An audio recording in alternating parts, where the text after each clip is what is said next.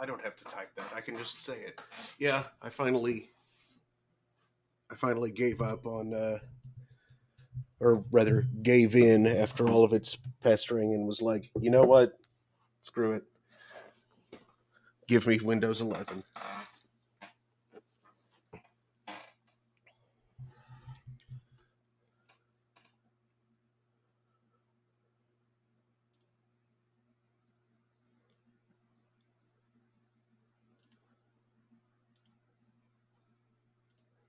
And so far, it's mostly fine.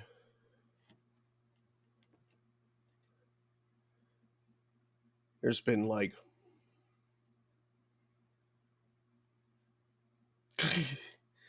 there's been like one thing I've had to tweak because I didn't much care for the way it did it, but I was able to tweak it. And otherwise, it's mostly just aesthetic. It was taskbar related, yeah. Or well, it was task management related. It was in the alt tab stuff. It was grouping windows when I alt tabbed, and I was like, I don't want you doing that.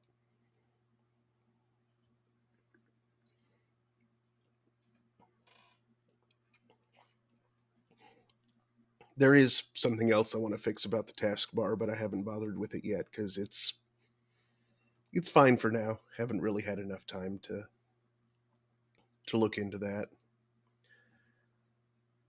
I want to see if I can get the quick launch icons small instead of large, and then make it double height. Make the well, I guess keep the taskbar the same height it is, but just shrink the icons.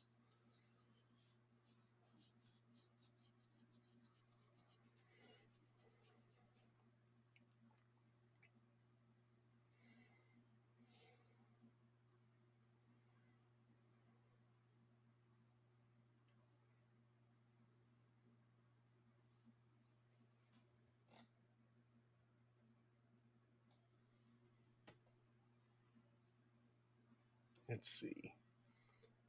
Oh, I need my tablet.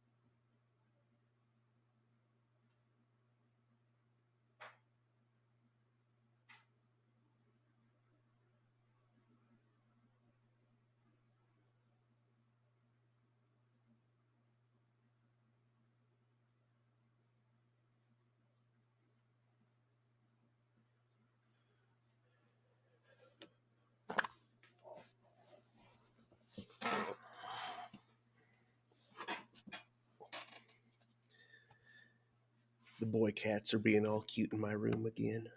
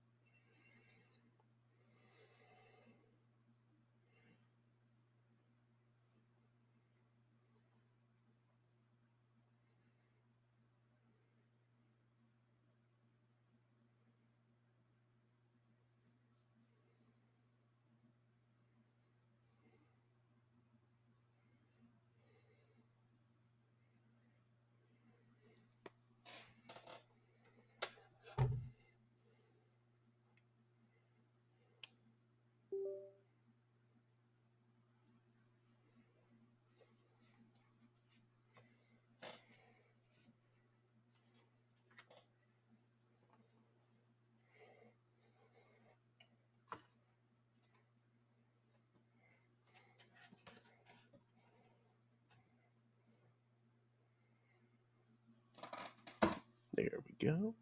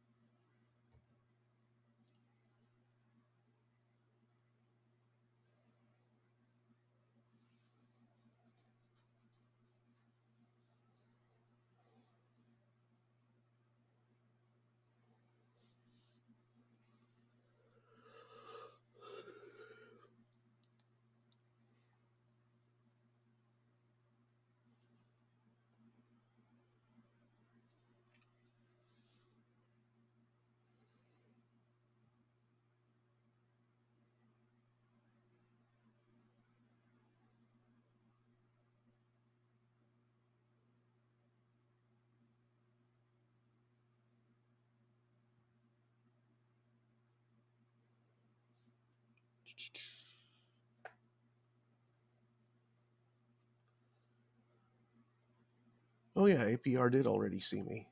So, uh, and the bridge has been confirmed. I should double check the recording volumes.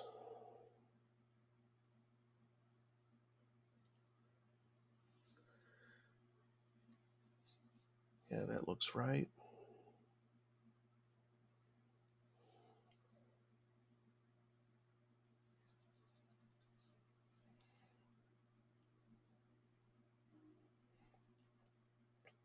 Oh, that's a good thing to know. I should.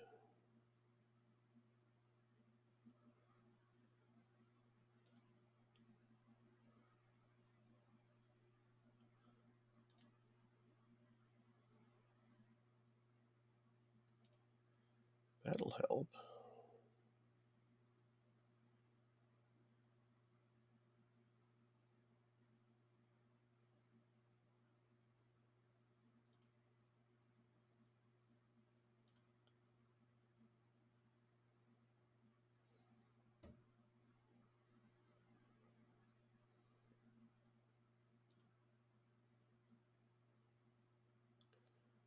Okay, cool. That leaves it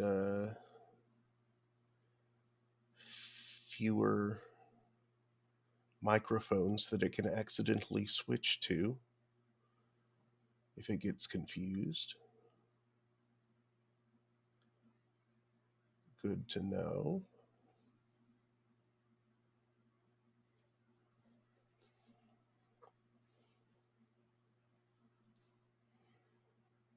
All right. Well, now. Greetings, Internet. It is 2:15 p.m. on Wednesday, January 10th, 2024. I am Mark Amsry, DJ Amstrack, and I am holding court here on the Throne of Games. Uh, Today I'm going to be continuing Shadowrun Hong Kong. Let's see, what did I get up to last time? I defeated the Rat King aboard the sinking ship. And I did something else too, I think. What was it? Oh yeah, I got like double crossed uh retrieving data and tissue samples for a an agent of Tyr Ternjire.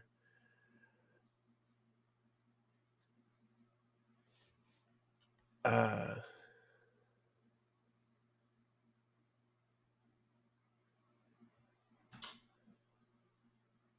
and the Solpas and the Solpas that were following him, tailing him, trying to get it as well. They both wanted it. They both wanted me to give it to them, and they were both going to stiff me. So I was like, no, screw you both. I'm taking it. I'll find a buyer.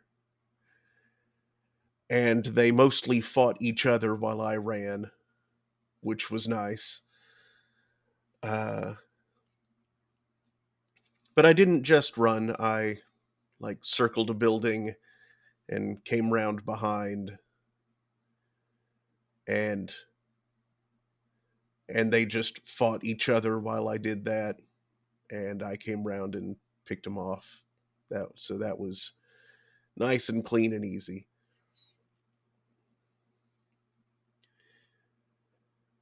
So yeah, that was last time. Let's jump into let's jump in and see what awaits us today.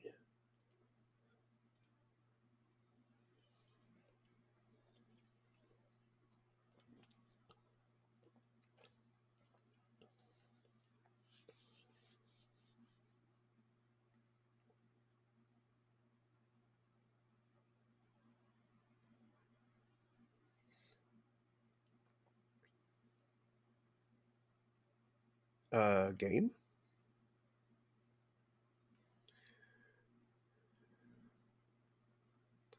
It thinks the game isn't installed. That's probably drive shenanigans from the installation. Drives F and H probably got swapped again. Hold on.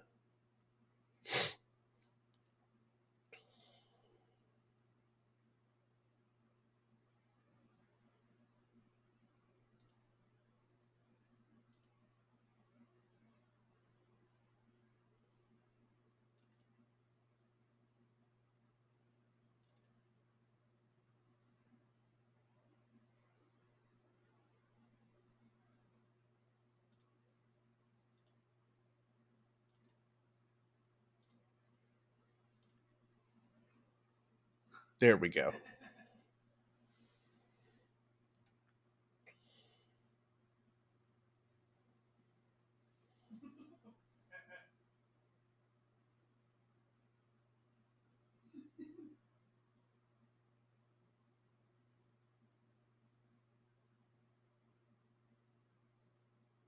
And it's ready.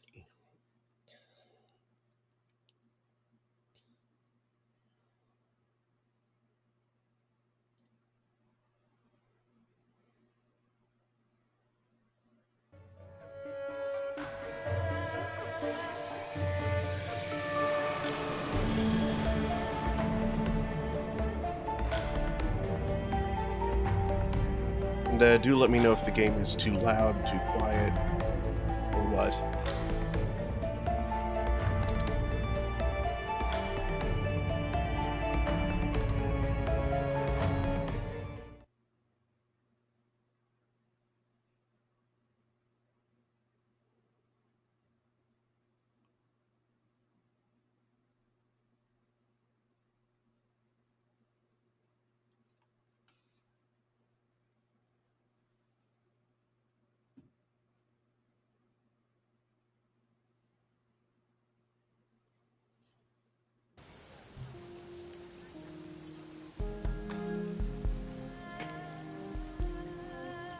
Alright, we have points to spend.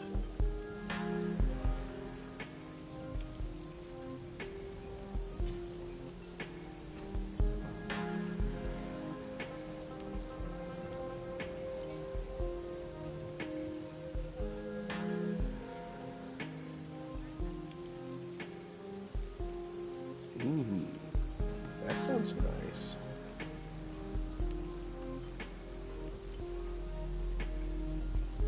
Set a barrier that deals damage to anything that enters it. Heck yeah.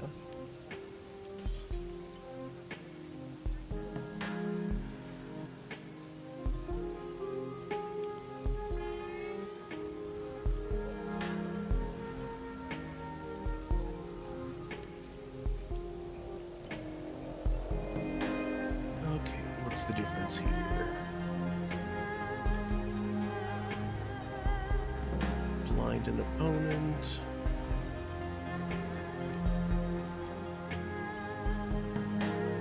Oh, if they get stunned, she gets stunned. That could be good. That's good. I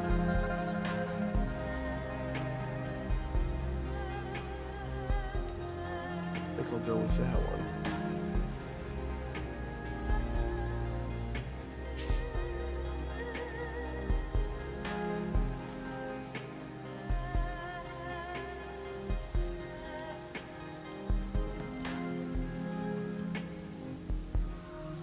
Ooh.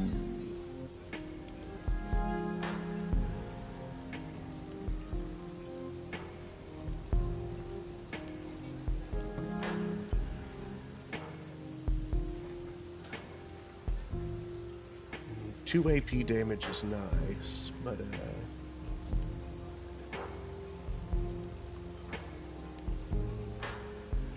no accuracy penalty when doing full auto. That's real nice. Especially when doing it at far enough of a range to get some spread on it.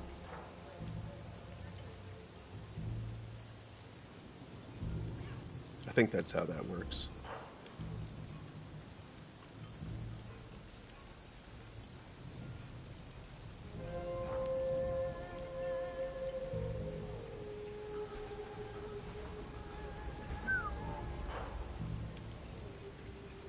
That's cool. Get him surrounded and then just be like, I'm failing to make a raspberry. Okay. Yo, that's nice too.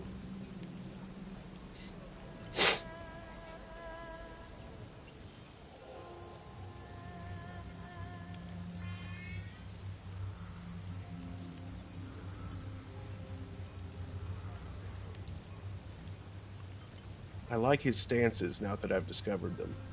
So, let's yeah,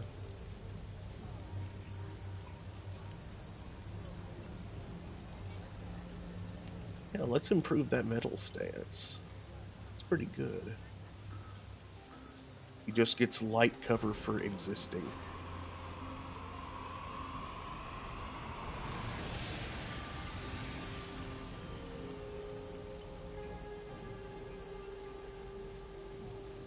Two armor piercing?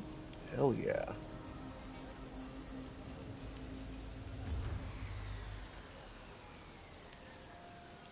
Okay, 2 bleed is nice, but 2 armor piercing. Yes, please.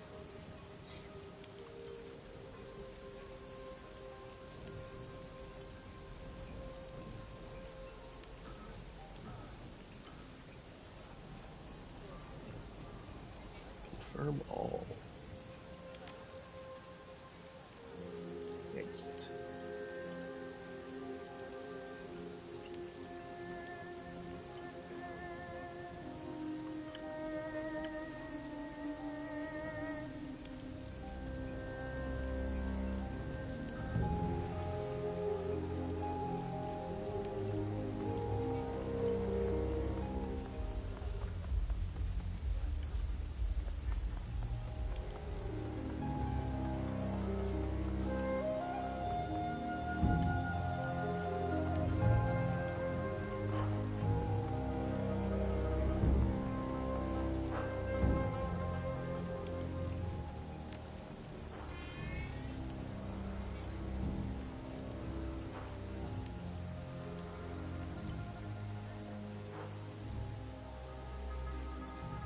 Ooh, those need much higher close combat than I have. Oh, chi casting.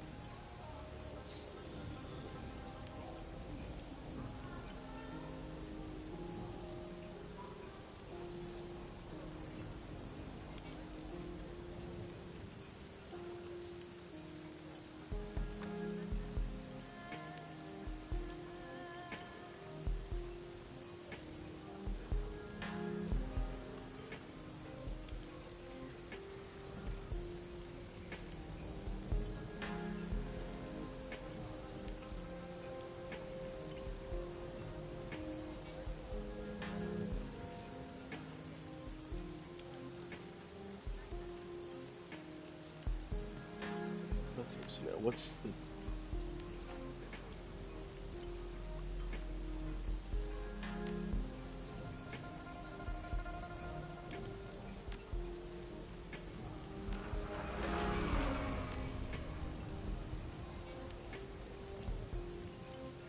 Why are these two the same cost?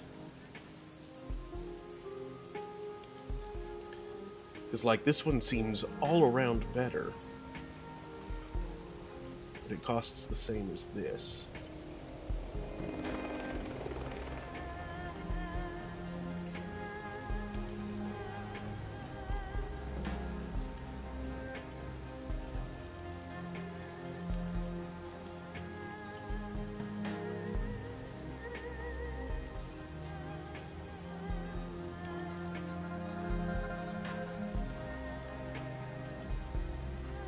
What does this one have?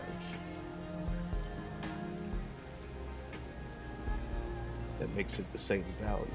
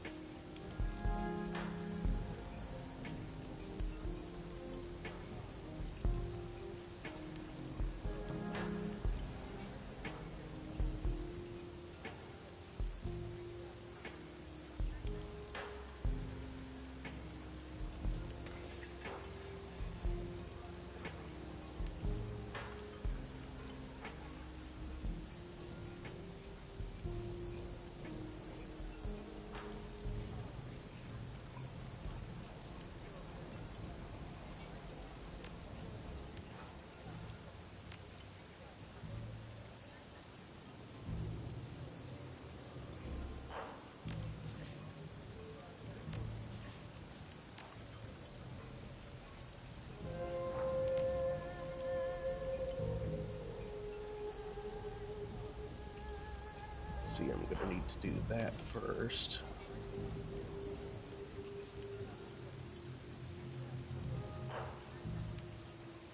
Leaves me with 2.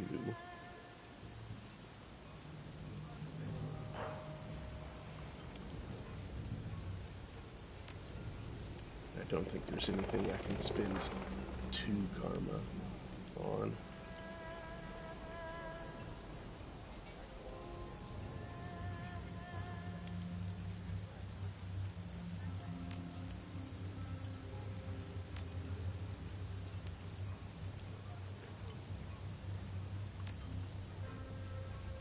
Yeah, I'll just save that 2 karma, I guess.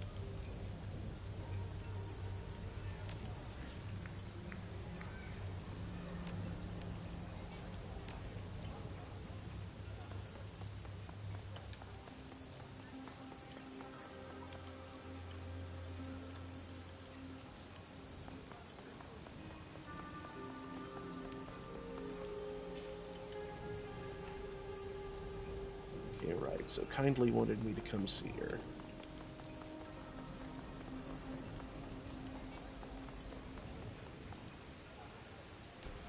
What's up, Auntie?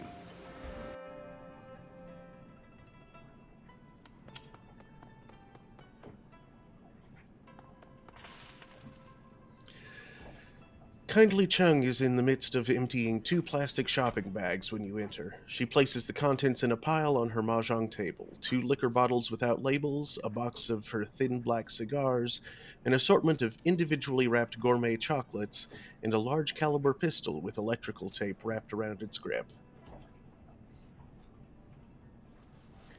Ah, good, you're here. She finishes with the plastic bags and throws them to the floor. Seems like forever since we saw each other. Welcome back. Was your trip worthwhile? Her voice is filled with a rusty energy. Yes, my darling, yes. I met with several contacts within my network who referred me to others in neighboring cities. Regardless of how far technology moves forward, tradition demands that some things be handled face to face. I have returned with information that will lead you to the plastic-faced man, the man who killed Raymond Black.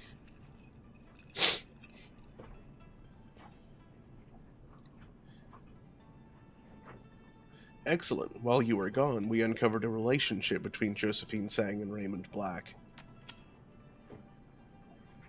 The Triad woman's eyes narrow. Did you? And what was it you uncovered?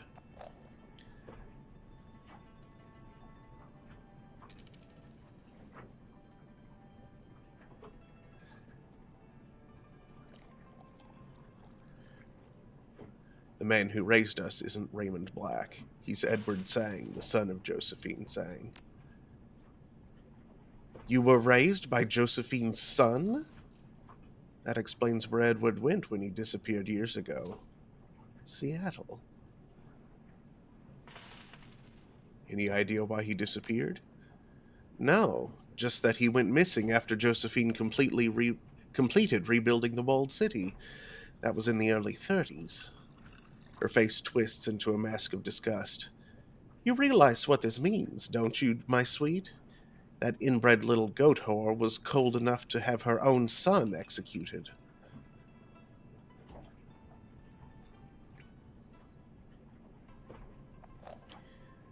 Even more reason to find the plastic-faced man. What have you found out? Everything you need to move forward. She grabs a bottle and opens it. I know the identity of the plastic-faced man. His name is Lee Tai Lung, and he's an independent contractor, a trusted, deniable asset who handles all of Josephine Sang's more delicate operations off the books and away from the public eye. The plastic-faced man is her shadowy right hand outside of the corporation. Chung doesn't bother with a glass. She takes a long pull off the stinking bottle and wipes her mouth with the back of her hand. And I know how to find him, too. I've made contact with an information broker, Xiao Ji, who works out of an abandoned night market in Shek Kip Mei called the Xing House Court. It's not hard to find. She takes another pull on the bottle. Xiaoji gained access to the plastic-faced man's complete itinerary, where he'll be, who he'll be with, what sort of security he'll have, the works. She grins, glassy-eyed. You can use it to perform an extraction. Grab him and find out what he knows. Excuse me. Did you find out why Lee has a face made of plastic? It's not just his face. Li Tailung's entire skull is synthetic. He's designed himself to be the perfect corporate operative. He's installed a unique piece of headwear, you see. It allocates and compartmentalizes client-related memories so that they can be erased upon the completion of a job. And as an added security measure, this cortical implant will wipe his memory if it detects that he's been captured. How the hell are we supposed to get past that? Isabel interjects, her voice breaking slightly as she speaks. I know a way. I've heard of something like this before. I met someone in the Matrix who had to shirk a similar memory wipe implant once. It was a requirement for a big job, and she pulled it off. Keep talking. Her handle is Dreamland, and I know where to find her. All that we have to do is convince her to give up the secret of how she did it. Okay, Isabel and I will go see Dreamland before we hit the information broker. Then we grab the plastic-faced man. No matter who you choose to help you snatch this guy, I'm gonna be there when you extract the information from him about Raymond. Wu crosses his arms across his chest and tilts his head towards you. You got it, Adol? We should all be there. Gobbet's eyebrows arch high. I know I want to see this. Very good, my darlings. Now listen to me. After you get what you need from the plastic-faced man, I want you to end him. You understand? The Triad boss taps the table with her finger. I need to send a very clear message that this is what happens when you mess with Kindly Chung's operations, with Kindly Chung's people. Josephine takes Nightjar. I take her plastic-faced man. Once you snatch the plastic-faced man, Sang will know something is happening, and events will unfold very quickly after that. You'd best close out any pressing business you have before heading to Shek-Kip Mei to see Xiaoji. Do you understand?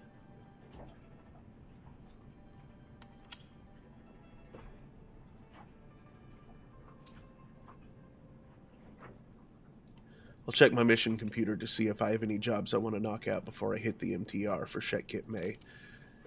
Business is business, my darling. Kindly Chung raps on the mahjong table with an imitation ivory tile. And business has been good since you arrived.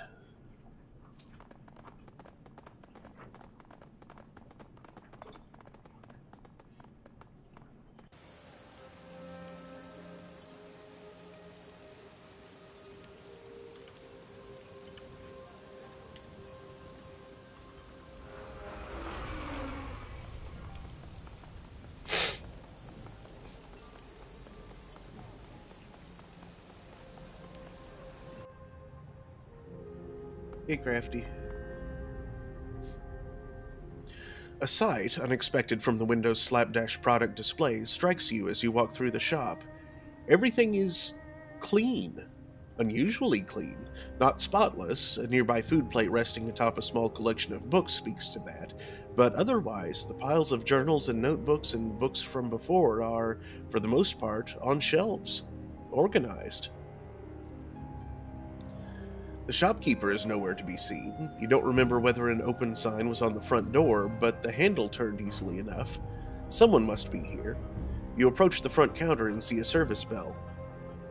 What? I'm talking to her right there. Ring the bell.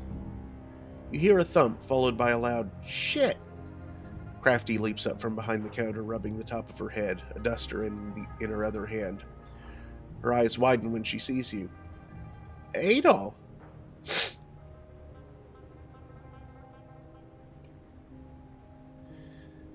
Wow, you've been busy. I feel like I've walked into another dimension. Crafty waves your comment away. I was getting hounded by some of my regular patrons. and maybe a sanitation officer or two. You see the urgency in her eyes as she leans forward. That doesn't matter. Adol the Red, I found it. The thing we've been searching for. I know what's happening inside the walled city.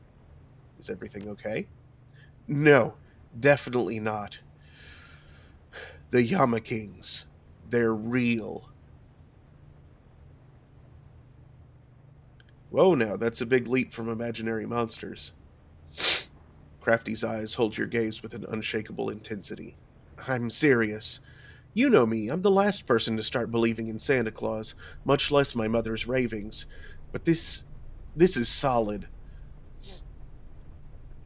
The Yama Kings are real, and they're coming.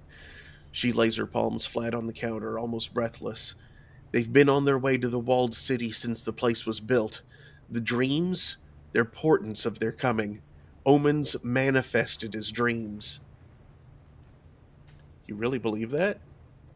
Just think about it. The strange things we've been dreaming, the sensations, the hunger. Asleep or awake, it affects us all the time, anywhere. The connection? We're all in or near the walled city, itself a beacon for disaster. Something or some things have noticed the city, and now we're noticing them.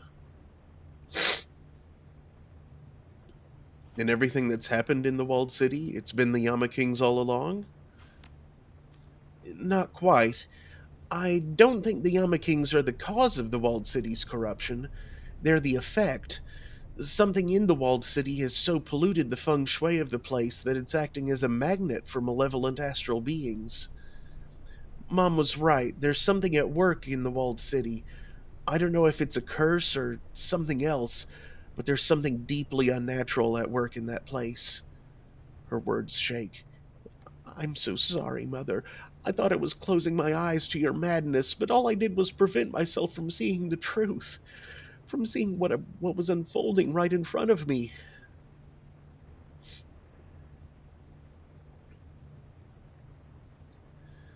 Can the Yama Kings leave the walled city? Why would they? The curse, or whatever it is that's attracting the Yama Kings to the walled city, has turned the city into an ideal hunting ground. With a practiced sweep of her hand, she tucks a strand of hair behind her ear. A foggy handprint slowly disappears from the counter where her hand was pressed. Have you ever heard of terraforming? It's an old science fiction idea. You make a planet like the moon or something into an Earth-like environment to support human habitation. That's what's happening in the walled city, only in reverse and on an astral level. I think that pent up toxic chi in the walled city is turning the place into an extension of the Yama King's home plane, making the environment there hospitable for them. They won't range beyond it for the same reason why you wouldn't leave a bathysphere in the deep ocean. But as we've seen, that corruption is spreading. It's already starting to seep into Haoi. If left unchecked for another 30, 40 years, who knows what might happen? Are these beings what broke your mother? The Yama Kings weren't directly responsible for Mom's corruption. It was caused by the root problem, that which attracted the Yama Kings to the city in the first place, the poison at the bottom of the well. Whatever it is, it's been there from the very beginning, and it's in no way natural. People did this.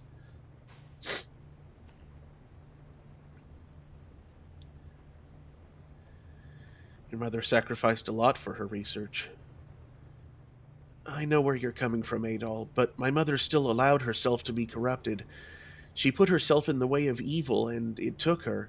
Not a second thought for anyone else. Her research has given us valuable resources. I'm glad these journals, these pieces of her mind, can be used to arm ourselves against the Yama Kings. The knowledge it's given us will help in the trials to come. Let's backtrack for a moment. This is big, Crafty. Huge. At your words, an unusual mood washes over Crafty. She raises her hands and grips her tattooed arms, hugging her chest. Please, Adol, you have to stop it. This is evil. For yourself, for my mother, for every man, woman, and child in the walled city and Haoi. Nobody outside of our community will care about this. They've already written people like us off. If what's happening here is to be undone, we have to be the ones to undo it. I'll see what I can do. She continues to hold herself tight, but the tension in the air lessens. She exhales. Thank you. I need to take care of some things on my end. You take care of things on yours. Will do. Good luck, Adol.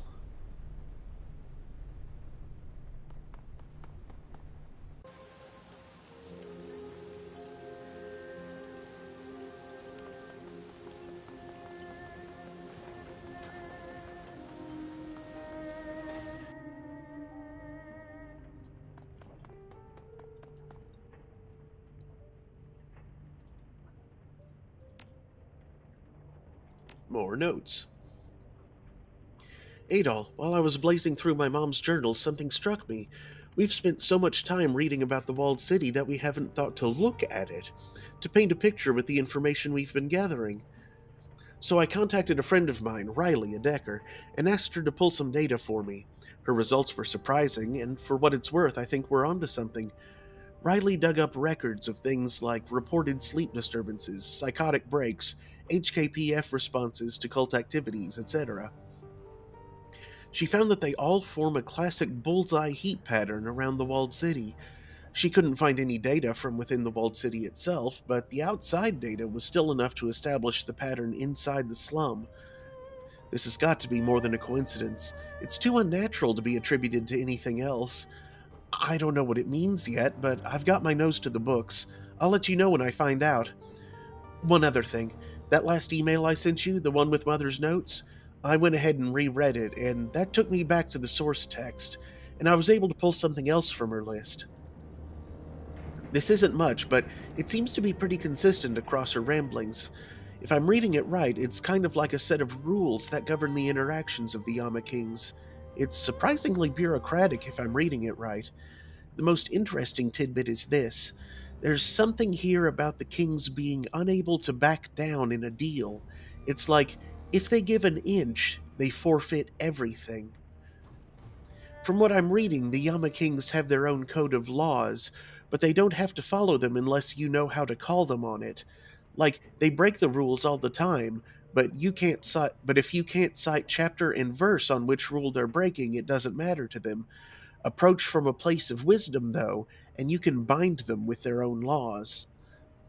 Anyway, this is all really arcane stuff, but I think that there might be something here. I can't vouch for any of it, obviously. When you take a step back, it all sounds like crazy talk, but one thing that I can tell you for certain, my mother believed it was true. If anything else comes up, you'll be the first to know. Crafty.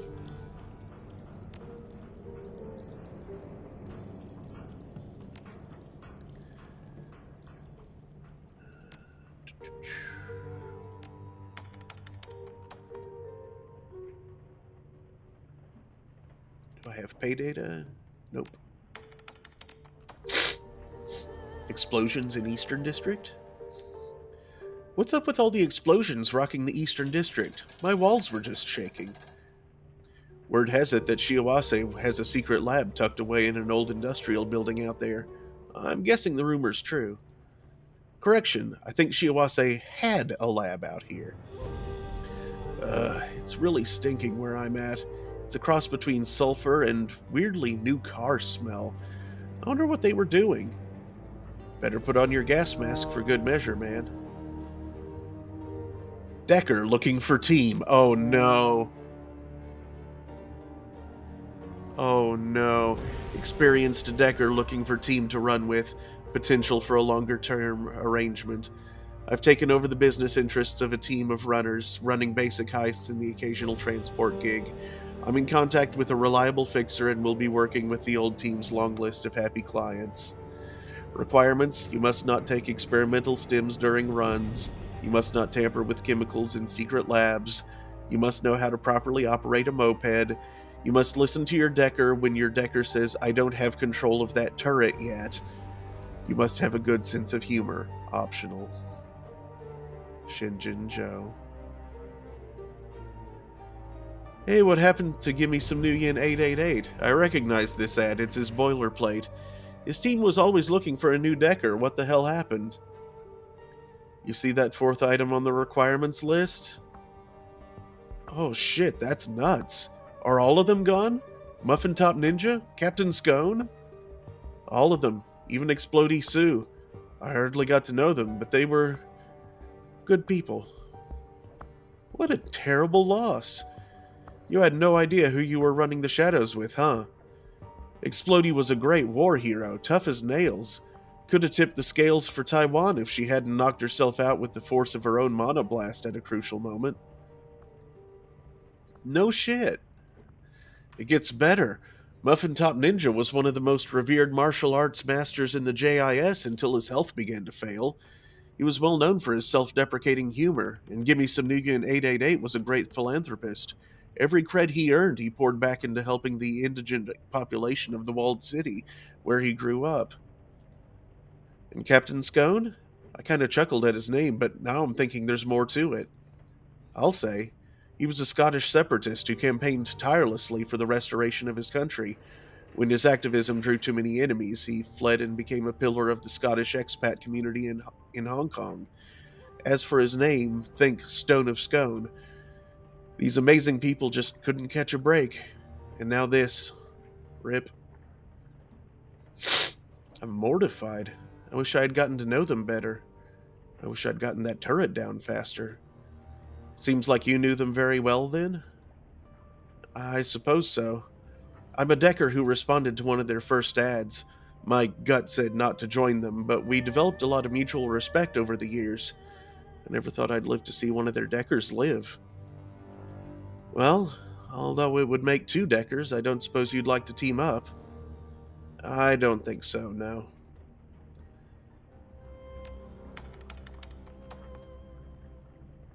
Oh, that's sad.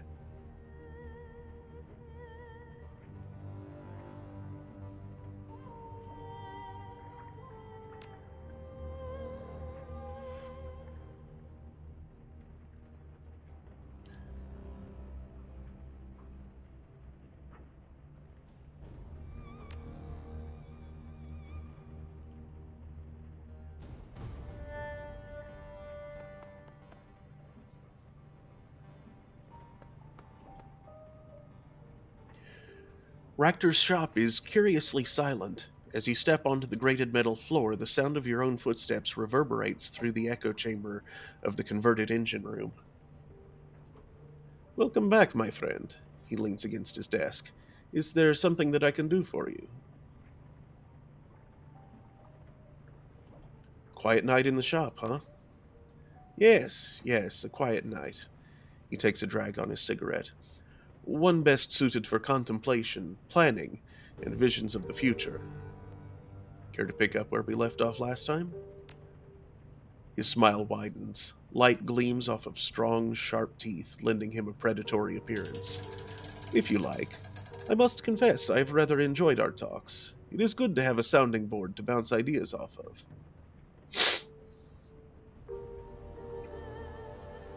Agreed. Our talks have been pleasant in an academic sense. Glad to hear that we're on the same page. He takes a drag on his cigarette. I must confess, I sometimes forget how to interact with others. I am by nature a solitary creature. It is good to have a kindred spirit, someone whom I can understand on the team. Koschei scuttles forward, mechanical pedipalps weaving. His motions are as alien and charged with menace as they've ever been. Rachter glances at the machine, and it takes a step back. He claps his hands together and rubs them briskly. So, my friend, you had questions for me. Go ahead and ask them, please. I will answer whatever I can.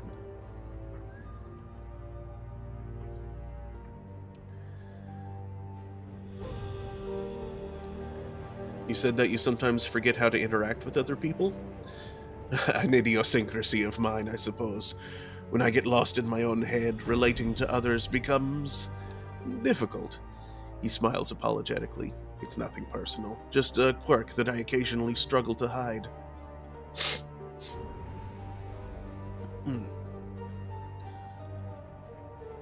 I know the feeling. Sometimes I feel like a visitor from another planet, like I can barely remember how to talk. Yeah, that's true. That is the feeling, yes, you summed it up quite nicely. The last time we talked, you hinted at Kostje being special in some way. I want to hear the full story. Yes, I had figured that you might. Tell me, have you noticed anything unusual about Kostje in the time that we have worked together?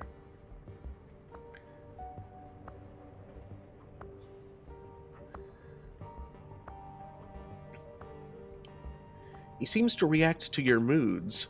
It's weird, he's almost more like an animal than he is a drone. He nods, his lips pursed. Yes, a good observation. Kostje's behavior could be described as animalistic, and for good reason. I'm waiting. The drone lowers itself. It lowers itself, its killing legs splayed. Ractor looks to the drone, his head cocked. Then he returns his gaze to you. His behavior is not drone-like because he is not a drone, at least not in a way that you would understand. He is a prosthesis. Prosthesis? What is he meant to replace? He isn't meant to replace anything, but he does contain a portion of me, as surely as your brain sits within your skull. We are, in a way, a singular entity in two bodies, metal and flesh made one. You're going to have to explain that. Kostje acts as a home for my primal animal impulses. The id, to use Freud's structural model of the psyche. The analytical portions of my mind, the ego and superego, live on in me. They govern the id, and by extension, Kostje's behavior. When we're on a run and I rig into Kostje, I do not command him to attack. Rather, I loosen my grip on his reins and allow him to kill. He wants to hunt, to dominate, to bathe himself in blood. Reproduction would also be a drive if such a thing were possible. So if you were killed, Kostje would, what, run amok? He chuckles. No, my friend, of course not. Kostje is not capable of storing any part of a human mind. He simply doesn't have the capacity for it. If I were to die, he would fall dormant, the same as any other drone. One day, perhaps, I will perfect him, and a part of me will live on in his chassis after the meat of my body dies. But for now, I am satisfied to live with him as a combined entity, man and machine, joined through a form of neural parabiosis into a single being. A beautiful first step into a post-human future. I guess that if I have to know a mad scientist, I'm glad that he's on my side. He snickers. Well said, my friend. And the feeling is mutual. If I must associate with violent criminals, I suppose I am happy to call them friends.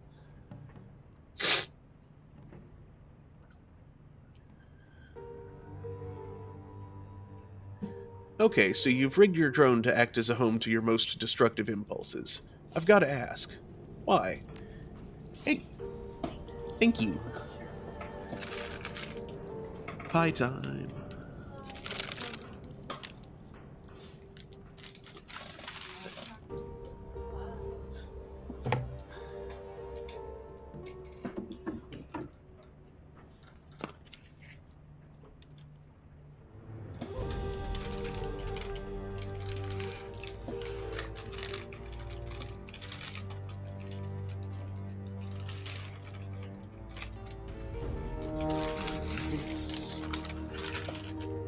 This is the savory pie.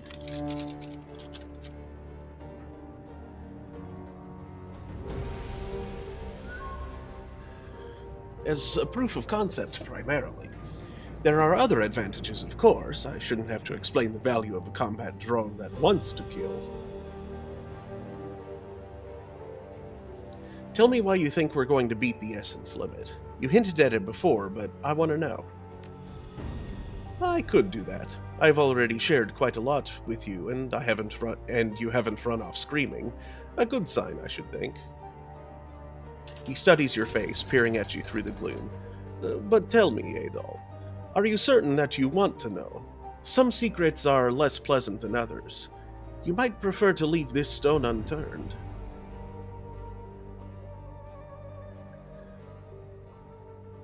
I want to know whatever you have to tell me, Ractor. I don't run from things because they're unpleasant.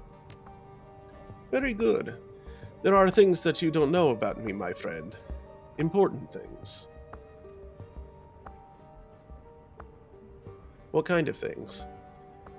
For one, I am not, how to put it, whole. What do you mean by that? There was an accident when I was young. A shop accident. I barely survived it. I am very heavily cybered, my friend. You wouldn't know it because I keep my enhancements hidden. Others have found them disturbing in the past. What sort of enhancements are we talking about? He uses the edge of his hand to trace a line across his hips. Everything below the mid-pelvis is replacement material. That's where I was sheared in half, you see.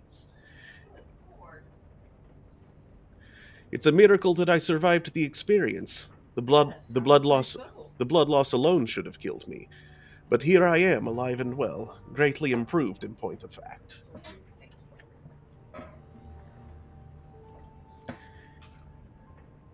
Hang on, you lost everything below the hips?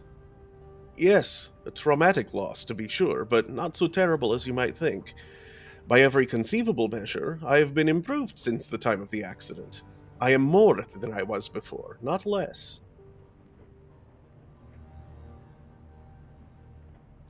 How could that not be terrible? He taps his temple with a finger. The doctors installed stimulus generators in my brain when they repaired me. With these, I can mimic the full range of sensations that the human body is capable of producing. Imagine the ramifications of such a thing. The things that you could do, the things that you could experience. The implications for operant conditioning alone are staggering. And so, yes, I have lost the entire lower half of my body. The full ramifications of such a loss are obvious. But in return, I have gained so much more. At will, I can goad my brain into producing whatever sensation I wish. I can poke at the wiring of my own consciousness, and I can reroute that wiring as I see fit. All right, so you're half machine. What does this have to do with the essence limit? He spreads his arms. Look at me, Adol. I have a shred of essence left in me, and only barely that. But I suffer none of the ill effects associated with traumatic essence loss. How can that be? A quirk of psychology, long viewed as an illness, but never properly understood. What I now understand to be an evolutionary adaptation to a post-human future. My accent is drifting. We will conquer the essence limit, given time. Natural selection will see to it, and I am the proof. These stimulus generators that you've been implanted with, how do they work? The technology is rather akin to SimSense, but considerably more powerful and flexible. Most SimSense experiences, those found in BTL chips for example, are structured around basic narratives that provide their users with context. But if you strip away the veneer of escapist fantasy, what you have left is an extremely powerful toolkit. I've never heard of anything like that on the market, not even in the shadows. I'm not surprised. They're Russian technology, government-funded and quite experimental. He sucks on his cigarette, a thoughtful expression on his face. The project was cancelled shortly after I had received my implants. Something about graft and corruption on the administrative level.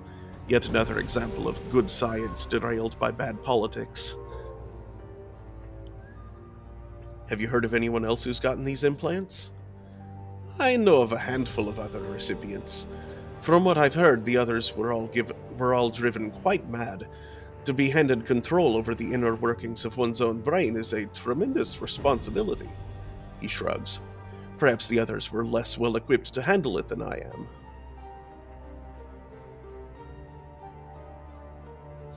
Be careful with those things, Ractor. The last thing I need is you wigging out on me. I have carried these implants for over 20 years, my friend. I know how to handle myself. You have nothing to fear.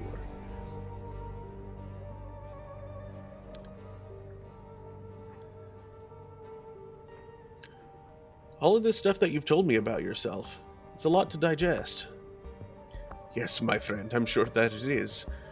Perhaps it would be best if you left. You have some processing to do, I think, and I would like the rest of the evening to myself. There is more to the story, of course, but nothing that can't wait until tomorrow. Sure, Ractor. We'll talk tomorrow. Very good. Rest well.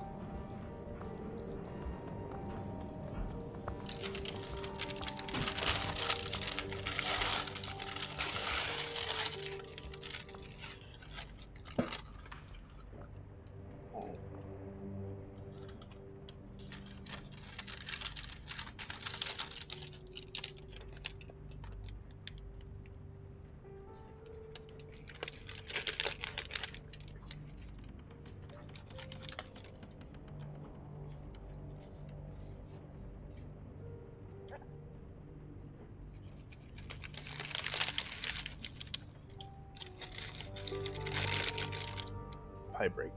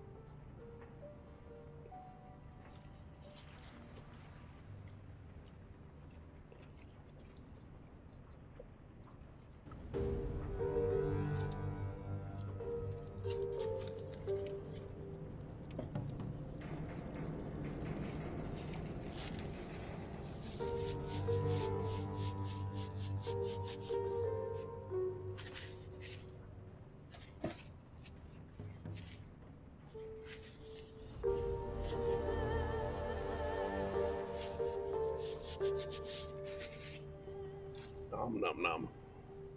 Okay, I'll leave the dessert pie for later.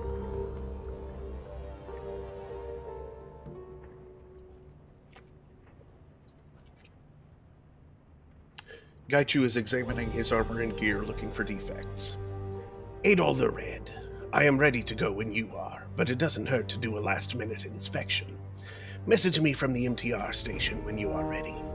Okay, nothing new from him.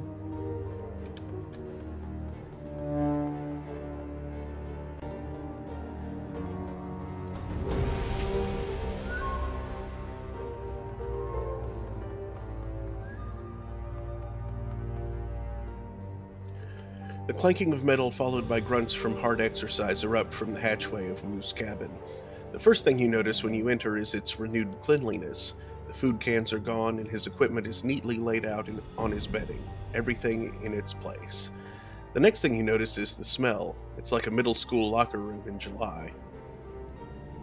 Wu finishes his jumping jacks and grabs a towel off his bunk. His exposed flesh gleams with perspiration. Hey.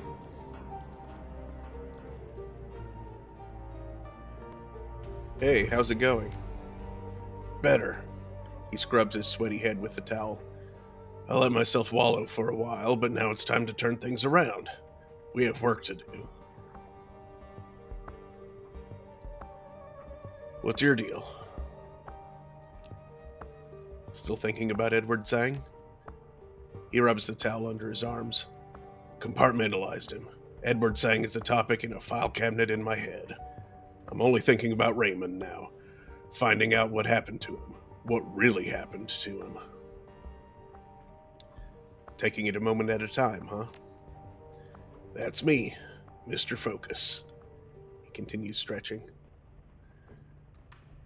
We're getting close to the plastic-faced man, Duncan. I know. I haven't stopped thinking about him since we first saw him in that video. The one where he attacked Raymond in the tea house.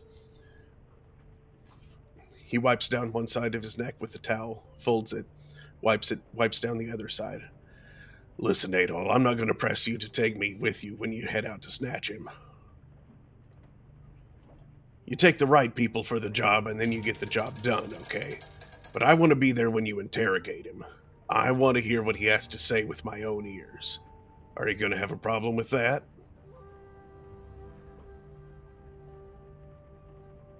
No, of course not. Good. We're brothers. I'd hate to have to mess you up. He flashes his pearly whites. Like I said, you can take me with you on the run or not. It's your call. But I intend to be there for the fun part. Easy, Duncan. This is about Raymond, not hurting people for kicks. Knock off the easy Duncan crap, Adol. I'm not doing anything for kicks. He drops his towel on his bunk. This is the guy who knows what the hell is going on. The one who may have killed Raymond. And I'm gonna squeeze him until I find out what he knows.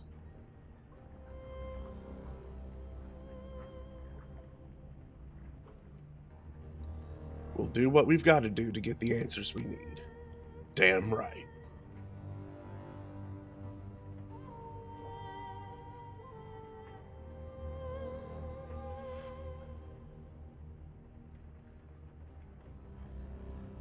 You told me you were resentful when I took off, but maybe it was about how Raymond handled that thing with Doubletray. Nah, it was about you disappearing for 8 years without a word. But we're past that now. Wu pulls his right elbow across his chest with his left hand, gets a good stretch. But that was a messed up night. A lot of things happened, and I wouldn't be surprised if some, I don't know, emotions got jumbled together. Stuff about the old gang? That was part of it, sure. I'm still carrying that around. But mostly it was about Raymond. We butted heads before. I'd broken plenty of his rules in the past, but I'd never seen him so disappointed. I'm still not sure why. I never figured it out. Why don't you walk through it from the beginning? Start with when Lockjaw showed up at Ray's house. Wu pulls his left elbow across his chest and lets out a little groan. Ugh. So this was 2045, years after the summer we moved in with Raymond. We hadn't seen DT or Lockjaw or any of the gang in forever. Raymond's rules. No contact with our hoodlum friends. No visiting the squat to check up on them.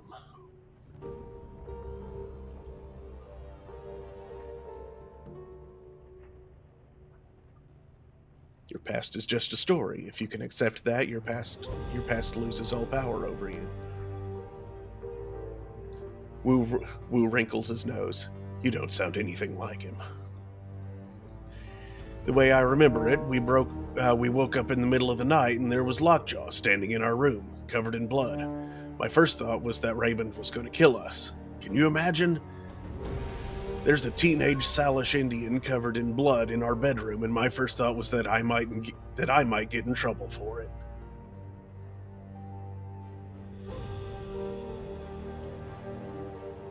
Raymond was an Raymond was an intimidating guy when we were young. Isn't that weird? I towered over him, and it just didn't matter. The little man just had that way of looking at you. That tone. Wu throws his elbow behind him, twists at the waist. So Lockjaw's bleeding all over our bedroom, and you're whisper yelling, "Where's DT? What happened to Doubletray?" 5 minutes later, we're dressed in black and on our way back to the Barrens. We had to. Of course, if it wasn't for Doubletray, neither of us would be here right now. DT was the one who took us to the teen center, introduced us to Raymond. Man, that was a messed up night. The 162s had overrun the Leary squad, better positioned to take on the nukes. Benzo and Tusk were bleeding out, the Hernandez family was half-eaten, and little Joe, that streetwalker with the electric false eyelashes, was lying on the floor in 2 parts. But we got Doubletray out alive. He was the only one, though. Wu stares at his boot. I can still hear Lockjaw screaming as the ghouls took him down. When the 162s wanted something, they did not play. Anyway, all of that was just lead up. He lets out a long, slow breath. But still, it speaks to my state of mind that night. Why I wouldn't back down when Raymond met us at the door. You two really went at it. We both had the strength of the righteous. You and I had broken his rules out of loyalty, out of gratitude. He just didn't get that. He never understood where we came from. And now we know why. He wasn't just some do-gooder who took in some street kids. He was a rich guy used to get in his way. That's what made him so furious.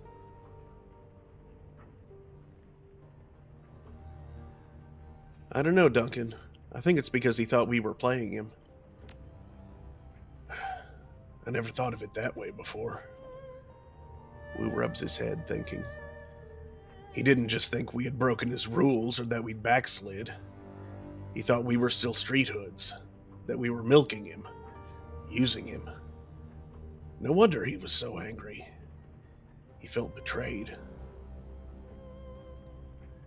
But you were able to get him to calm down and see reason, get him to see my side of the story. And all you said was that one thing. That thing he said his mother used to say to him when he was being obstinate. What the hell was it?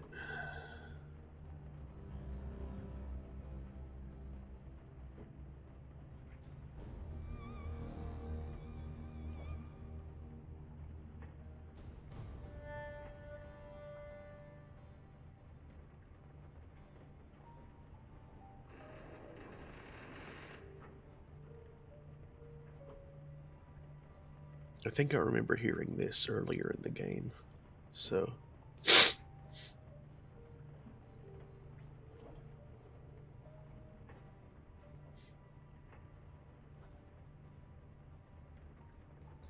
Most people do not listen with the intent to understand.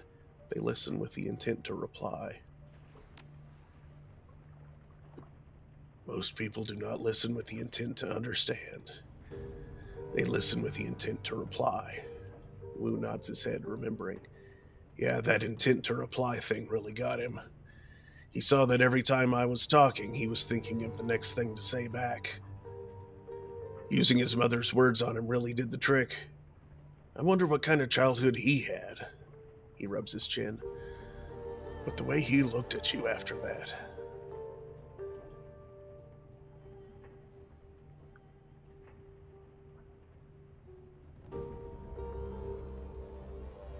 I know. I think that may have been part of why I left. Yeah, I get it. We're cool now. And as for Edward Sang, maybe he's got mommy issues. And who knows, maybe I've got a few daddy issues to deal with too. Guess I should try and keep an open mind when we see him. Let's talk later. Anytime.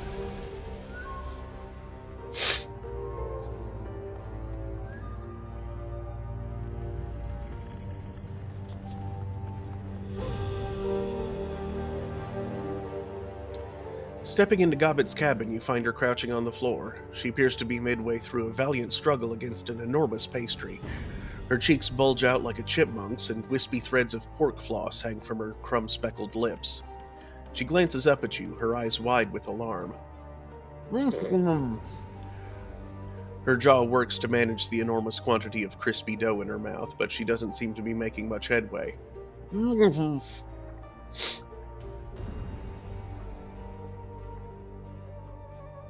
Just concentrate on eating, Gobbet. We can talk when you're done.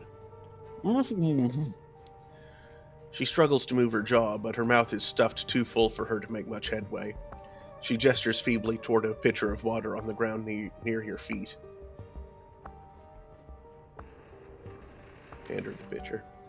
She tilts back the pitcher and sucks down its contents. As the water pours into her mouth, she's slowly able to work through the food stored in her cheeks. Finally, she lowers the water pitcher, coughing.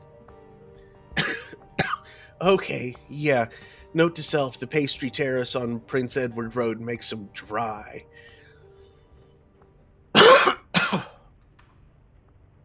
She takes another swig from the pitcher, grimacing. Moist green apple and jellied trotter my ass. That thing was like a desert made of pig.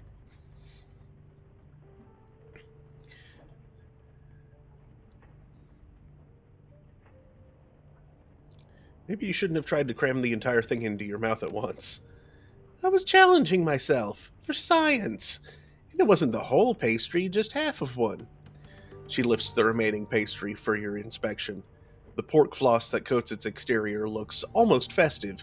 It's more reminiscent of a beige curly tinsel than it is a food. You want the rest? Sure, I'll take it. She blinks in surprise. Really? Sure then, it's all yours. Here, catch. She tosses the remaining pastry to you. It sails through the air, glistening suggestively in the dim cabin light. Catch it. You snatch the flying pork brick out of the air. It's surprisingly dense, with a heft roughly equivalent to that of a softball. Eat it. You raise the pastry to your lips and take a bite. Seconds later, you can feel all the moisture in your mouth evaporate. Gobbet wasn't lying. This thing is dry. The flavor is surprisingly palatable, though. She blinks at you in astonishment. Huh, I can't believe you ate that. I'm impressed. If I ever get another of those again, I'm going to let it sit in a bowl of condensed milk for at least half an hour before I try putting it in my mouth. That might help, I don't know, reconstitute it, I guess? I don't know, it might work. Anyway, you probably want to talk about what happened on the raft, huh? I think that in your place I would. Let's talk about what happened on the sinking ship.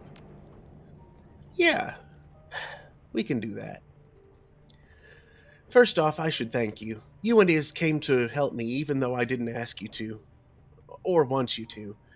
Actually, maybe I should be upset about that, but the important thing is that you did help me. I'm not going to say that I couldn't have handled it without you, but it would have been really, really dicey.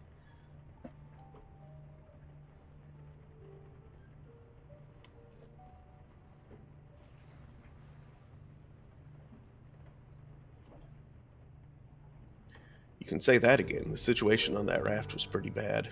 She nods grimly. Yeah, it was definitely that. On the bright side, we overthrew Malvina and put the raft back in Cad's hands. That feels pretty great.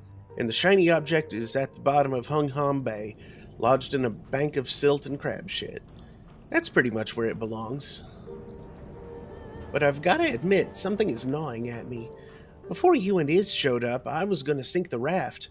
I'd gotten halfway through arming the charges, and I was going to send the whole sinking ship down in flames. Everyone on it would have died. Cad and Yasmin, all of them. All because I made up my mind early, and I didn't want to change it. Kind of makes me think, how many times before now have I done what seemed like the right thing? You know, followed my gut like I taught you, without realizing that there was a better option. This whole introspection thing kind of sucks, I've got to say. She looks up at you, scowling. It's much more comforting to just assume that all of my past decisions were right. Sure it is. It's intellectually dishonest, but it's definitely comforting. She bites her lower lip. Yeah. You know, Seattle, you aren't helping my mood any. I'm kind of having a tough time over here. She begins to pace, kicking piles of dirty clothes and blankets out of the way. Thrusting her hands into her pockets, she fishes out madness and folly and tosses them down onto her coat. I don't do this very often. Reflecting is for mirrors, not devastatingly attractive street shamans. I don't know how you hand-wringers deal with feeling this way.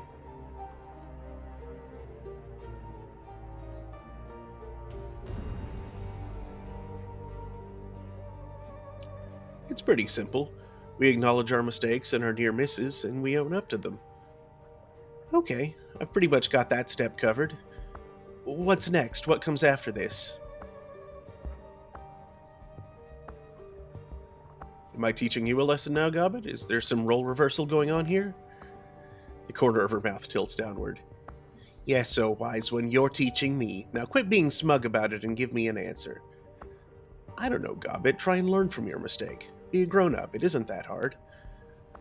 Huh. Your way is boring, Seattle. And it's complicated. And it comes with way too many bad feelings. She scowls. But yeah, I get it. There's probably even some value there. I'm never going to start second-guessing everything I do. I'm never going to start second-guessing everything I do, though. That just isn't me. Good, because that would be dumb. Don't question yourself before circumstances give you a reason to.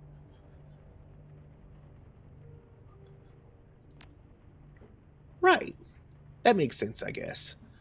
All right, Seattle, I'll give it a shot. Who knows? Maybe there's some value in hand-wringing after all. I guess we'll have to see. Anyway, things turned out the way that they did. I don't know what might have happened if we'd tried to do something different, but there's one thing I can say for certain. Things are better in Hung Hom Bay than they were before we went to the sinking ship. We did some good out there. That's something. Yeah, it is. Oh, actually, there are two things that I can say for certain. I think that Rat is happy that the shiny object is gone. She fishes in her pocket for a few seconds, then produces a chunk of stone the size of a marble. It appears to be made of the same marbled red jade that the shiny object was. Check it out, she gave me a present. Where did that come from? From Rat, like I said. She literally gave it to me, put it right in the palm of my hand. I had a vision. It had colorful lights, dancing rodents, the works. And when the world came back into focus, I was holding this magic marble. She tosses the stone into the air and catches it with her other hand. Neat, huh? Now, I don't know quite how it works yet, but I'm sure that it does something. I mean, it has to, right? Rat wouldn't just give me a normal rock. She's a trickster and all, but that'd be mean. So mark my words, the next time we're in the field, something magical is going to happen. I mean, literally magical. It'll be a journey of discovery for both of us. I'll be looking forward to that. Me too. And, thank you, Seattle. I really, really mean that. You can fly by my side anytime. Thanks, Gobbet.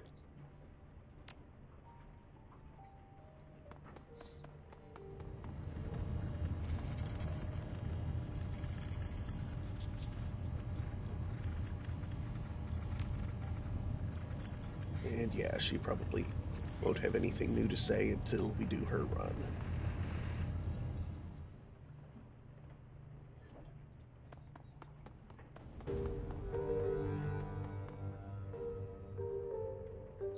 For the first time since you got to Hong Kong, you wake up feeling well-rested and satisfied. Flexing your limbs feels glorious. It's as though you've spent hours cramped up in a confined space, and you can finally stretch your legs. You push yourself up and touch your feet to the ground, but something stops you short. Your mouth. Something is wrong with your mouth. Run your tongue over your teeth.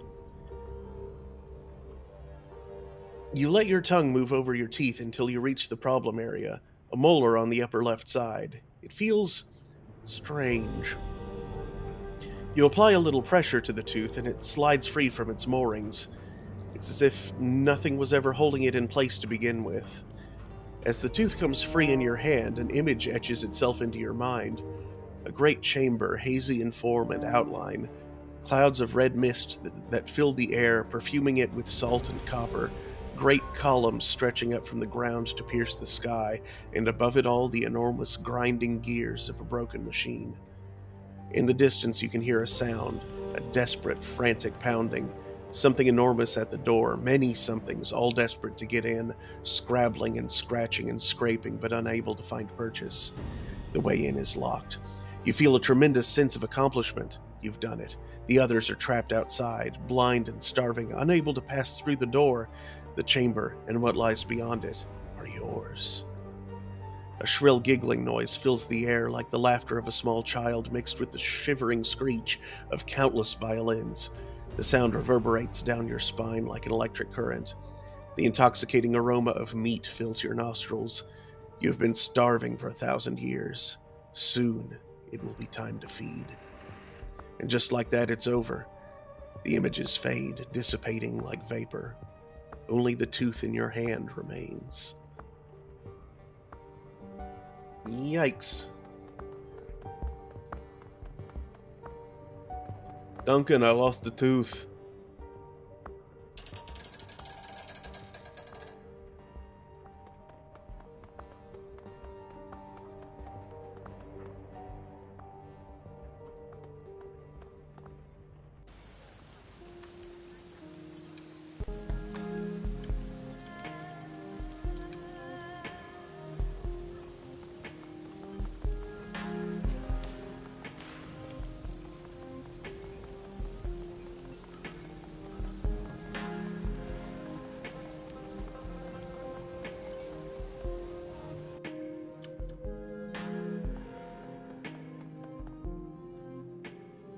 Ambrose looks rougher and more tired than usual.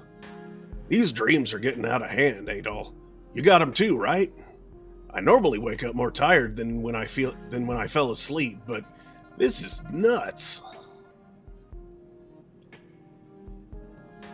So after you got smashed up, how did you become a street doc? Ambrose's face becomes grim.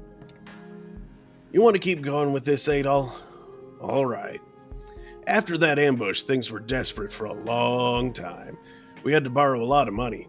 Karen had blown ears in a brain injury. I was a chunk of raw meat. I was so bad I was almost euthanized. Shit, I wanted to be put down. Then we turned the tide.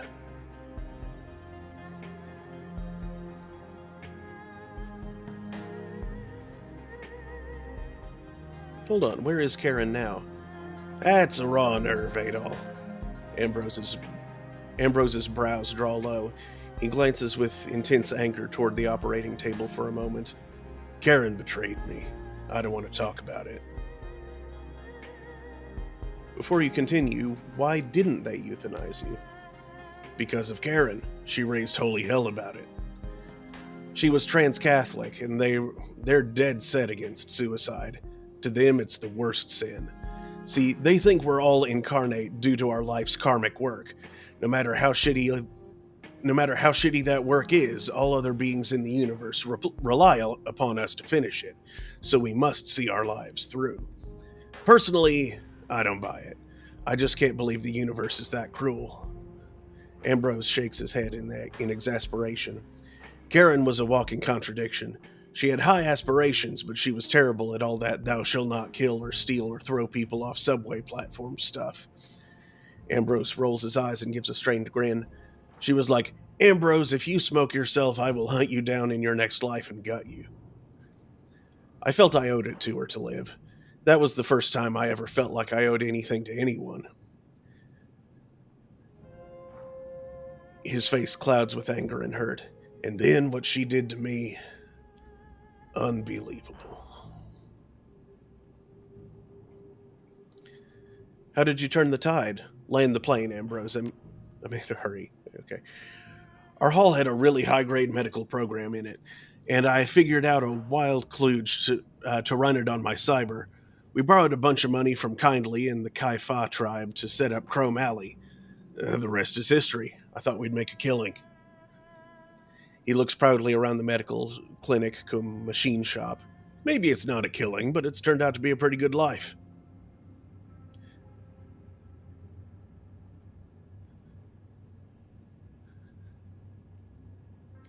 You absconded with a high-grade program. The corp that you hit may not forget that.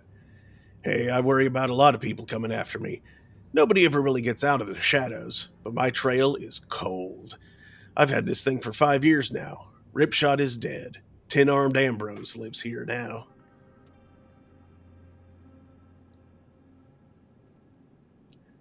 Tell me what happened with Karen. She betrayed me. She left me here. That's Karen. Wait, he nods towards a small framed picture over his impressive home-built computer. That's Karen. Inspect the picture. The picture is of a serious-looking Filipino woman in a black tank top. Her neck, shoulders, and arms are chiseled with lean muscle and spotted with tattoos. She looks vaguely annoyed at the camera. Semper Fidelis is visible in Gothic script tattooed across her chest.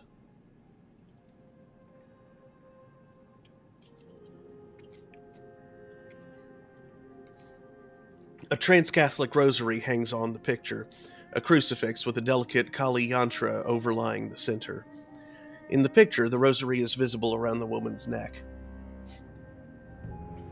Karen quit Shadowrunning too. Supposedly, she made a full recovery. She started delivering for smugglers. She was my main conduit for drugs and cyber. Ambrose shakes his head gently. She just stopped caring about anything. Maybe it was the brain injury, but I don't think so. I think everything she'd done started catching up with her. I could see it in her eyes.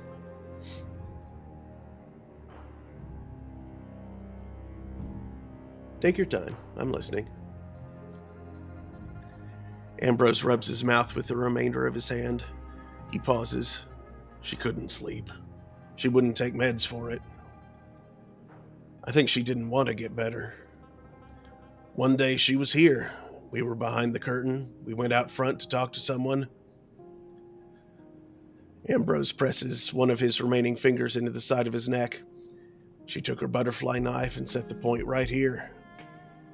She pushed the blade right through and out along her trachea, sliced through everything outside of that, severed her own carotid artery, just like she was removing a sentry. That was it.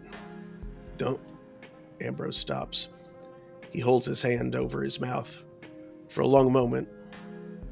When he continues, his voice is thick. She did it right there on the operating table. There wasn't even a thump. That was Karen. Efficient, ruthless, considerate in a weird way. Couldn't ever live by her own moral commandments. Couldn't ever ask for what she needed. Ambrose crosses himself. Requiescat cum Deis, Karen Santos. Aum Kali Mater Magna, Aum Jesu Christi Swami Noster. He gives you a sidelong glance.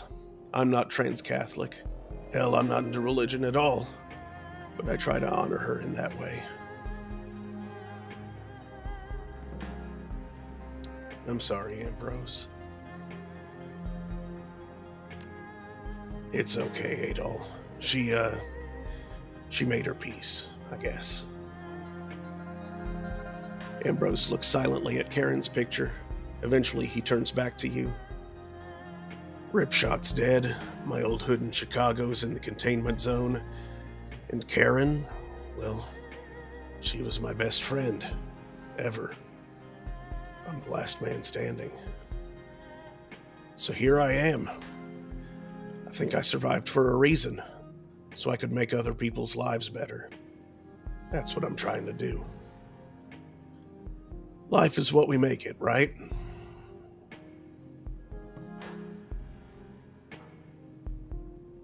Yeah, Ambrose. Life is what we make it. Here, you want a drink? We should have a drink. A robotic arm flings open a cabinet, clatters inside it, and swings across the room, clutching a sapphire blue bottle. This is Lambanog. It's a Filipino coconut vodka. Have a shot with me? Sure, I'll have one. The robotic arm pours 2 shots. It swings one over to you. Ambrose gingerly takes the other in his ruined hand and holds it up. To fallen friends.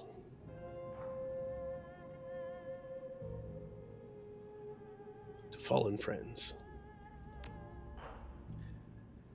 You swallow the shots together. The strong raisin-flavored liquor burns going down. Ambrose looks around in silence, then his gaze settles on you, lonely. I used to be a real piece of work, Adol. When I got busted up for the first time in my life, I had to rely on other people. Broke, hunted, and close to death. Not so different from how you showed up, except for the death part. Someone here owed Karen a favor. The people of Hayoy took care of us. Now I think, if I did so much harm in my past life, how much healing can I do in this one? Ambrose sighs and clutches his shot glass against his chest like a religious talisman. He looks thoughtfully at you. That's more than I've told anyone in a long time. It does the heart good, Adol. Thanks. Well, a Roctor? Robot doctor. A Roctor's life is busy. Better wrap this up. Thanks, Ambrose. It was a privilege to listen. I'm glad to know you, Adol.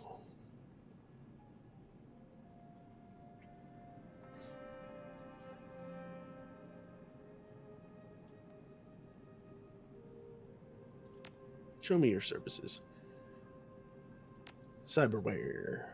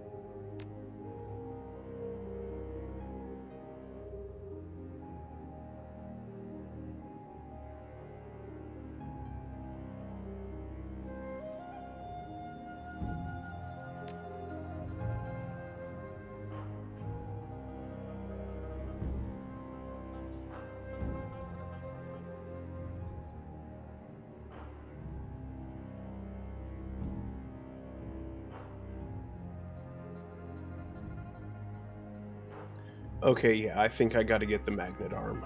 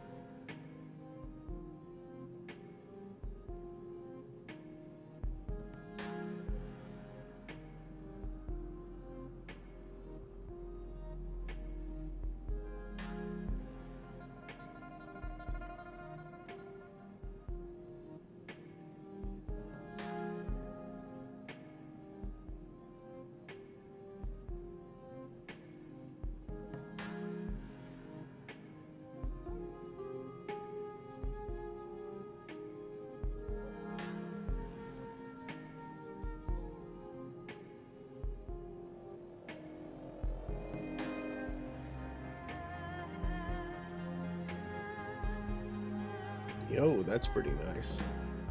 I need better cyberware affinity, but I can probably afford that before the end here.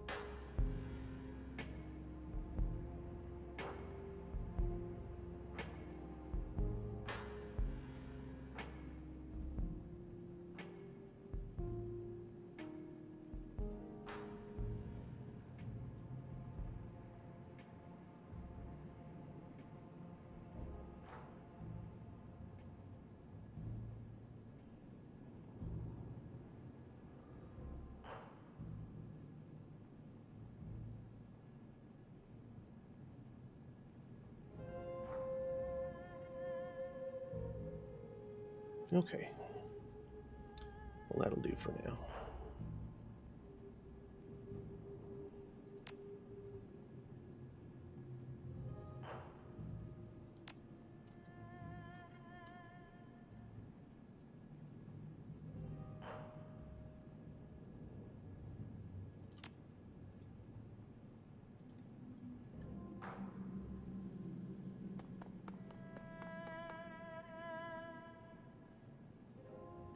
The photos, news clippings, and mementos posted around the clinic are visibly consistent with Ambrose's story.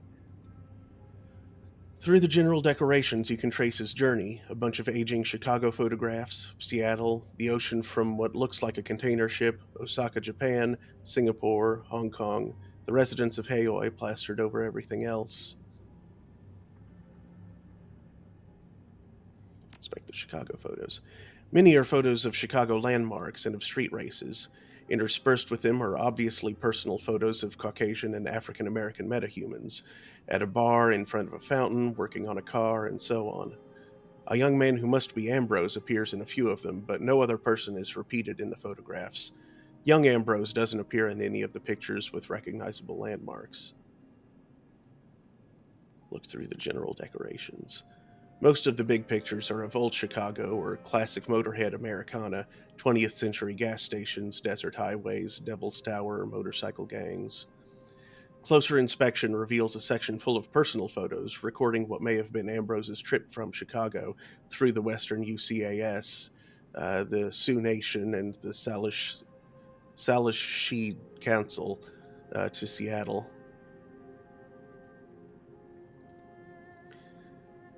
There's even a photo of the ruins of Grand Coulee Dam.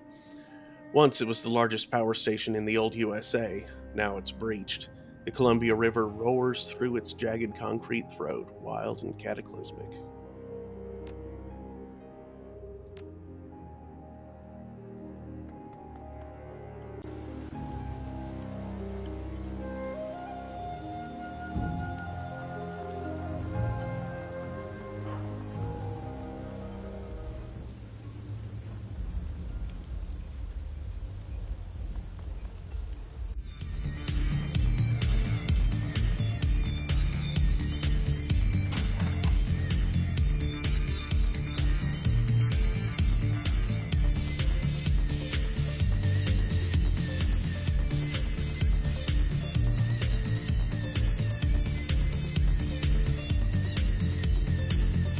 Me? Why would you want to know about me? I'm nothing. I sling poison to the dregs of Haoi. It's not like I ever wanted anything more than this, right? I can see it on your face. You can probably see it all over mine. What good would an education serve someone like me? Why would I ever consider making something of myself to go places?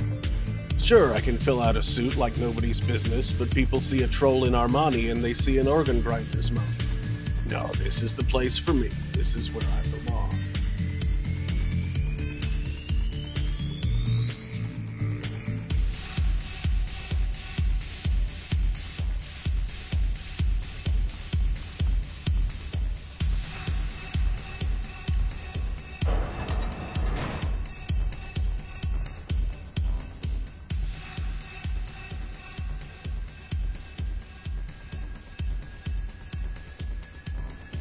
Okay, I think I have enough.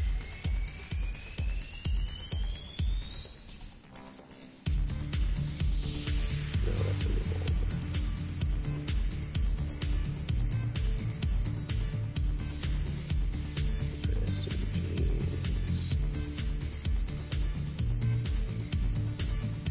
older. Oh, dang.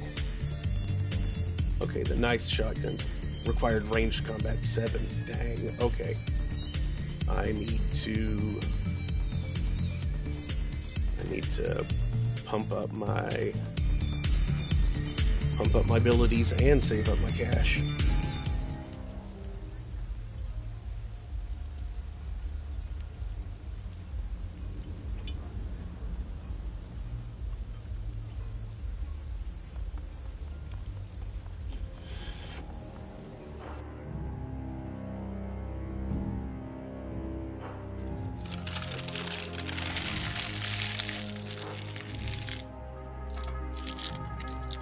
I'm gonna grab myself another drink real quick.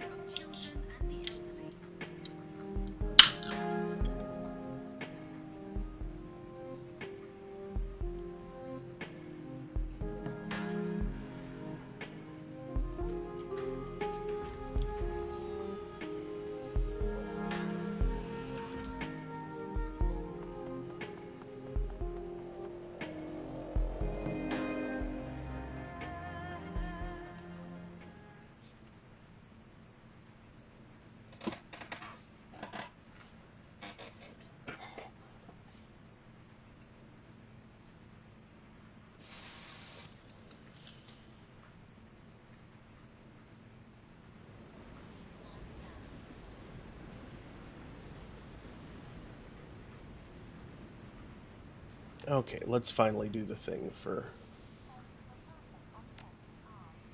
Isabel.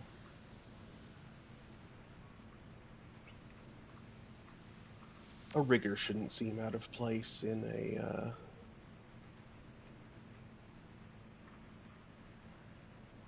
decking convention.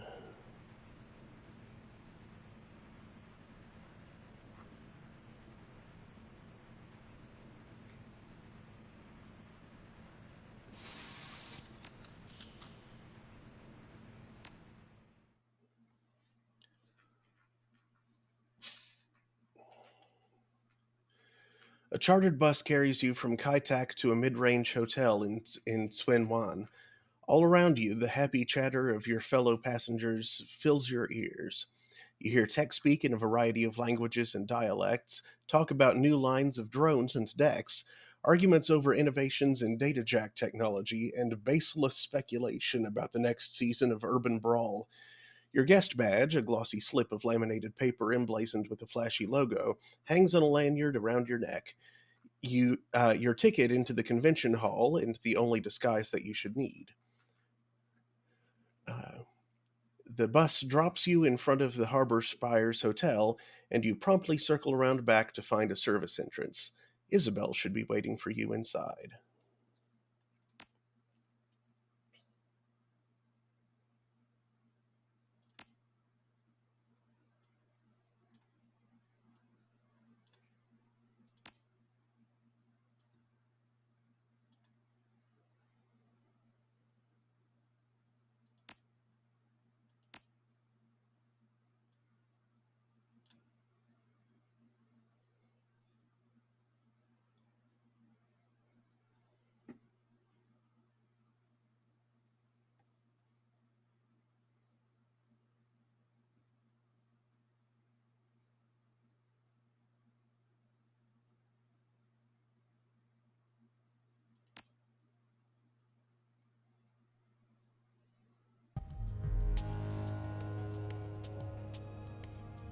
You know, let's see.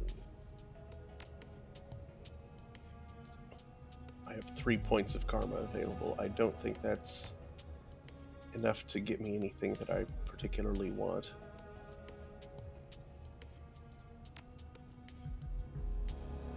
Yeah, no.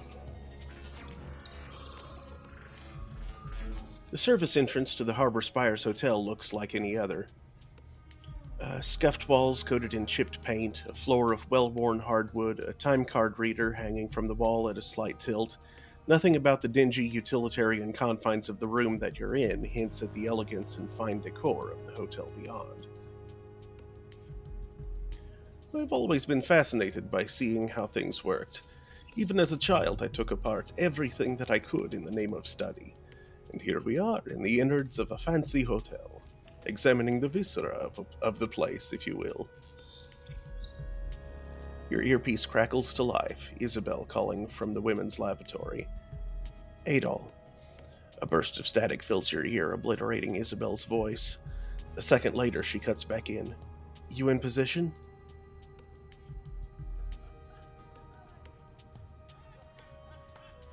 I'm here, yeah. You're kind of breaking up, though. Yeah, I know. More white noise. Connection here is crap. The comms keep cutting out.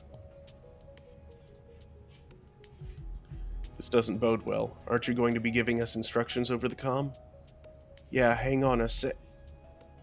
Static. To try and boost our signal strength. Sound cuts out entirely for a good 5 seconds. When Isabel's voice comes back, it's half again as loud as it was before. There, that's better. What a pain in the ass this is. There's way too much interference coming from the show floor. We aren't going to be able to rely on our comm links for this. I'll find us a workaround.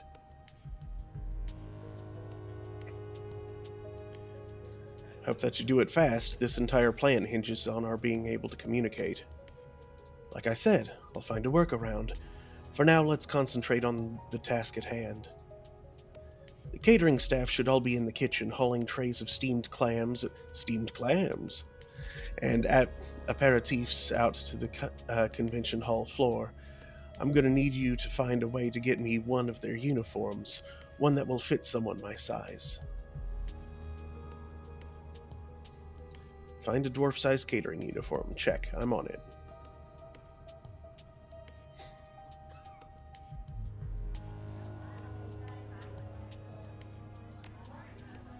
Good. Oh, and Adol, we aren't going loud yet, got it? Whatever you do, don't start shooting. We can't afford to send Rhombus running before we can get him cornered. Right, no shooting until we have Rhombus. Got it.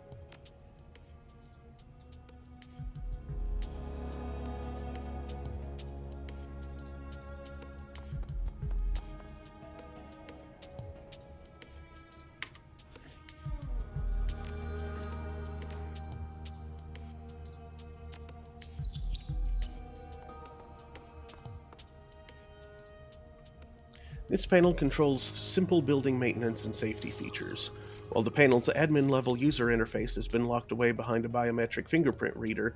A skilled decker could easily bypass such a restriction. View archived work manifest logs. Huang, millions. The damned sprinklers went off again, the entire kitchen was flooded, and Chef Bun quit. We're going to have to go with third-party caterers for the big event this weekend because we sure as hell can't steam a few thousand clams without any kitchen staff.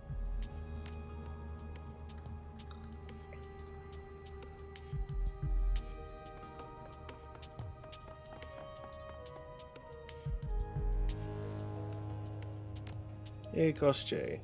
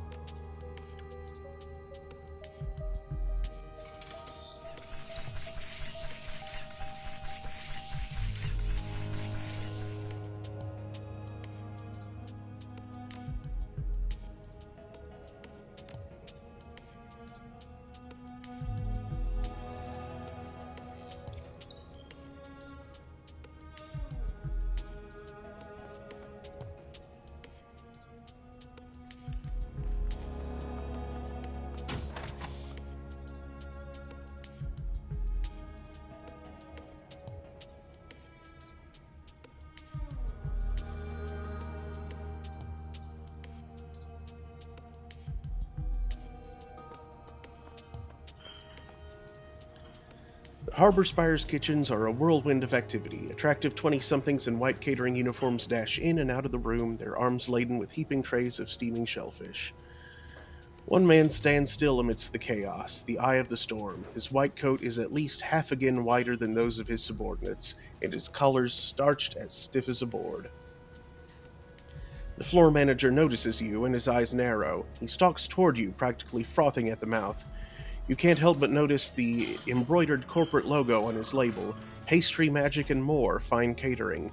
The image is completed by a stylized rendering of what appears to be a frolicking kitten standing astride a pair of shooting stars. You! What are you doing in my kitchen? He glances at your chest, sees the visitor badge hanging from the lanyard that Isabel gave you dangling around your neck. Convention goers are not allowed beyond the show floor.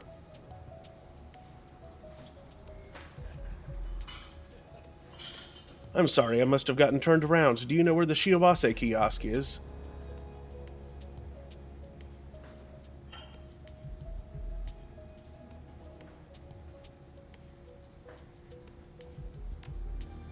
No, I don't know where your damned kiosk is. Go ask on the show floor.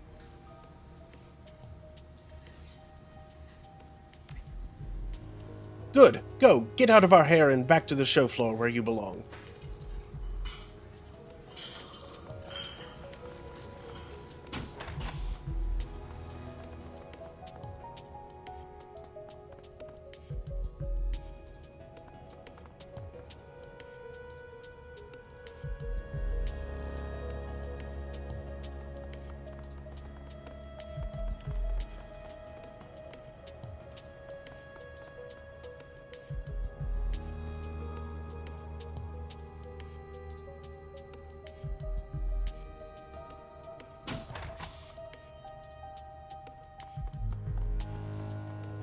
You enter the women's restroom to find Isabel waiting impatiently for you. Her guest badge dangles from its lanyard at a canted angle, and the clumped ropes of her hair look frazzled. At the sight of you, she steps forward. You're here. Good. I was getting tired of hanging out in the ladies' room. You have the uniform? There you go. She eyes the embroidery of the logo, nodding. Good, good. This will work. All right, I'm going to change into this thing and hightail it to the employees-only door on the far side of the convention hall. They'll let me in, even without a badge. They'll just figure that some rich guy wants a drink. Where's the VIP area? On the other side of the convention floor. I'll have to cross the show floor to do it, but that should be safe enough. Nobody pays attention to the catering staff at these things. So I'll make my way across, pass through the door, and take the elevator up to the admin wing on the 6th floor. All that you need to do is take your position and wait for my instructions without raising an alarm. Pretty simple stuff, should be foolproof, assuming that you don't screw anything up. Do you have any questions?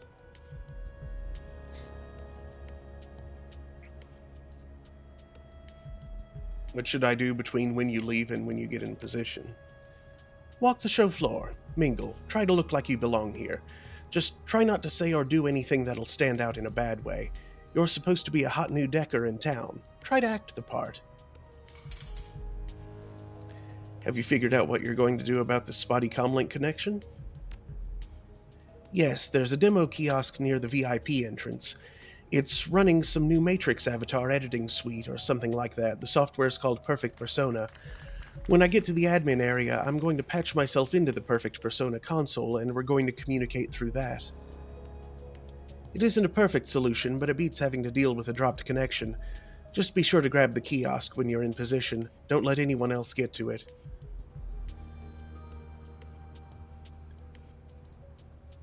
What am I supposed to do on the show floor again?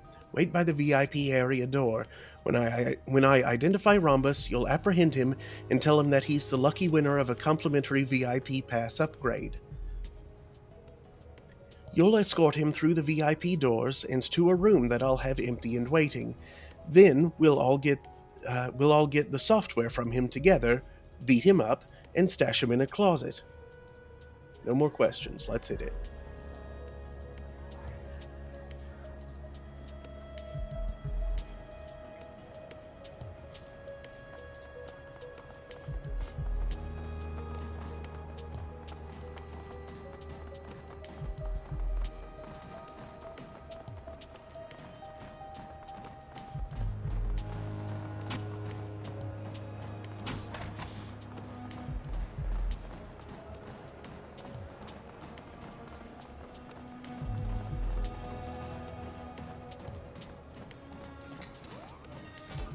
As you approach the corner of the convention floor, you find a brightly lit entrance. There are signs on the walls pointing toward it, Simpson's Parlor decking area. As you draw closer, a convention staffer in a bland uniform steps toward you. Sorry to say it, but we're a bit crammed right now. If you hang tight, we should be able to squeeze you in soon. There's maybe a half-hour wait.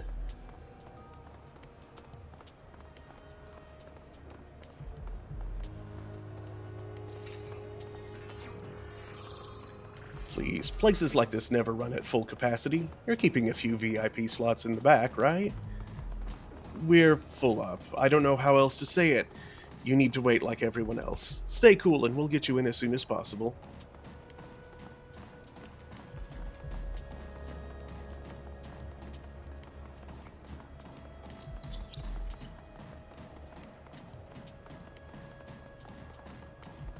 Alright, I'm going.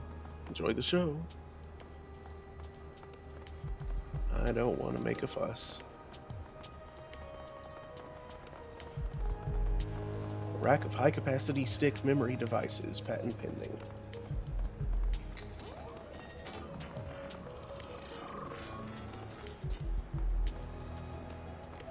A pot-bellied troll with 2 days' worth of mangy stubble smiles and turns to face you. The chrome of his data jack shimmers wetly in the light, but his cyberdeck is conspicuously absent. Hey, what's going on? His badge hangs low on his lanyard. You catch a glimpse of his decking handle, headspace. Strange to see someone at DECCON without a cyberdeck. He snickers. I could say the same about you. Where's your deck, man?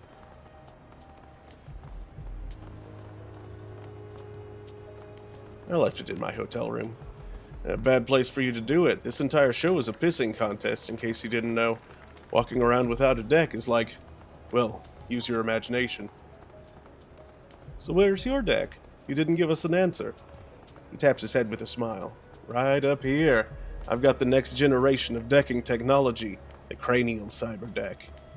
He continues without waiting for a response.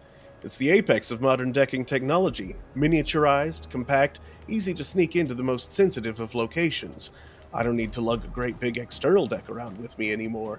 It's a night and day difference between this and my old Fairlight Excalibur friend. Night and day.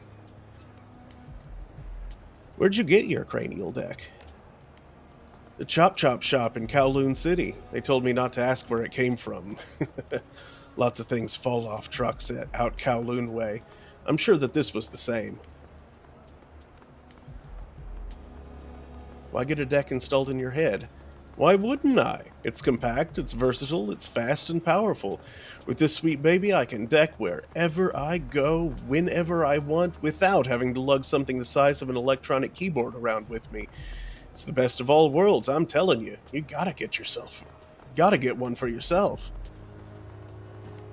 Isabel's voice crackles in over your comlink. This guy's an idiot. Cranial cyberdecks are a terrible idea for more reasons than I can count.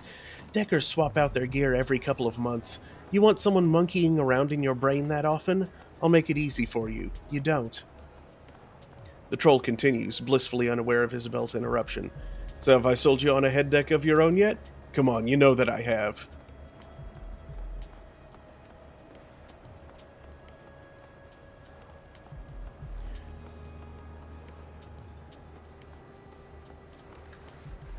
Yeah, you've got me. I gotta get one of those for myself. His mouth erupts into a toothy grin. He thrusts an upraised thumb into the air. All right, good call, my friend. I promise you, you won't regret it. So was there anything else that you wanted to know? Go ahead, ask me anything. How are you enjoying the con? It's great. I've gotten to tell a lot of people about my new deck. You know, spreading the word, educating folks. Feels good to save my fellow deckers from wasting their money on old external decks. I guess you could call me a cranial deck evangelist. He nods his head eagerly, desperation in his eyes.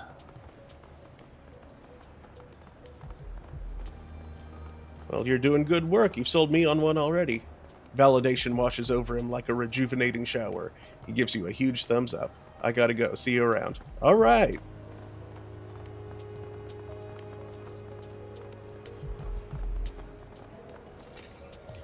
The man standing at the As Technology demo station looks strangely out of place at a Decker convention.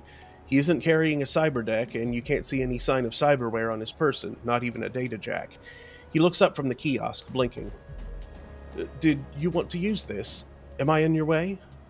He sounds preoccupied. He shifts his body, and his movements are unnaturally smooth and graceful. As he moves, you can see that the kiosk screen is flickering. Apparently, the demo software is glitched out. I'm just passing by. I didn't mean to bother you. Oh, okay, that's fine. He turns back to the kiosk, his eyes blank. Enjoy the show.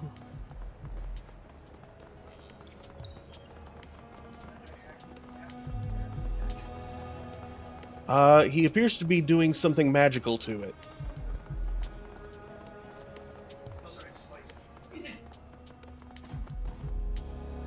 Your comlink crackles to life with an ear-splitting hiss. Isabel. Okay, I've jacked into the admin compute... Static. Imitative, but I can work with it. Are you in position yet? No, not yet. Get to the waiting position near the VIP your ears filled with a shrill electronic whine, and use the kiosk. Remember, perfect persona.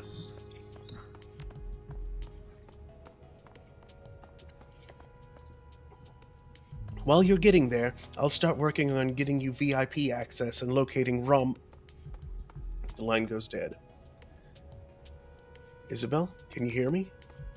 There's no response. If there's any more exploring you'd like to do out here on the show floor, you'd best do it now before we use the kiosk. I doubt that we'll get the opportunity to afterward. We'll look around a bit more before we hit the kiosk. Why did it jump to them?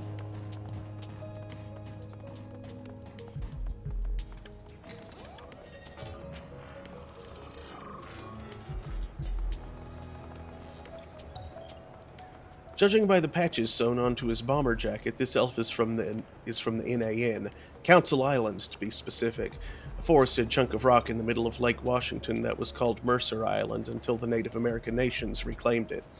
He doesn't look Amerindian, though. If anything, he looks Chinese in descent, though his mask makes it hard to tell for sure. He turns to face you at your approach. His features are mostly hidden, but you see that he's sporting a high steel collar and spiky hair.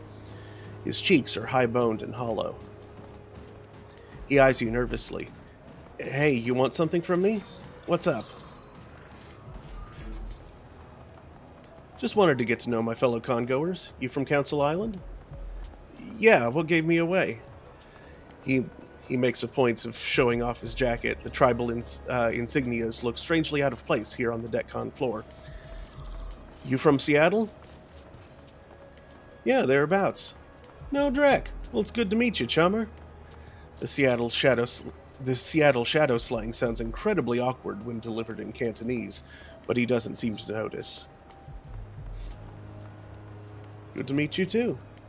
He gives you an awkward smile. It's pretty clear that this guy doesn't get out much.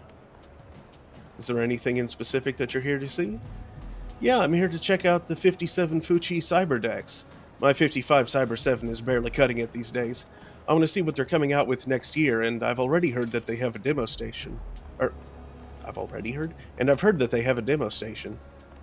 So, tell me, what's your favorite new ESP for incursion operations? I like Blasthammer, personally. Heard of it? It's open source, developed by the Southeast Asian decking community. Does a number on Blocker, I see.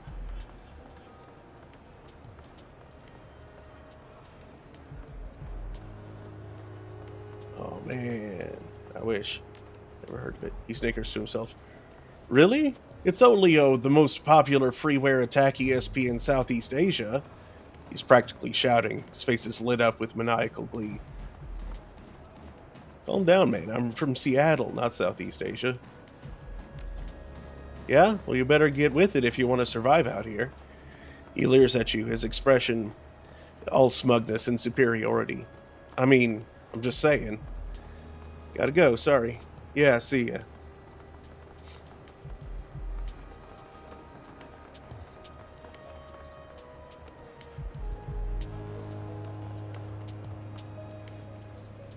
These deckers look different from many of the others on the show floor. As you approach, you can see the quiet confidence in their postures and the steel in their eyes. Unlike their peers, these are professionals, Shadowrunners. The most vocal of the three, a female orc with an obvious cyber eye, addresses you. Maybe you could help settle this. My colleagues and I have a difference of opinion on the relative merits of mid-range cyber decks. Would you agree that the Fuchi Virtua X is the best mid-range deck in its class? You always do this, Harridan. You word your questions to lead strangers into giving the answers that you prefer. Now, the community consensus is that the Virtua X is just an overpriced rehash of the Cyber 6 in a nicer-looking case. Oh, shut up, Bierce. Her voice is surprisingly deep and brassy. You're doing the same thing. Besides, everyone knows that Fuchi is going down the tubes. Villiers is pulling assets out of the company and transferring them to his other holdings as fast as he can get away with it. So if Fuchi is collapsing in on itself and Fairlight doesn't do mid-range machines, then Allegiance is obviously primed to... York sighs. Novahot here is Allegiance's #1 superfan, in case you couldn't tell. Never mind the fact that their only current product, the Alpha, is woefully lackluster next to the competition. We've been going around and around on this for hours. So what do you think? Which deck is going to be the best class at the mid-range price point in 57? Ha! Cranial Cyber decks. Oh no. Oh, that's going to...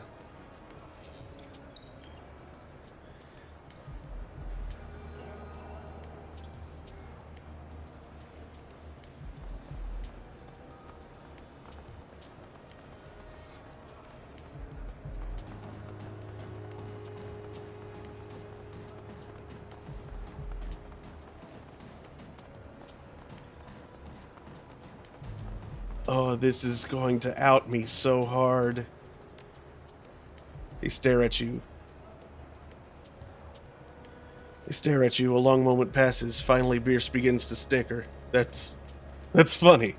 You're a DIYer, huh? So you're telling me that you can cobble together a better deck than a Fuchi, or hell, an Allegiance, by yourself? I didn't say better. I said that I built my own decks. I don't have a stake in corporate pissing matches. I can respect that, I guess. But if you ever want to be competitive, you're going to have to get past your whole home-built cyber deck phase. How are you enjoying the con so far? He shrugs. It's what it always is. Bad food, a lot of antisocial people, and overpriced vendor kiosks. By the end of the weekend, I'm probably going to have measles and or the flu. To be perfectly honest, I don't even remember why we all fly out here every year. Bierce, we come out here because you start getting excited about the show months in advance every year. We come out here because you start getting excited about the show months in advance every year. You left me 15 voice messages to make sure that I remembered to book the hotel room. That's because I remember what happened in 52. I do enough sleeping on the street back home. I don't need to do it when I'm on vacation, too. How many times do I have to apologize for that? I'll let you know when you can stop. Where are you from? Macau. I've got a house in Indonesia. Spend most of my time in Seattle, though. I'm from Phnom Penh, but I do a lot of work out here in HK. Gotta go. Right. She waves. See you around the show floor.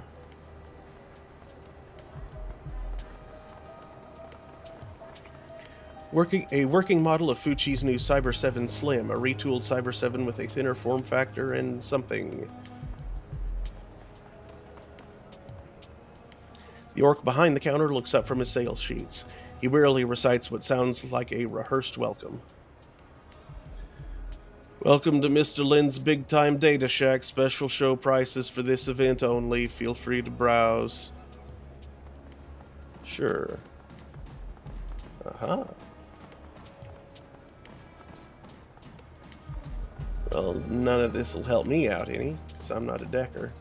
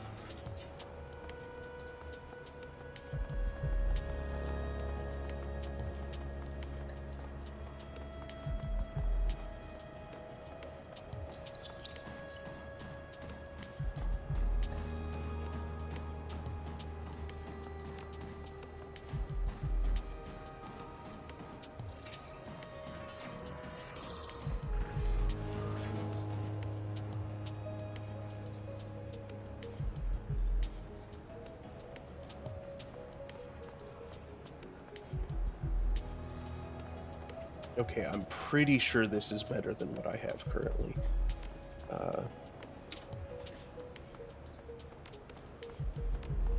Yes, it is.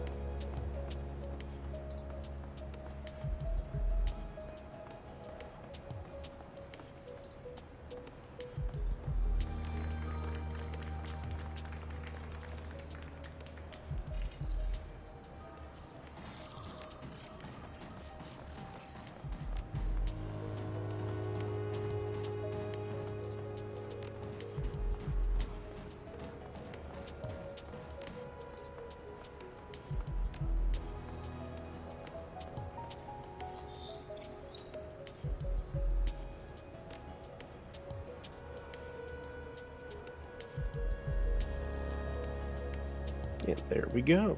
2 more armor.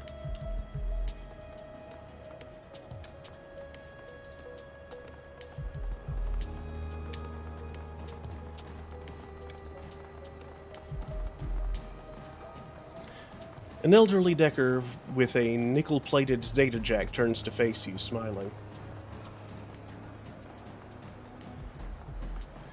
Ain't this a hell of a thing?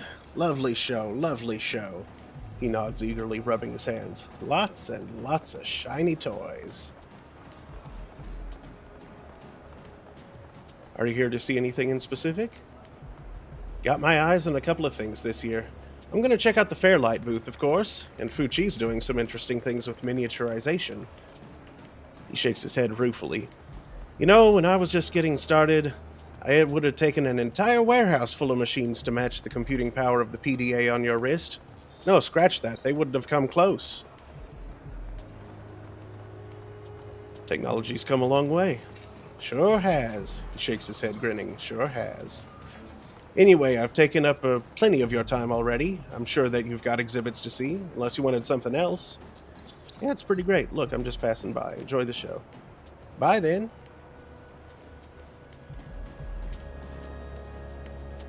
Noodle extruder. Strudel extruder.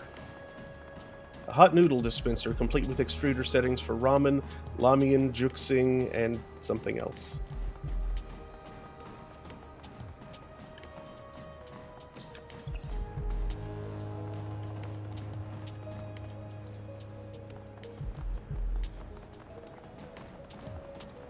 Okay, I think I've seen everything I want to see out here.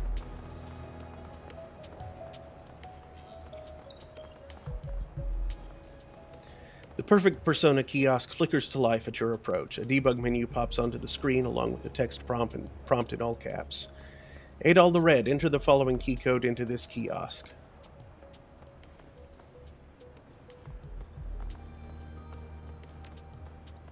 You tap the code on the kiosk's keyboard. A moment later, a series of 5 loud popping sounds rattles off in your comlink's earpiece.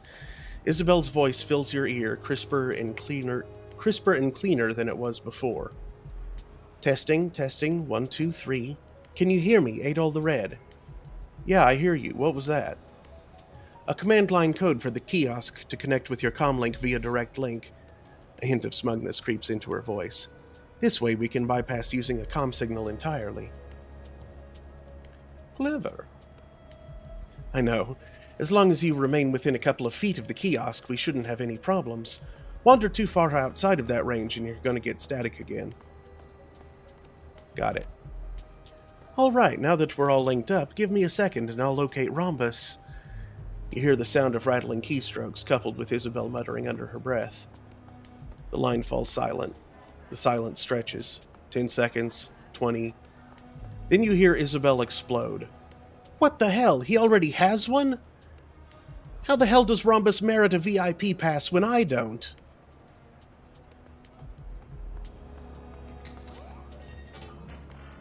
Wait, he's already in the VIP area? She rails into your earpiece, fuming. I'm twice the Decker that he is, and everybody knows it. What makes him a VIP when I'm not? Calm down, Isabel. At least we know where he is. She takes a moment to calm herself. You can almost feel the heat of her anger radiating through your earpiece.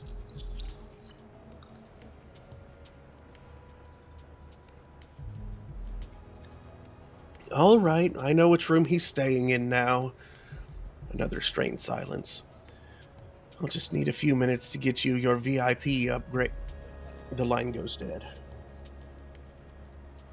Well, my friend, what to do now? Shall we...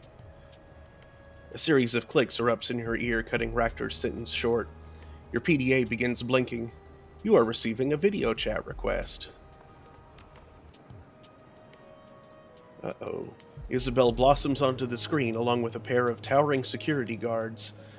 The line that connected her to the admin terminal hangs loose from its socket. I'm going to ask you again, what the hell are you doing here? Take your time and make sure that you're telling me the truth. I'll know if you don't.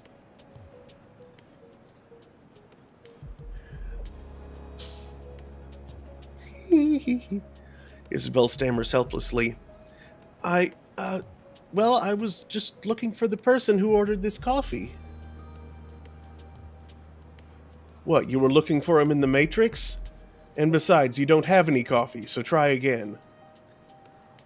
She continues to sputter, her eyes dart toward the screen, fixing on you. You can see the desperation on her face. Well, I need to,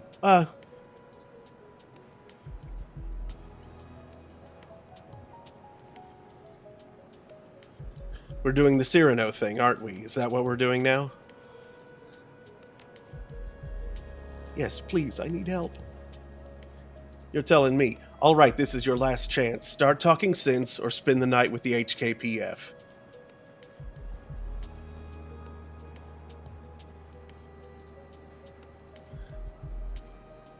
I'm sorry, I'm just nervous. I've never been in trouble before. The words sound rehearsed, but they're tinged with enough genuine panic to be plausible. The guard glances at his counterpart. We don't have time for this. Just kick her out and be done with it. The guard in front of Isabel straightens. Yeah, you're probably right. She looks down on Isabel, hands on her hips. I'm gonna let you go with a warning this time, but only this once. If I catch you anywhere near this room again, I'm turning you over to the police. Got it? But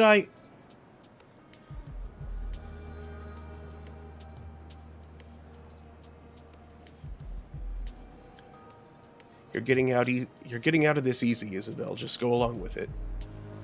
She clenches her jaw, looks up at the guard. Yes, sir. Good call. The line goes quiet as she moves out of the server room.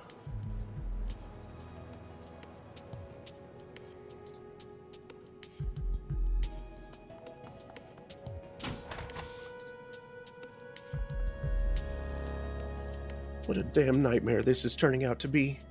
I'm sorry, Adol, but I couldn't get you your VIP access.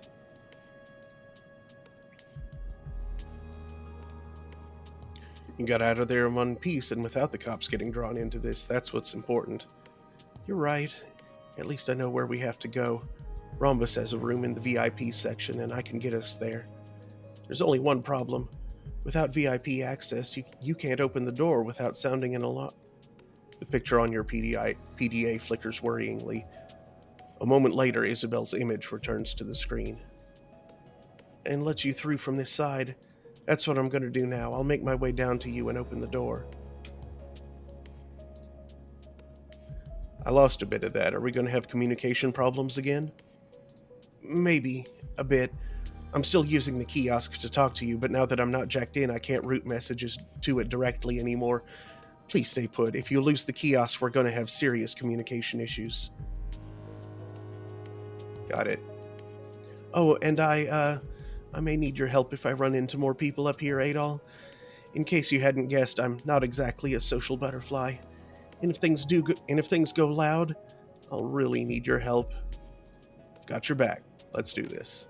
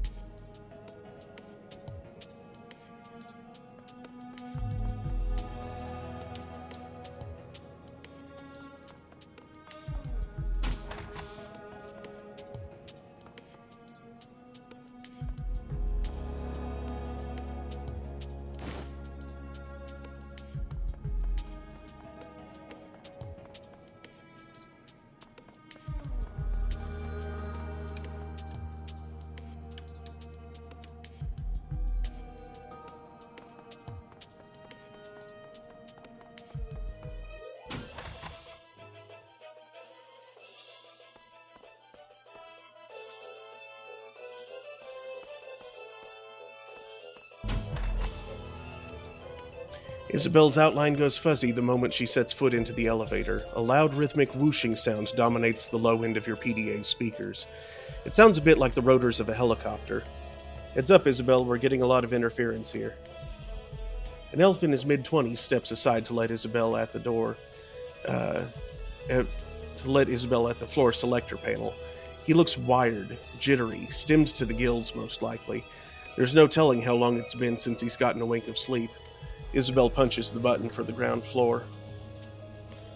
Working the show, huh? That has to be hard.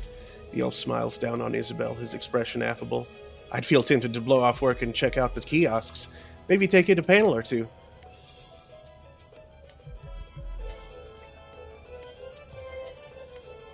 Say, yeah, it's tough all right. I wish that I could just drop everything and explore. She starts in, repeating your words with forced sincerity.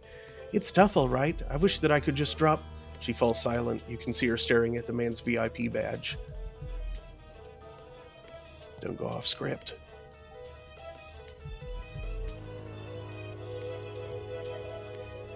Her eyes remain locked on the man's badge. If she heard what you said, she's ignoring you. Kane Ding, huh? That's an interesting street name. Been decking under it long? Couple of years now, he smiles. Longer than anyone else to use the handle. I don't know what you're doing, but be careful. If she heard you, she doesn't acknowledge it. I know who you are. You're the one who shut down the Kowloon City power grid 6 months ago. He clears his throat. Yeah, that was me. Let's just keep that between ourselves, though, all right? That little stunt screwed over a lot of local deckers. Her voice is soft, but you can detect a definite undertone of hostility. A couple of them soaked up nasty hits of dump shock because of it. You wrecked the grid while they were jacked into their home machines. My team was in a bind. They needed a power outage right then and there, or they were cooked. So I gave them one. It was the best solution to a bad situation. Let's leave it at that. An icy silence descends on the elevator car. A few seconds later, Isabel pierces it. There was this Decker. She lived out in Hayoy, called herself Spinster. She was a good person. Now she's in the ground. She never came back out of the coma that your stunt put her into. Another long pause. Slowly, Ding extends his hand toward the emergency brake.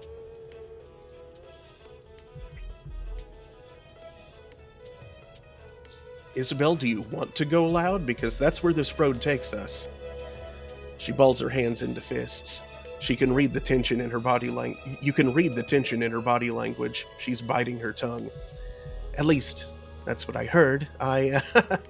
I'm just a caterer. I'm not a decker myself. Oh, sure. What you need?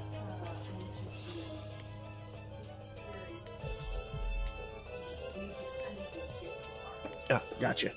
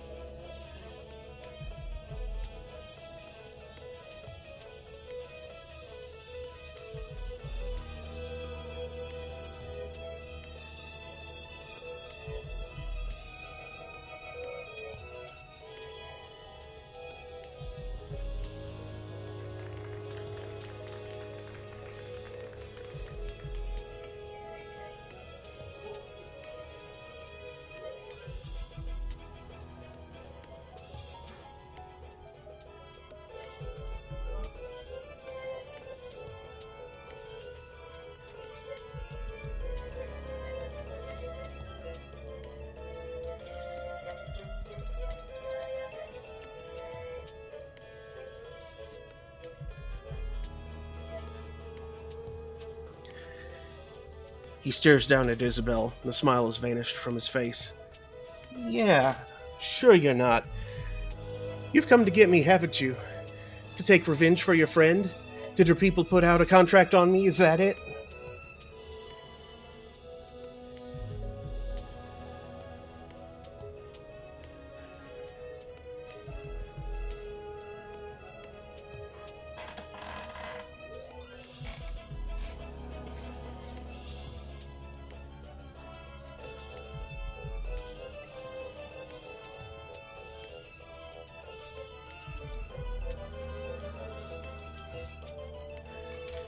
Oh, that would be a good intimidation. I think I want to do that. Say, yes, I took the contract, but I've decided not to go through with it.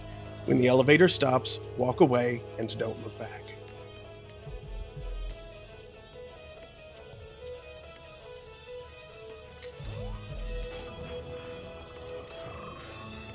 This isn't good.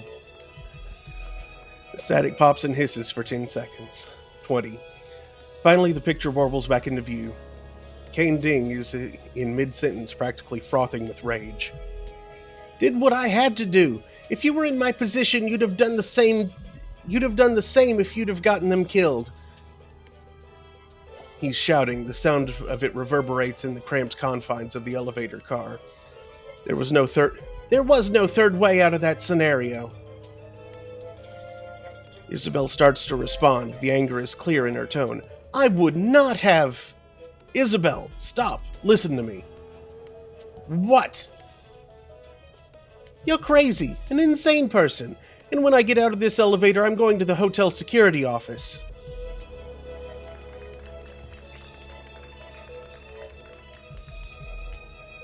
To hell with it. Tell him that if he does, he's a dead man. Tell him you're with the Yellow Lotus.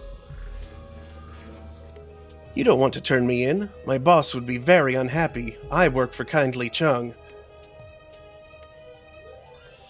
The color drains from his face. He begins to stammer. Oh, no, I'm so sorry. I didn't mean... Static. Comms have cut out again. This is getting old. As quickly as it went, the picture flickers back onto your PDA's screen. Kane Ding looks calmer now. The elevator is descending.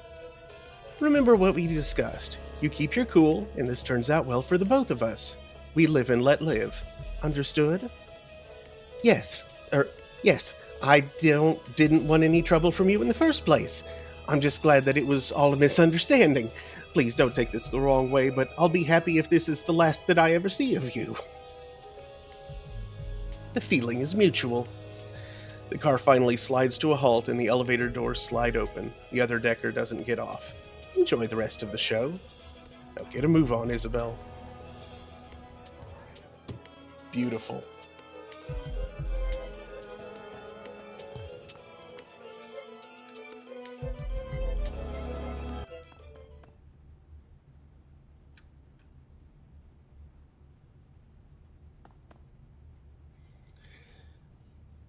The hallway ahead is blocked by a trio of struggling bodies. A blackout drunk troll hangs slung between a pair of cursing security guards, one male and one female. Grabbing my other pie. As you watch, they struggle valiantly to drag her down the hallway. The troll's voice comes out in an inebriated roar. Unhand me, you fools!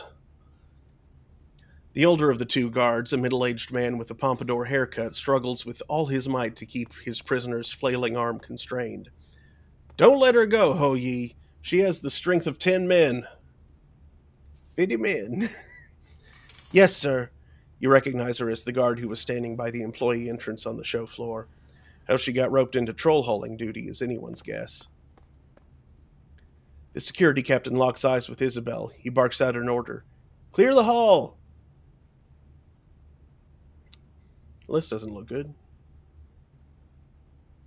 Isabel's small voice chirps out, echoing your words. This doesn't look good. With an exaggerated motion, the troll swings her head toward Isabel. You, dwarf girl, help me, these... She hiccups mightily. The sound reverberates in your ears. These drackheads want me to leave, because I'm a troll. What's happening here? None of your business. You're not even hotel staff. You shouldn't be back here at all. He hugs the troll's left arm to his chest with all of his strength, desperately trying to weigh her down. She lifts his feet a few inches off the floor, then slams him back down. He lets out an audible whimper. Now clear the way and report to your manager. Quit fighting me, damn it, before I talk to him for you. The former door guard stares at Isabel. Recognition dawns on her face. Hey, I remember you. You said that you had to meet some caterers up on 6. What are you doing down here?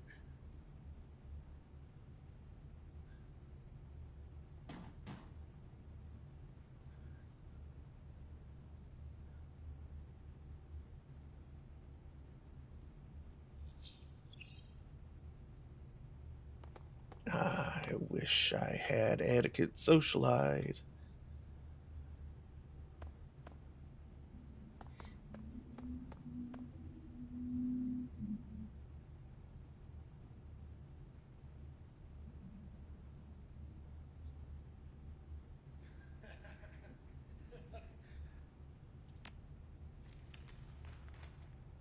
Just checking to see if anyone needed a drink. You want a mojito? The man strains against the troll's drunken efforts. His brow is beaded with sweat. You. Ah! You shouldn't. Hold still! Be here, not even to offer drinks. The troll looks down on Isabel and issues a mush-mouthed plea.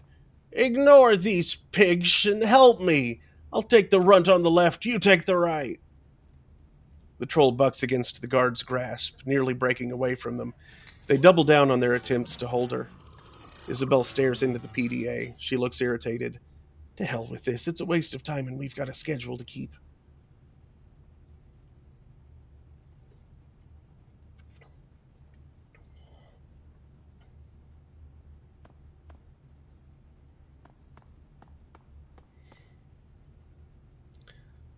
What do you mean? What schedule?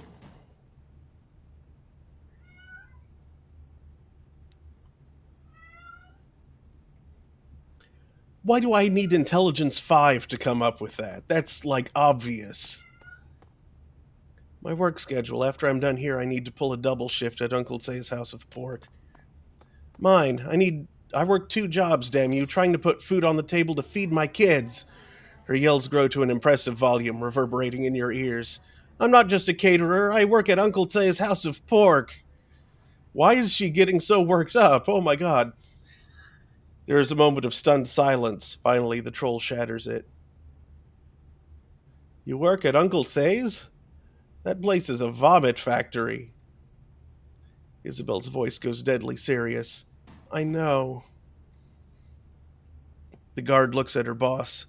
The security captain strains courageously against his captive's flailing arm, oblivious to everything but his own struggle. Look, just hurry back to the kitchen and get out of our hair. She steps aside to let Isabel pass.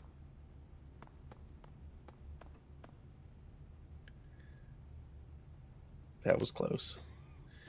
There's a brief pause, then she mutters a response under her breath. The mic barely picks it up. This is exhausting.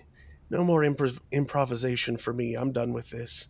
From now on, I'm your parrot. Just tell me what to say, and I'll say exactly that.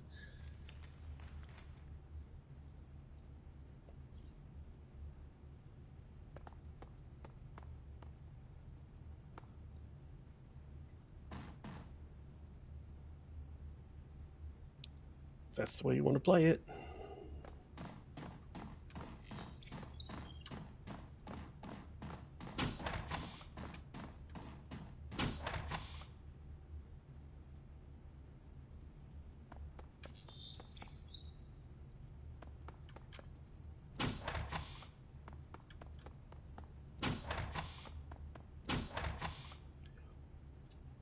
An impressive-looking man in a starched white coat blocks the hallway.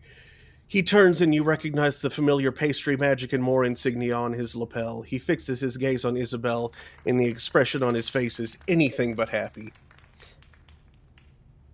What are you doing back here? We went over this in the staff meeting this morning. I'm the one who's covering this area. The VIPs are to be handled by managers only. You should be on the convention hall floor.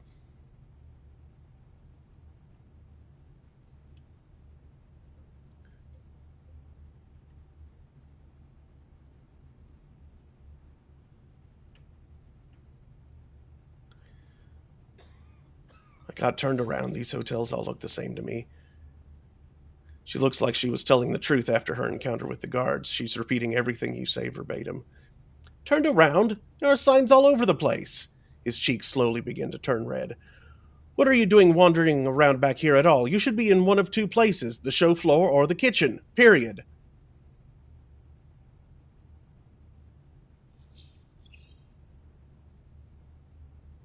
I didn't know. I'm new here. I didn't know. I'm new here. Yeah, no shit. I don't recognize. You become dimly aware of a figure looming behind you in the convention hall. New here? You must be joking, man. You've been on that kiosk for 20 minutes now. Wait, excuse me? What? He leans in, gets in your face. You can taste the onions on his breath. I said that it's time to get off the damn demo kiosk. You've been hogging it for way too long, and there's a line here.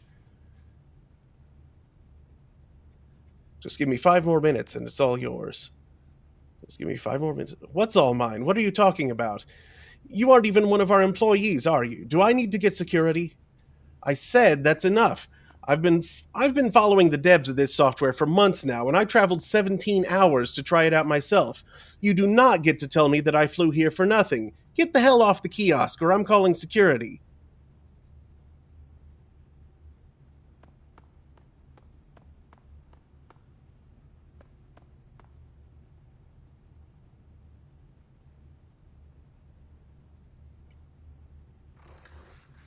Oh, oh, oh. I have to answer both at once. Nice. Okay. Oh, yeah? And what do you do here exactly? He stands, hands on his hips, his jaw thrust out. Tell me why I have to wait on you. Be my guest. I work for this hotel's owner. The security team is going to take my word over yours.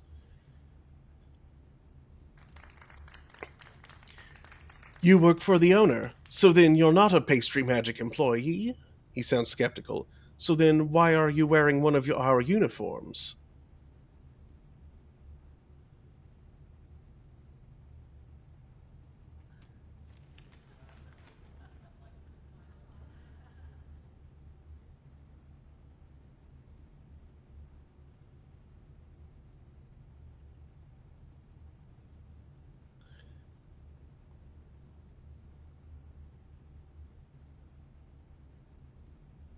I'm here to check up on the vendors here at the show, tech vendors, the catering crew, all of it, to make sure that the reputation of our venue isn't tarnished.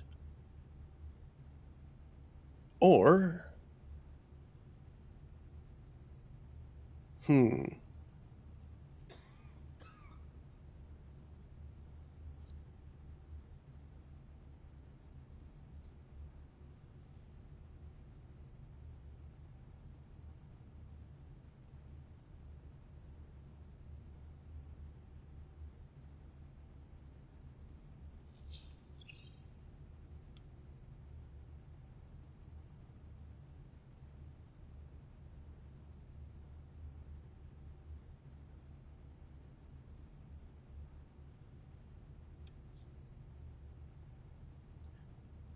hmm.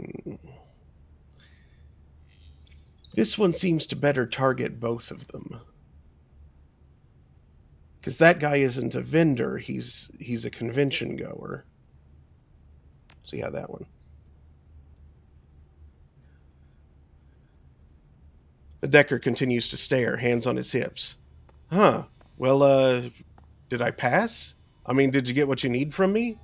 I really want to get my hands on that software, and I'm not leaving until I do, but I don't want my eagerness to get in the way of the show coming back next year. I'm here to gauge customer satisfaction with the show. We're trying to decide whether to host DECCON again in 57. Collecting candid She levels her gaze at the catering manager. Collecting candid interviews with the convention goers and subcontractors is a part of that. Was that what this was? Some sort of weird interview? And I suppose that you were wearing one of our uniforms to throw me off balance, that kind of thing, to see if I'd make a scene. She nods. Mm-hmm. Well, I didn't. Please make a note of that in your report. Hello, Harry. In the convention hall, the Decker that you were arguing with backs away to a respectable distance. The catering manager steps aside to let Isabel pass. Yeah.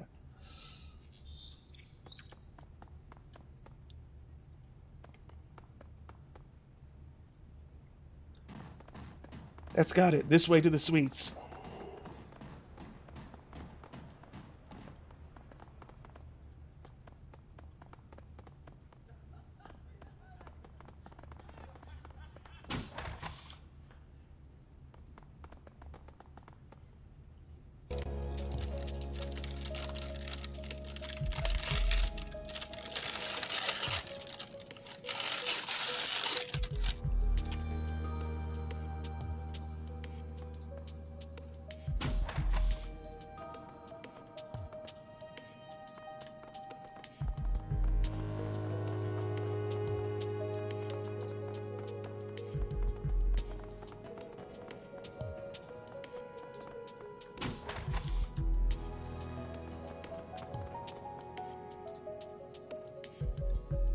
Mathematical. As you burst through the door, you find yourself standing face to face with a small, heavily tattooed man. Geometric shapes of all descriptions trace their way from his temples down his cheeks and neck to his shoulders. His eyes continue the motif. Each of his irises is a slanted rectangle. Rhombus looks at Isabel and sighs. If he's surprised to see her, he doesn't show it. You finally want him back, huh? The memories that we locked away? I always knew that you would one day, but you got so hostile after the procedure I didn't think you'd come around this soon. Isabel glowers at him, her cheeks darkening. Oh, get bent, Rhombus. I got hostile with you because you got hostile with me. Like hell I did. I tried to give you some advice, as a friend. If memory serves, you called me a patronizing bastard and slagged my deck. Was I just supposed to take that without punching back? Hang on a second. Isabel cuts in, her normally small voice growing raucous. I called you a patronizing bastard because that's what you were being. You wouldn't have taken that tone if I were a guy, or an orc, or a troll. You talked down to me like I was your little sister or something. Well, guess what? I'm not. Whoa, hold up. I talked that way to you because... She shouts over him, cutting him short. Also, punch back? That's a funny way of putting it. You tailored an ESP to troll all of my posts on Shadowland. What kind of prick would do a thing like that? His face goes beet red and his chest puffs out. The kind whose cat you had killed, you little monster. Captain Whiskers was just a house cat. He didn't have anything to do with this. She rears back in indignation. That wasn't me. I would never hurt a cat. If I were going to have someone killed, it would have been you.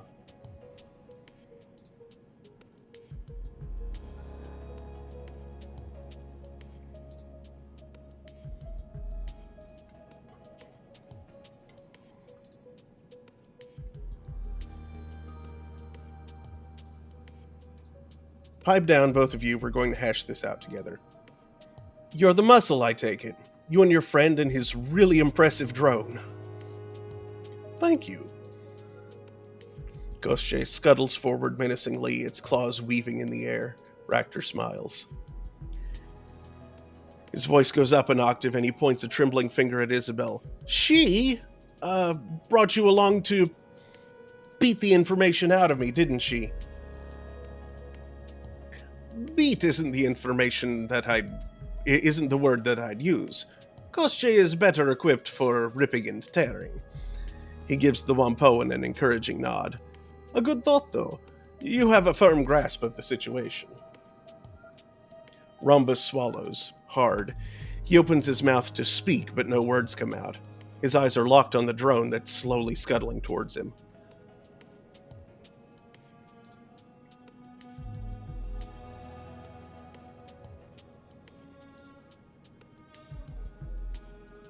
Yeah, that's right, I'm the muscle, so shut your mouth until I tell you to speak or you're gonna have problems, got it?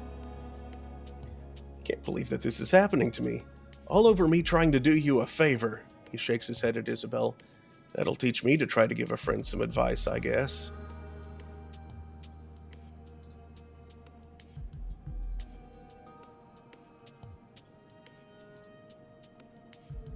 Oh, boo-hoo, your unsolicited advice wasn't appreciated. I'll cry you a river. It wasn't even like that. I wasn't telling her what to do with her life, I just wanted to tell her what RAM to pick up for a new deck.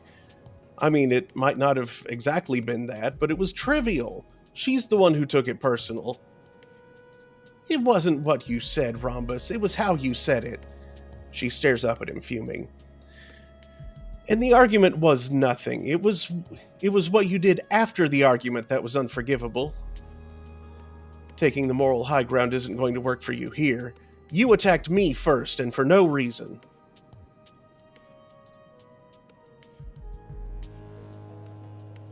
Okay, from what I'm getting here, you both hate each other, but you were friends, right? Once, I guess. You guess?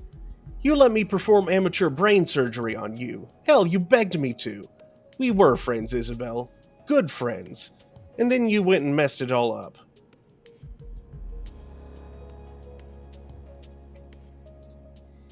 Both of you shut up. I get what's happening here.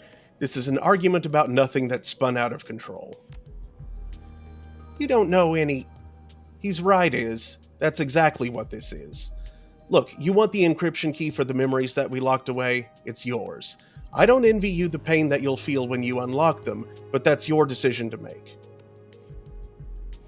Wait, that's the software that we're here to find? An encryption key? She nods. Yes. I had Rhombus move the memories of my childhood into headwear storage. That's why I couldn't give you any details about the walled city. I didn't have access to them. He keys a series of buttons in on his PDA. Isabel's PDA buzzes a moment later. There. Check your inbox. You've got the key. Do with it what you will. I was holding on to it for you anyway. Isabel blinks confusedly. But I thought that we were enemies now. We were, but there was no reason for us to be. Just take the key and go. Have a nice life. He waves her off. He looks exhausted. Say nothing. Isabel stares at Rhombus, a neutral expression on her face. Finally, she speaks up. I'm sorry, Rhombus. I don't know how things got as bad as they did, but... Sorry. Her voice goes solemn. I'm going to find out what happened to Captain Whiskers. I promise you that. That'd be nice of you, Iz. I appreciate it. Almost bashfully, his gaze flits to the ground. He looks away and color surges to his cheeks. Oh, and Iz, I've got something of an admission to make. She rolls her eyes. Look, I get it, Rom. You've always liked me. I hate to break it to you, but it was never that big of a secret. And I know that's why you... His eyes go wide. He raises his hands, palms out, and shakes his head. What? No, that's not it at all. I mean, you're a nice girl and all, but just no. Color rushes to her cheeks. But then, what? My panic button. He flips his sleeve inside out and you see a blinking red LED embedded in the fabric. I tripped it when you broke in. The cops are on their way. But wait, don't freak out, I'll call them off for you. Oh. She shuffles her feet, looks away. Thanks. Hey, well, what are friends for? You just wait here. I'll go meet them in the hall and draw them off to another room. Shouldn't take 2 seconds. Oh, and it was nice catching up with you. Good luck with the whole memory thing. You're gonna need it. She nods mutely.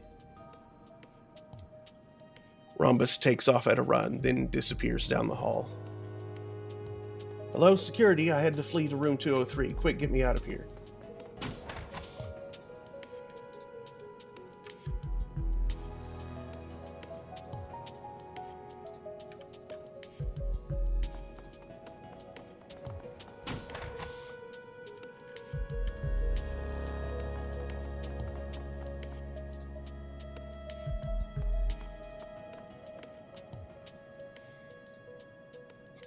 Police captain doesn't even bother to look down at you. She waves you off, an irritable expression on her face. Stand back, please. This is a police matter. Sure thing, officer. Keep up the good work. Enjoy the show.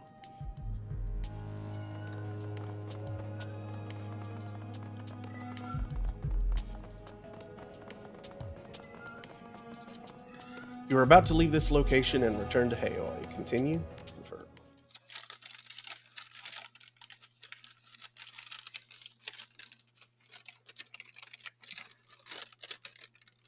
The bus trip back to Kaitak is quieter than the ride in was.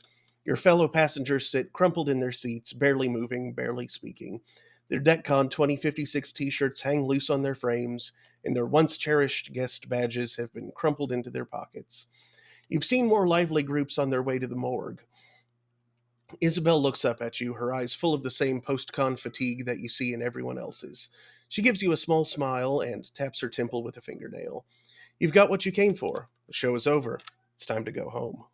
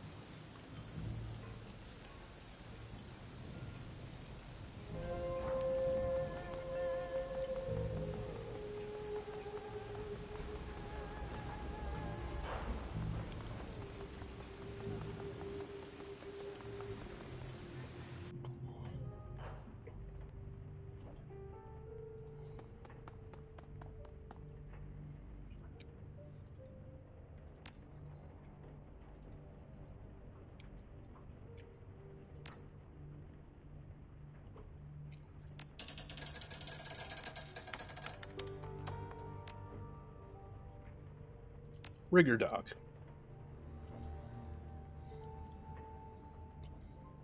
Anybody get work done by an expat named Deleted? He rigs dockware out in Deleted, but I hear he's better than most auto docs. Excuse me.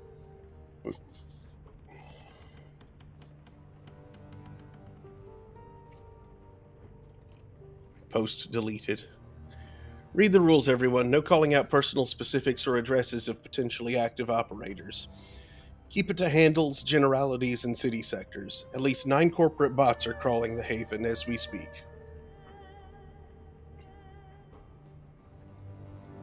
He's the real deal, yo. He's solid and he's in with us. I'm sick of saying it. Anyone who gets Chrome installed by some hack running dockware in a converted restroom deserves the horrible nerve degeneration they'll die from. Those guys saw you up. You'll pay for it. Slottable dockware can't replace a real surgeon. Period. The tech isn't there yet. I've scoped out the doc in question. I'm going to have to rain on your party hat. He's basically a family doc who moonlights doing basic cyber. Nice guy, but he's no hitter, just a big bullshitter. The Archaeopteryx, you don't know shit.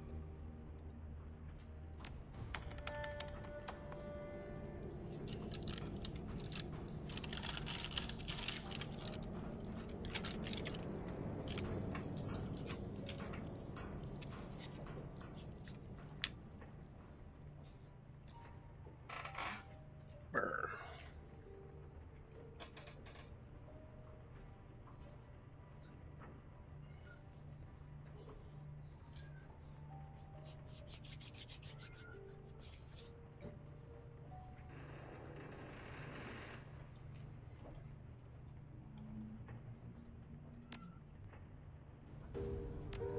Didn't get any pay data.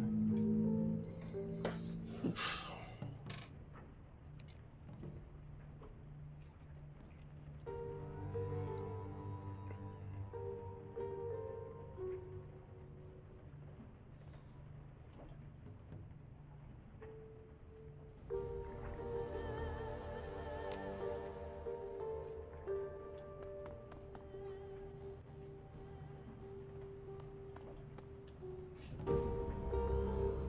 Again, the shop is quiet. No hammering of metal, no whine of heavy machinery. Nothing but the sound of your own footsteps and the low electrical hum of Ractor's work terminal. The monitor above the work desk is alive with vibrant imagery. Graphs, technical readouts, and reference images fill the screen. He looks up at you, his face bathed in the blue light of the display. Ah, hello again, my friend. Back for more answers? I can take the time to talk if you can. Any thoughts about that last run? The convention, DECCON was it, was not to my liking, I'm afraid. Too much frivolity, too little substance. Gods, the noodle extruder had a longer line than any of the exhibits. He shakes his head sadly. An absolutely shameful state of affairs. That said, I suppose that some of the drones on display looked interesting. Commercial-grade stuff mostly, but it's good to see what the big manufacturers are up to these days. I've been out of the loop, I suppose, since I left Grecian Aviacorps. I haven't missed much, but it was nice to see what else is out there. Now, what else would you have of me? I want to continue our discussion from last time. There are some loose ends that we need to tie up. Yes, my friend, I suppose there are. Go on then, ask your questions, and let us see where your inquiries take us. You told me that essence loss didn't hurt you. I want to know why. Yes, I did tell you that, and I do owe you an explanation. He turns his head slightly, peers at you through the corner of his eye. Tell me, my friend, what do you know about essence loss and its effect on the metahuman psyche?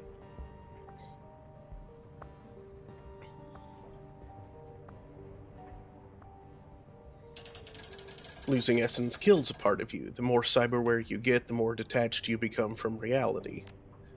He nods. Yes, that's right. And this detachment can be deeply traumatic for the sufferer. The literature is full of such cases. He levels his gaze, focuses it on your face. There's a smile on his face, but his eyes are devoid of warmth. Now, what would you say if I told you that after my accident and subsequent cyber surgery, I felt no different at all? That even in the beginning, I was completely unchanged? I'd ask if you knew why. I do, in fact. Would you like to know? That's why I asked. I was born with what society deemed a psychological defect. Out of fear of social repercussions, I spent most of my life hiding it. I still hide it, even now. The lessons of my childhood were not wasted on me, and I know the value of reputation. But since the accident, I have come to recognize this quirk for what it really is, a selective advantage.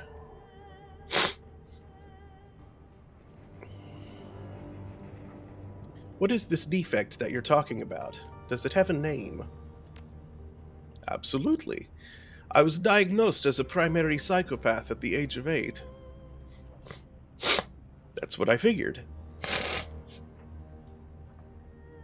Koschei scuttles forward, brushing up against Ractor's leg. Metal on metal, separated by a thin layer of cloth.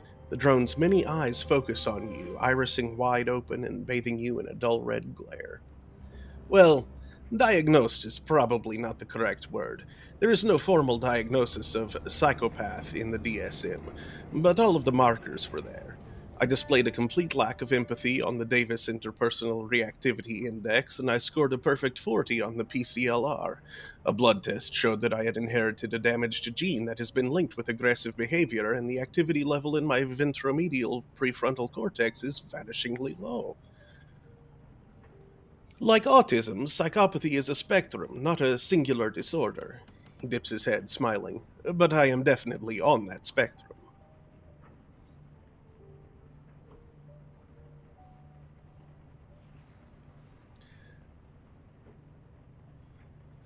And so you think that this condition is the reason why you didn't suffer the trauma of essence loss?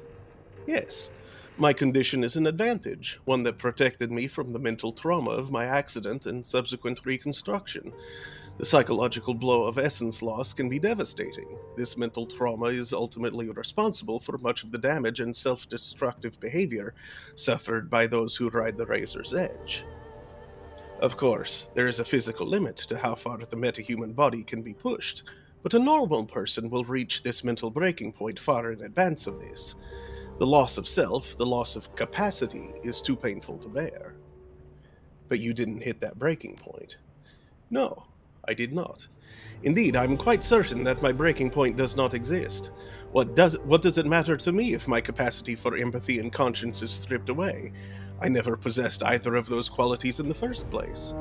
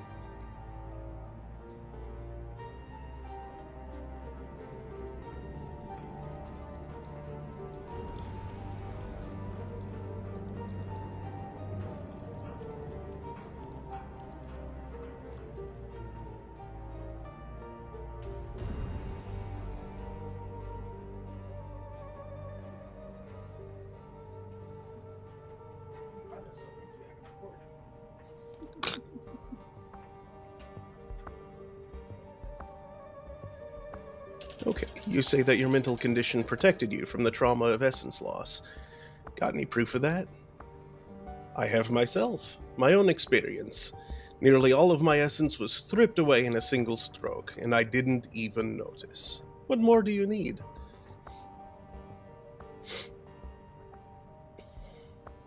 Actual proof?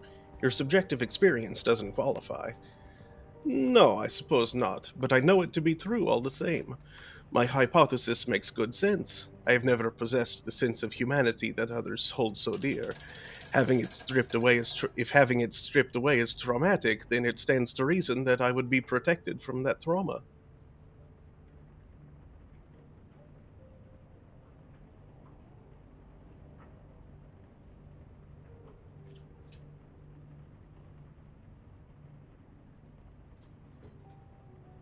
Isn't it possible that other factors might have come into play? Yes, of course. But this explanation seems the most likely, does it not? I am certain that in time I will be proven right. More certain of it than I have ever been of anything. Call it a matter of faith, I suppose. I dislike the term, but it applies.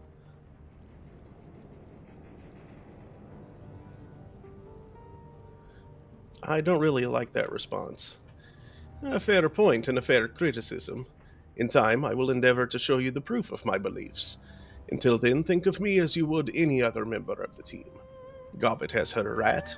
I have this. It is mine, and you cannot take it from me.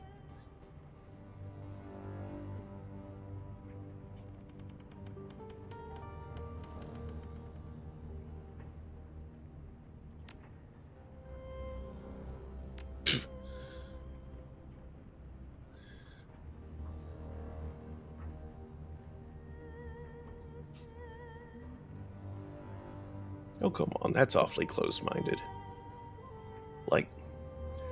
Like you said, psychopathy is a spectrum.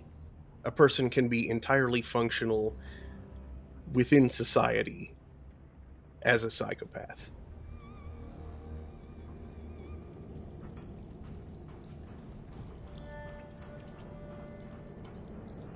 It doesn't automatically mean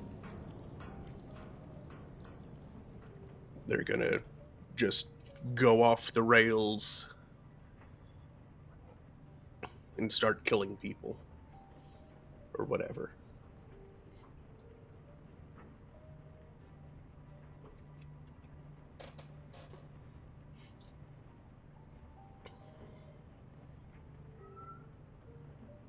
This is a lot to process, Ractor. Yes, I'm certain it is. For what it's worth, I think that you're handling the information rather well. In the past, there were others who were more rigid in their thinking. When I revealed myself to them, they reacted badly. I'm quite pleased that you haven't done the same.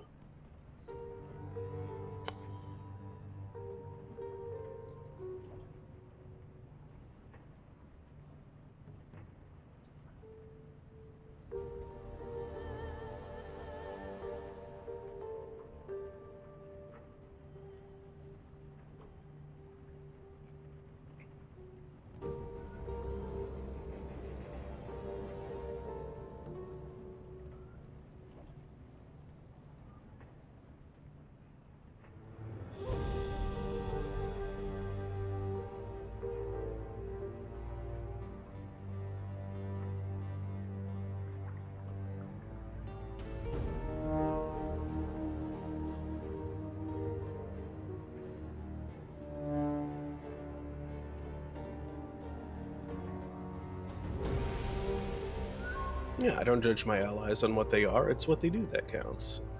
That's probably the best one. A man after my own heart. I wish that others were so open-minded.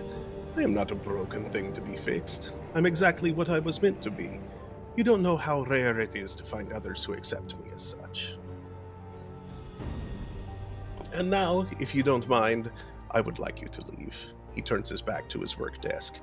There is work to be done. Of course, Ractor. Do your thing. We'll catch up after another run. He doesn't turn. Be well.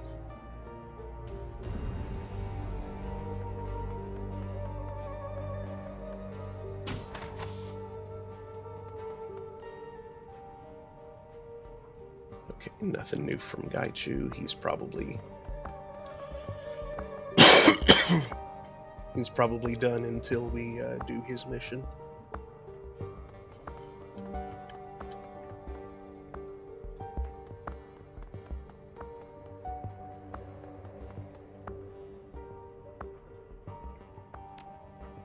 He didn't go on the last run, so...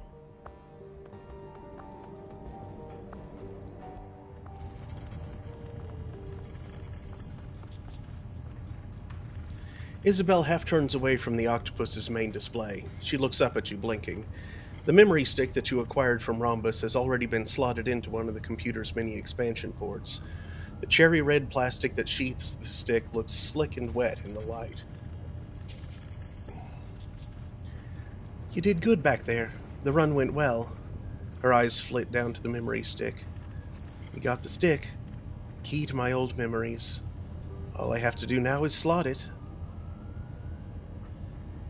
You haven't unlocked your old memories yet? No, not yet. I mean, I can. It'd be as simple as plugging myself in and tapping a key. My old memories are all mine if I want them. But you're not sure that you want them. She nods. That's about the shape of it. I'm feeling hesitant about this.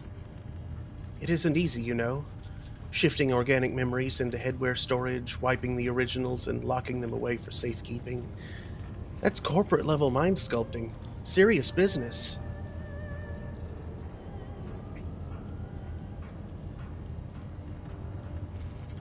Locking the files away was important to you, I got that. Very important. If it wasn't, I wouldn't have let an amateur tinker with my brain in the corner of a derelict shopping mall. Whatever I've got up there, I was desperate to get rid of it. Makes a girl wonder why.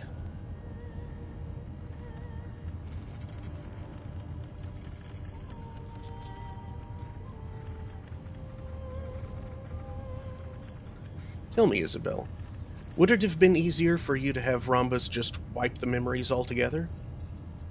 She blinks. Yes, much easier. Still not without risk, but you didn't do that. You had him move the memories into storage. Why? There's a long pause. Because I knew that one day I might need them.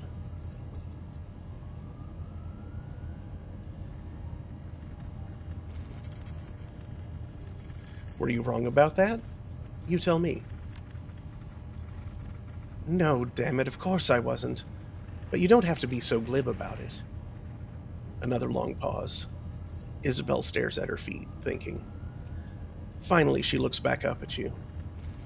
You're right, I know that. I knew it before we went to get the code. I just needed to talk through it with someone. Not Gobbet, someone who could take the situation seriously. I needed to talk through it with you. Hey, that's what I'm here for. Without another word, she pulls a cable from a pile on the floor and slots it into her data jack. The other end disappears into one of the octopus's many brains. Her fingers fly across the octopus's keyboard, rattling off a series of audible clicks. Finally, her thumb hovers over the execute key. All right, Adol the Red. Wish me luck. The key depresses with an audible click. Isabel's eyes flutter, and her cheeks flush with blood. Oh no. No, no, no, no, no. She starts shaking her head from side to side, wringing her hands. A progress bar on the octopus's auxiliary monitor slowly climbs.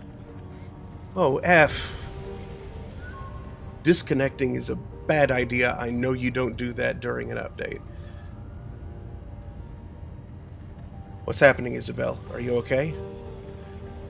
The progress bar climbs to 100. Isabel snatches the cable back out of her data jack and covers her eyes with her hands.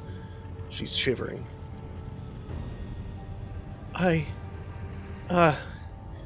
She clutches her temples in the palms of her hands. Now I remember why I didn't want these anymore. Are you all right? No, I'm not all right. I'm the opposite of all right. She clutches at her skull like she's afraid it's going to crack open. There's a lot of bad stuff in here. Things that happened to friends of mine, to relatives. Things that I watched happen. No.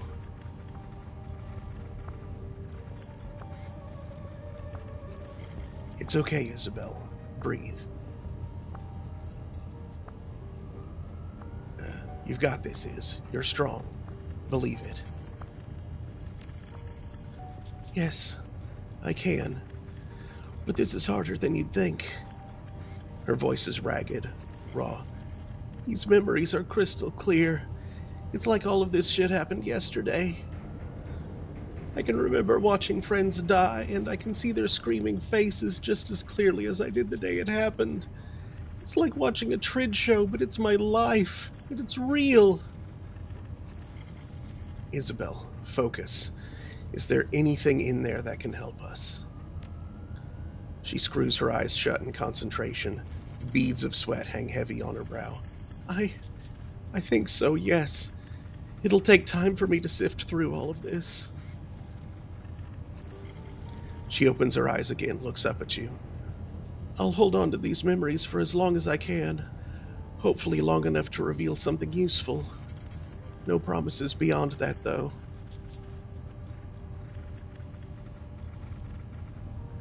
Thank you, Isabel. Don't thank me yet. I could still crack in a half hour and lock away the files. She gives you a weak half smile. Gonna do my best not to, though. One thing that does jump out at me, Rhombus archived some software up here. She taps her temple with a fingernail. It's sitting on top of the memories, all wrapped up like a present. Don't know why he did it, but it looks like a combat package. Why would he have done that? Beats the hell out of me. He put it in there when he locked my memories away, so maybe he was trying to stash it. Or maybe he knew I'd need it one day. It's a basic attack modification, I think. I'm gonna have to study it to be sure, but I think that I can use it. Here's some good news. Yeah, it's all very exciting, but for now, just give me some space, okay? She turns away, shivering. Like I said, it's gonna take time for me to make sense of this stuff. All right, I'll check back with you later. She waves you away. Good. Go. Now.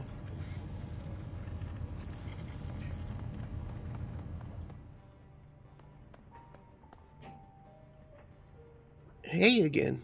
Did you need something?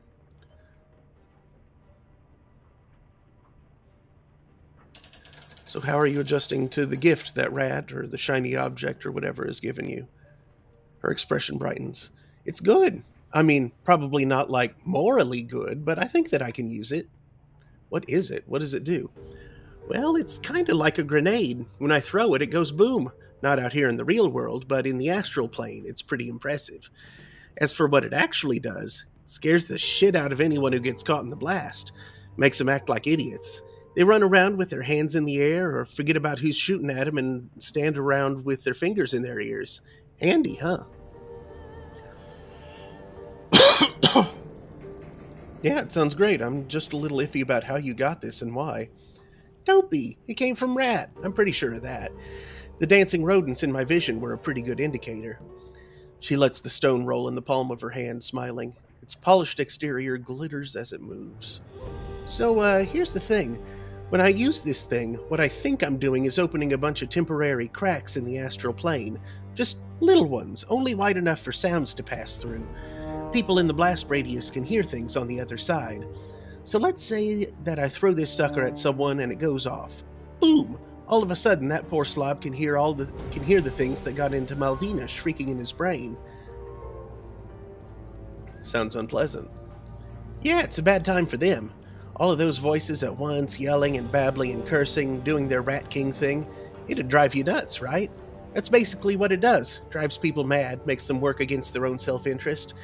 It's like temporary insanity, in pebble form.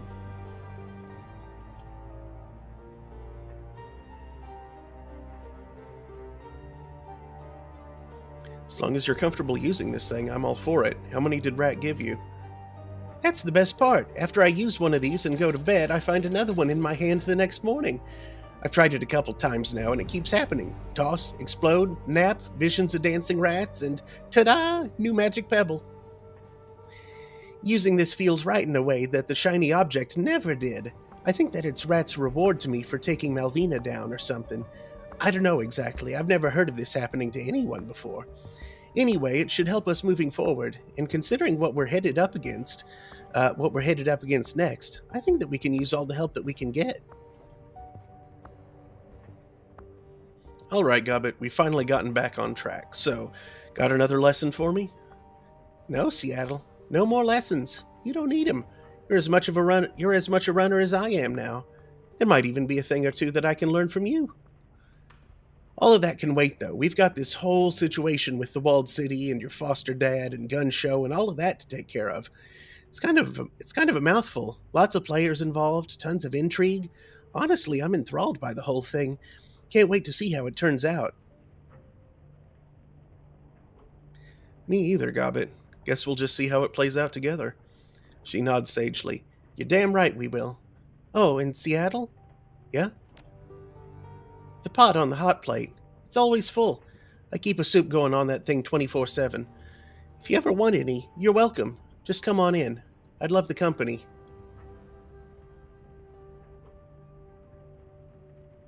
You got it, Gobbet. I'll be here with bells on. We'll leave 'em off. The jingling might scare Folly. There was this terrible incident at a Christmas pageant once, and well, she gives you a sly smile. She bites. And now, Seattle, if you'll excuse me, I'm going to crash out for the night. Maybe sleep through tomorrow and get up when the sun goes down. That sounds nice right about now. Yeah, tell me about it. Still smiling, she waves you off with the back of her hand. Scurry along now. Your former mentor needs her rest.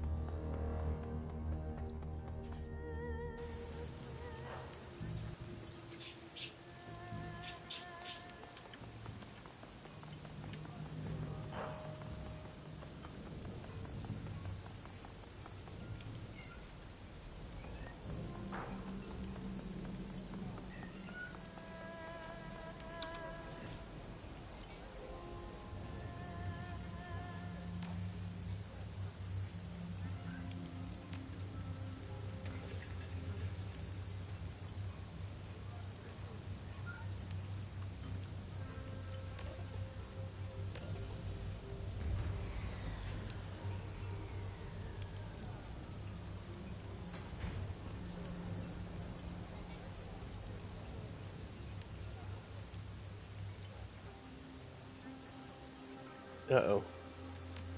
Think there might be cat barf incoming. You okay, Remy?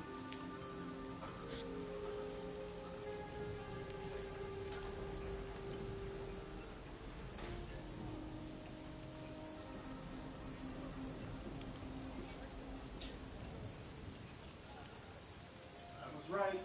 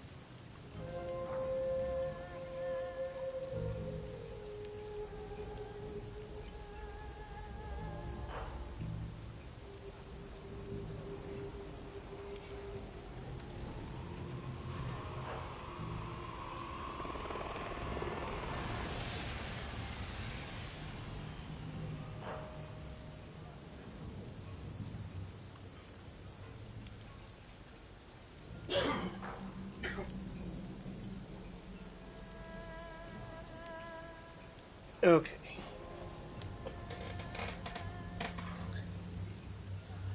Sorry about that.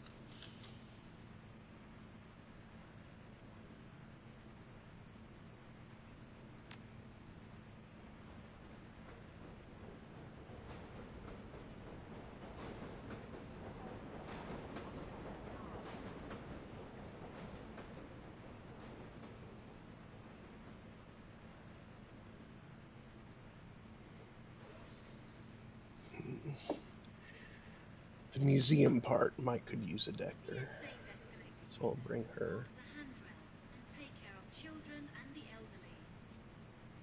The dig site could use a shaman.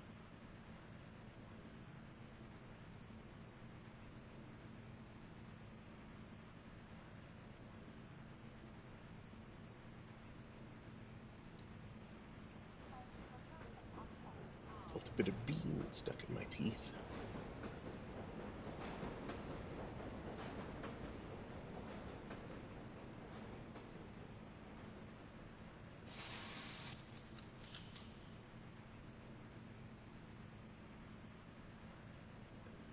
And who of the three do I bring for this one?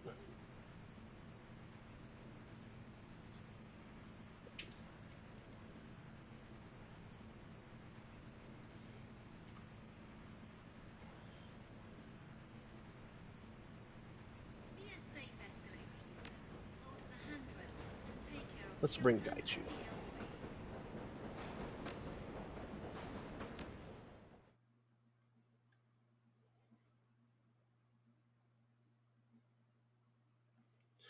This job is a golden opportunity in more ways than one. A raid of the in-development museum, the Emperor's Tomb. The museum's claim to fame is its location. It rests on top of ancient catacombs where an excavation is underway to convert them into the museum proper. Intel has it that the workers are dying, not from on site accidents, but from magical disturbances in the area. Despite the hazards, development continues. Your client, Mr. Drake, contacted you to retrieve 2 tomes. Probably ancient, magical, priceless. But it won't be a smash in the park. You have to get to the tomes before they're cataloged, where they'll afterward be near impossible to access. As you near the museum, its height and grandeur looms unsettlingly over you. Even unfinished, it's reached an imposing size.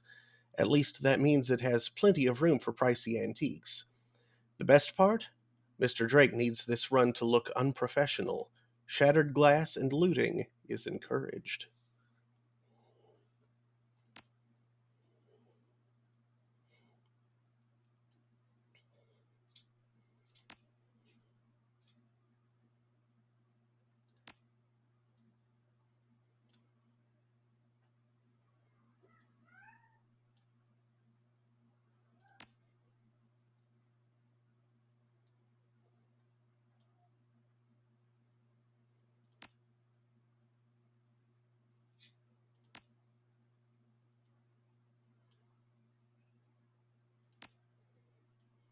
Since Gaichu's going to be out in the middle of stuff, he should have more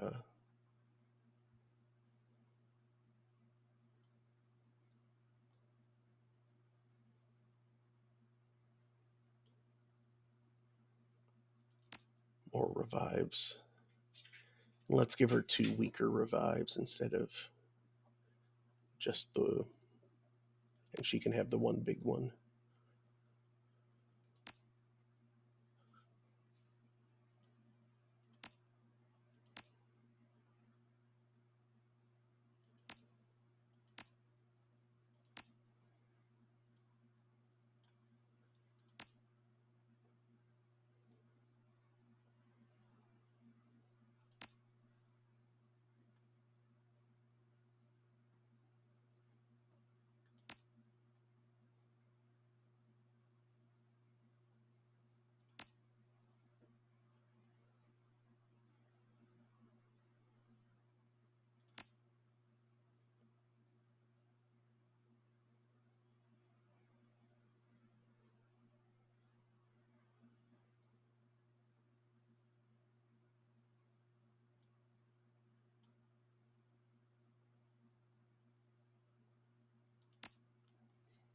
I wonder if she can use that. No harm, really, if she can't, I suppose.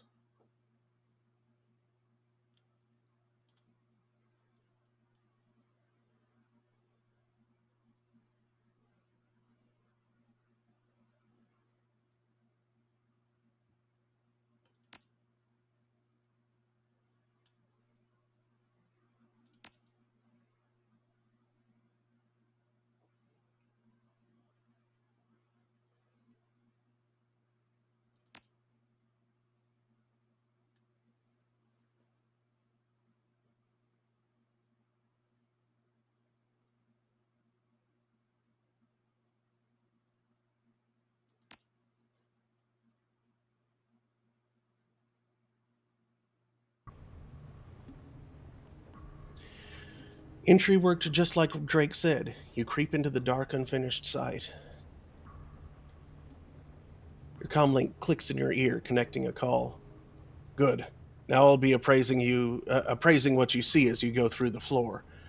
Grab the best stuff, and my alarm suppression should keep you afloat. Just don't get too ballsy. If the books haven't been cataloged yet, they'll still be in the basement, the tomb. I'll be in touch.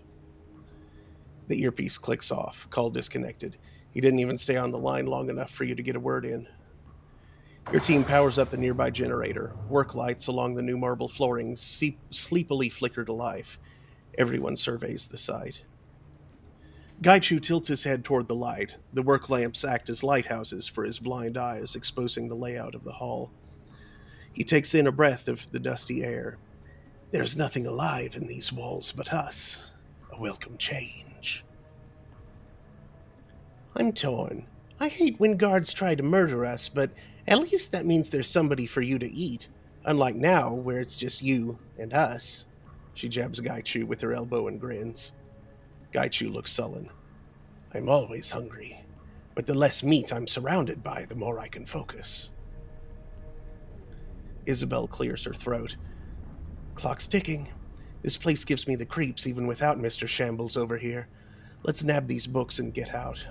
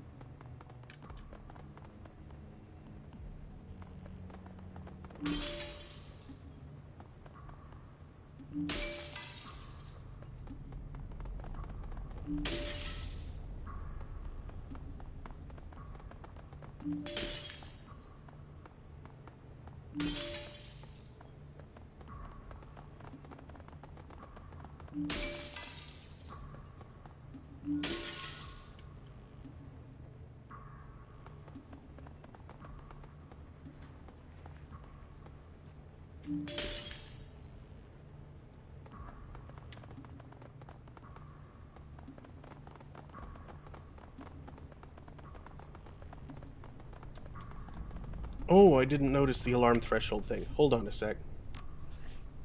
Restart level. Yes. I'm going to be more careful about it. I better understand what's going on now.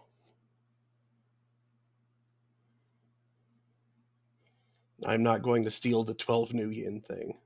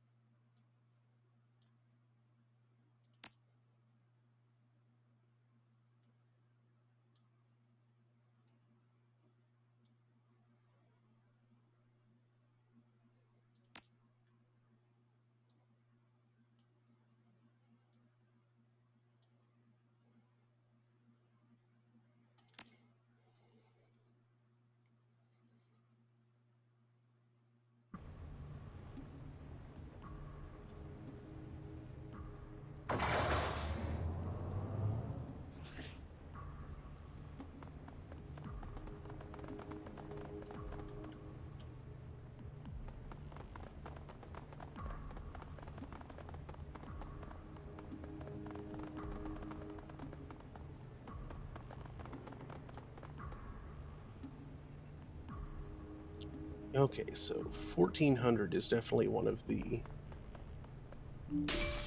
bigger things, as is 950.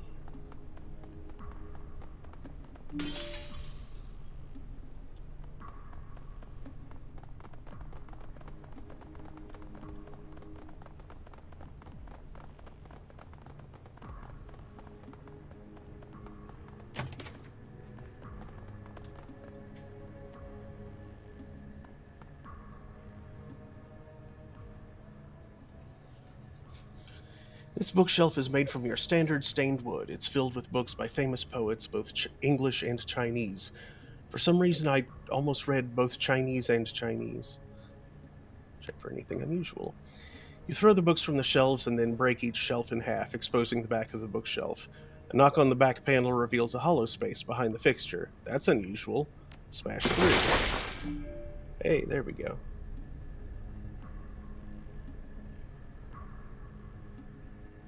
Terminal. Welcome, Lao Zheng. Please input your password to log in. Hey, Isabel, can I get a hand with this login screen? On it. She clacks out a few command strings on the terminal. Easy. This section of the OS has a security hole that'll let me bypass the password without cracking it. Just have to spoof our user credentials. Here we go, the root menu. Access the file system. Business-related files. Fill the submenu, most of them about contracts, construction plans, and financial projections. Among the files are several saved emails. 3 of the most recent ones stand out. Museum details. To Laozheng, from Laozheng to Cho and Sun Construction Company. Museum details. Cho, per our previous discussion, I've attached to this email the revised museum blueprints. The prints outline various changes to the structure and building materials that need to be implemented as soon as possible. Some backtracking may be necessary, but it will cut supply and building costs by over 13% without compromising the museum's size and grandeur. I know you're against it, but production output will have to increase in order to meet our end of year unveiling. I'll leave it up to you to figure out the details, but if I find that you and your team are slacking off again, more cuts will be made. As to the loss of your worker, Mr. Fay, I offer my condolences. However, we both know construction is dangerous work and accidents are commonplace. Accidents? I I don't know where that came from. You can look at this as an opportunity to hire someone more competent and who won't get himself killed. Zheng Lao, Ganxian Enterprises. On-site accident. Melissa Sung to Lao Zheng. On-site accident. Zheng, I processed your informal request yesterday morning. Given a persuasive pittance, the Fei family agreed to forego public retribution regarding the loss of Mr. Qian Fei. Mr. Fei is the fourth laborer lost to hazardous working conditions. Public image is very important to the cooperation, and it's unlikely. It's probably supposed to be corporation, and it's unlikely another transgression will go unnoticed. As your lawyer, I must advise you to double down on your construction safety protocols or to seek an alternative to monetary bribes. Money will buy silence in the short term, but we ultimately want a more permanent solution. I'll forward you the contact information of a Ganxian funded organization that can assist you with such matters. Melissa Sung, Chi Lin Legal Practice, a Ganxian subsidiary. Retracting investment. To Lao Zheng, to Marcus Ping. Dear Mr. Ping, I can assure you that the recent rumors regarding construction infractions, worker fatalities, and malpractice are all untrue. Complete fiction invented by the local gossip circuits to stir up trouble for hardworking men like myself. I've taken every possible precaution with this museum and have spared no expense. Should you need proof, I'll send you my lawyer's contact information. I promise you'll find no infractions filed against me or Ganxian Enterprises. Your investment is sound. Office room controls.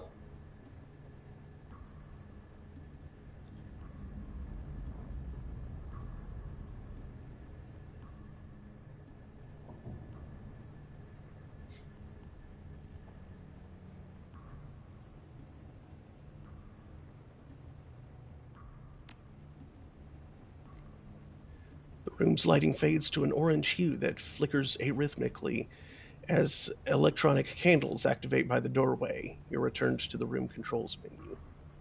Business casual. The room's lighting intensifies and shifts through various colors. You're returned to the room controls menu.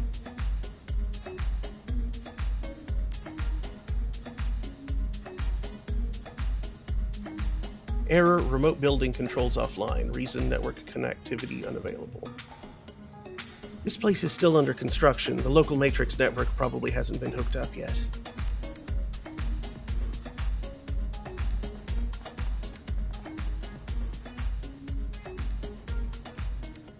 The Lady of Shalott, 1888.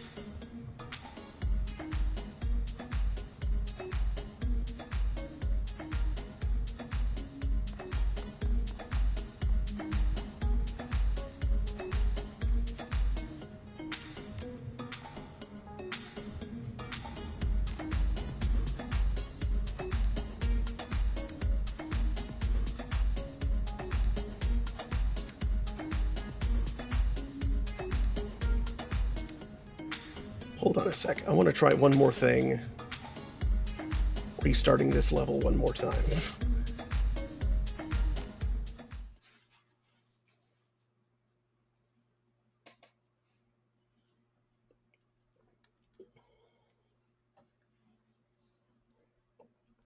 I feel like there's got to be a way to open that or to move that bookshelf without just bashing through it.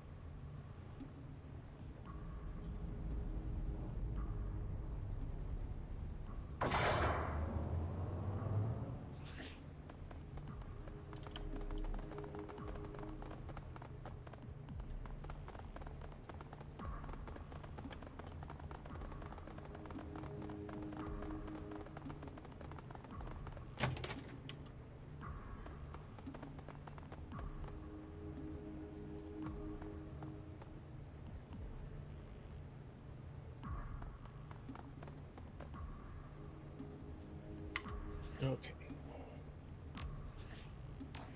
Drop a save right here.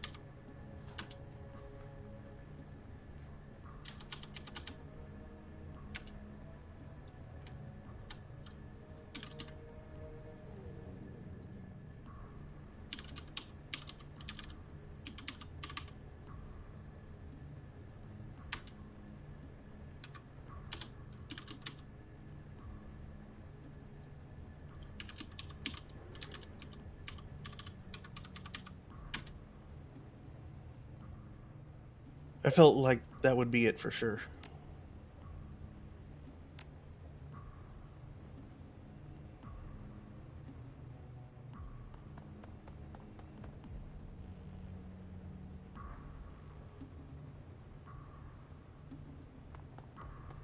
Maybe I need the in there.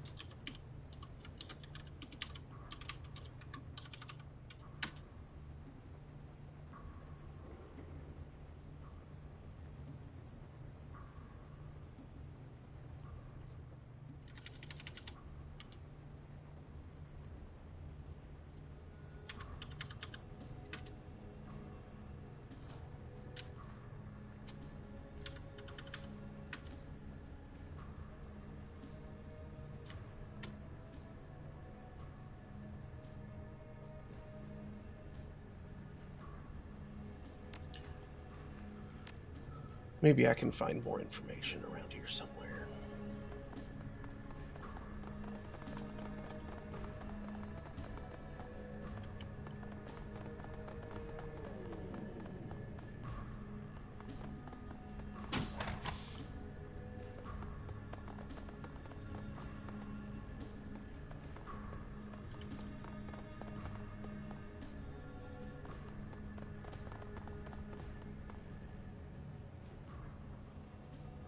Security terminal is off.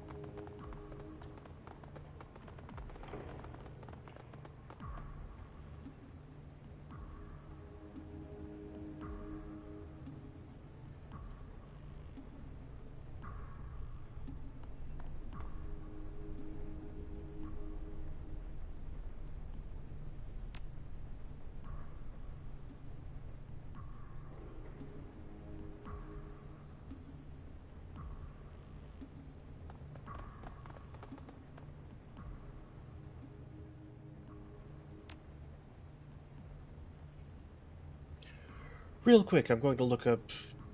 I'm going to see if I can find if there is a way to get that password that I'm just overlooking, because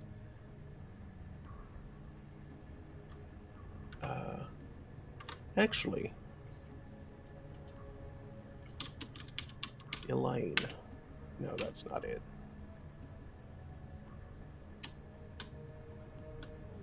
Elaine of Shalott was... I thought that might have been a very obtuse hint.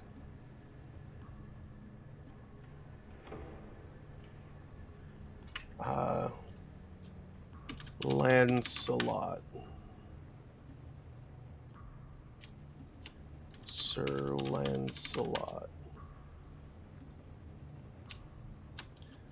Lancelot du Lac.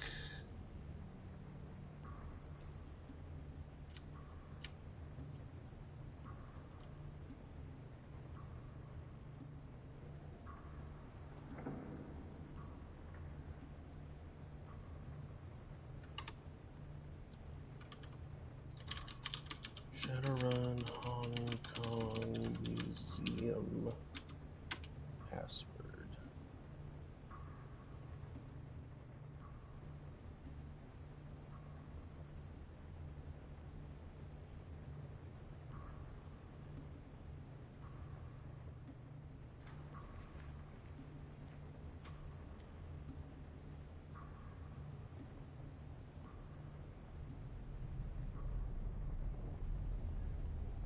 Oh, got it.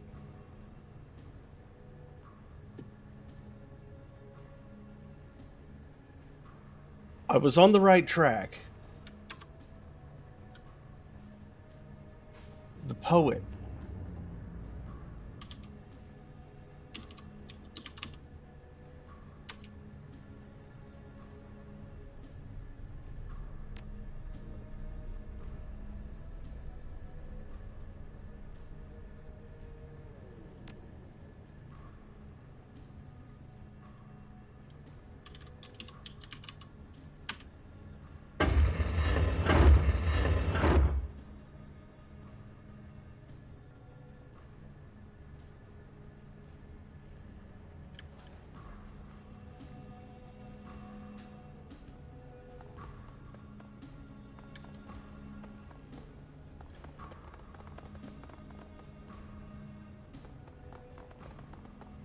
These firearms are relics as well, maybe of value to a history professor.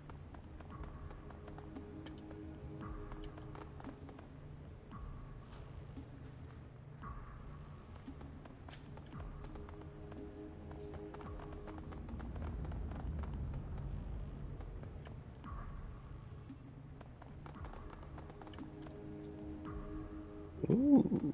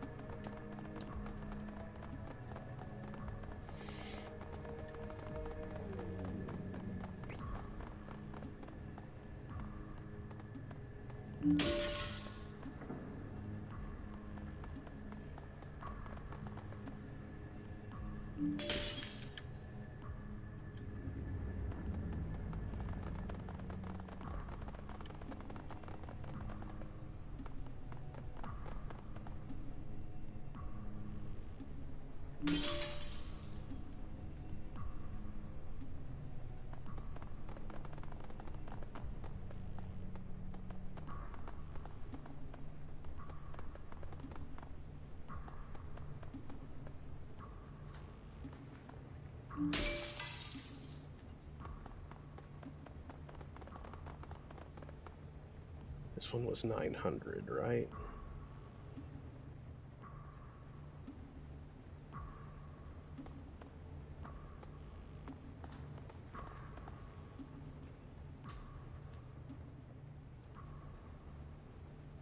I'm pretty sure it was 900.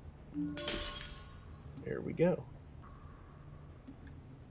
I can still steal 3 more things. This one was 800.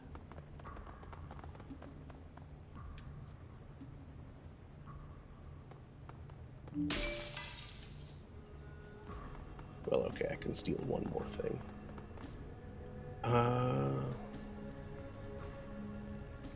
gonna leave the room and come back in and see if I can reset.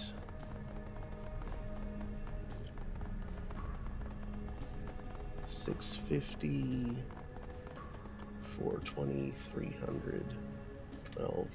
Okay, $650 it is.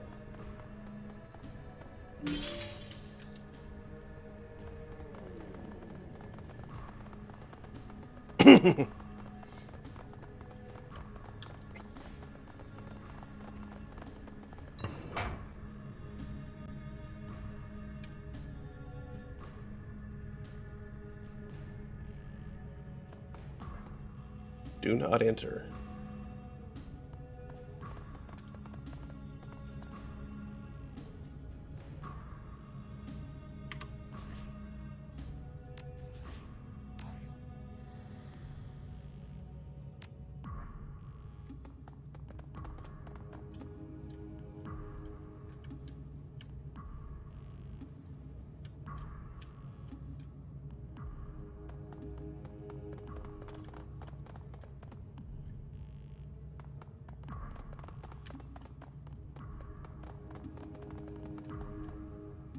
That looks like blood.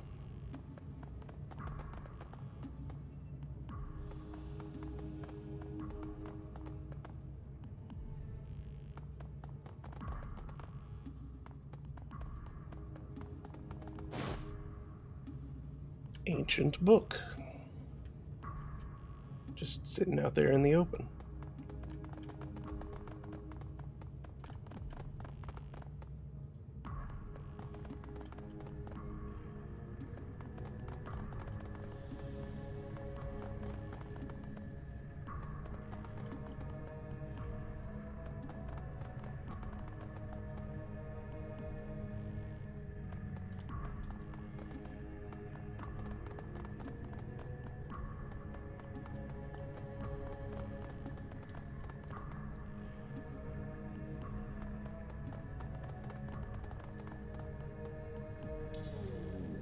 That's some skeletons.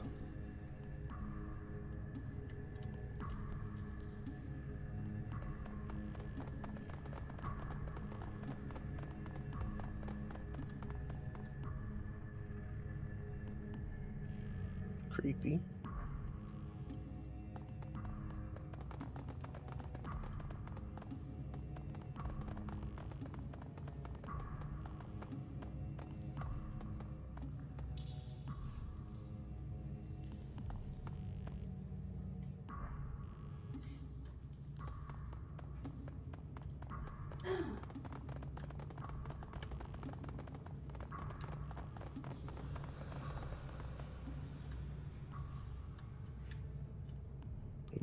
Gargoyle. Mummified corpse. Other book.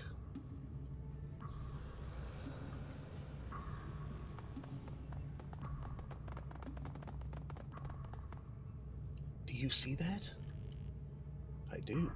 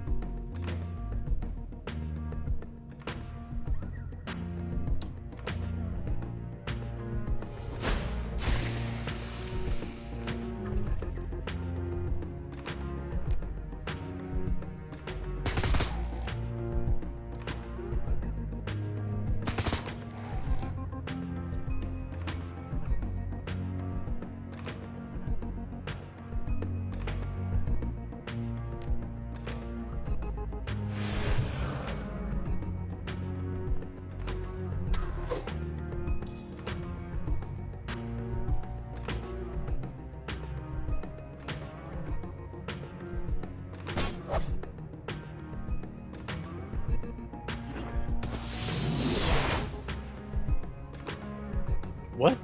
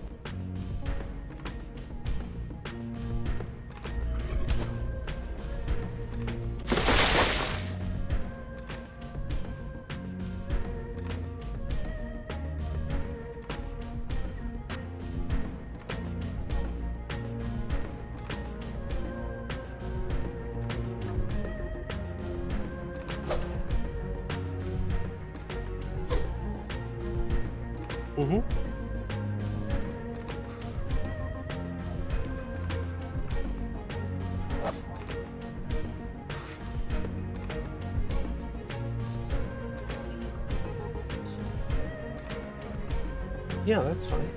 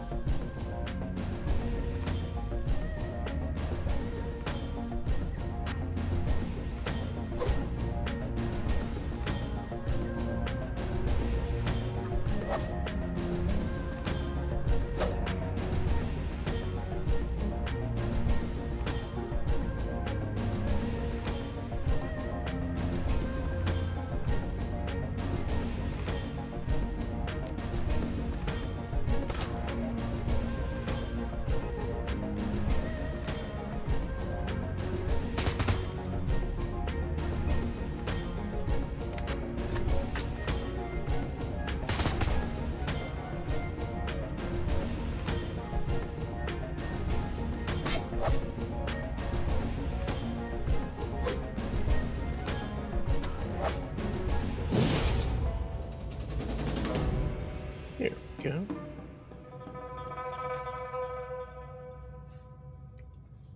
Hey, Mom, would you hand me another drink? Sure. Thanks.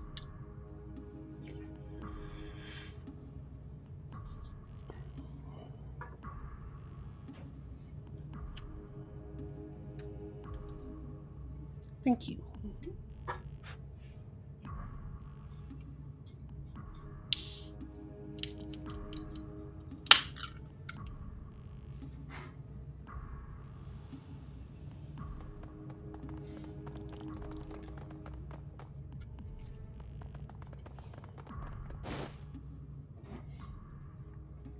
Your comlink crackles. You've got the books. Great. Next, you need to head upstairs so I can wipe the security data. Then you're home free. Got it. Security room's at the top of the stairs leading back into the museum floor. I click in your comlink and he's gone again.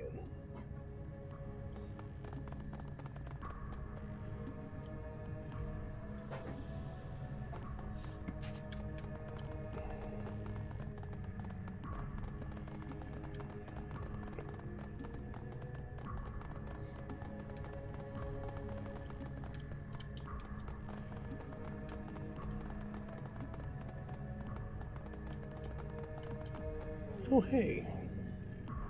Nice, a reason to have brought Isabel.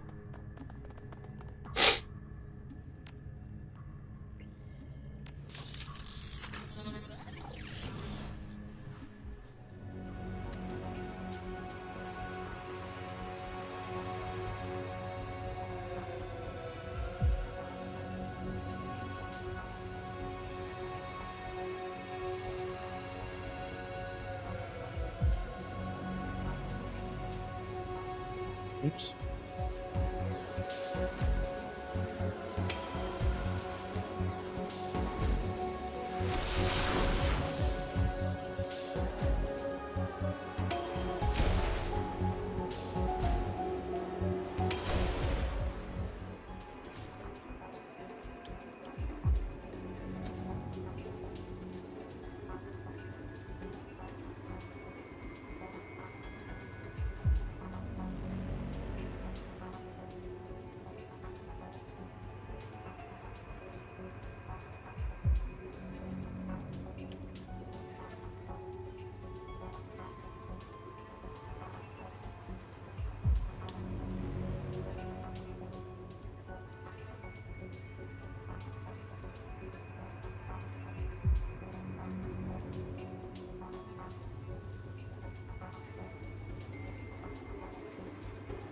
Oops. Dang it.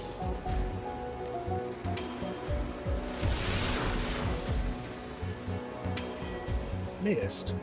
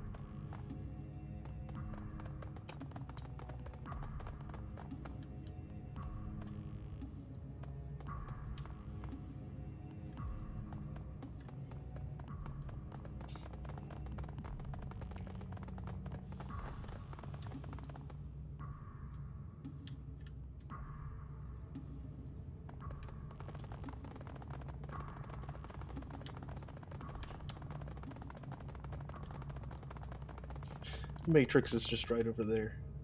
Funny.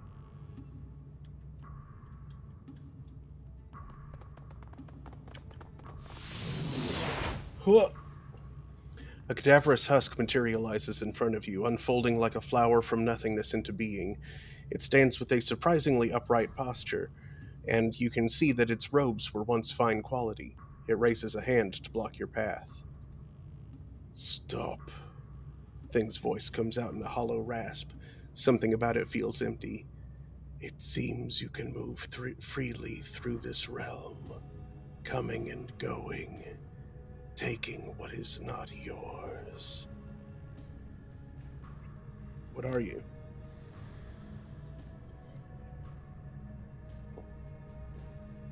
I was once a man, much as you are. Now, I am a dead man. My soul is bound to this place, and I cannot leave.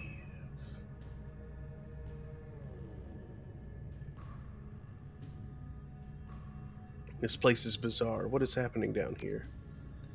The books that you carry, they are alive. They protect themselves, distort space, and draw creatures to them who will serve. Our Exalted had the will to contain them.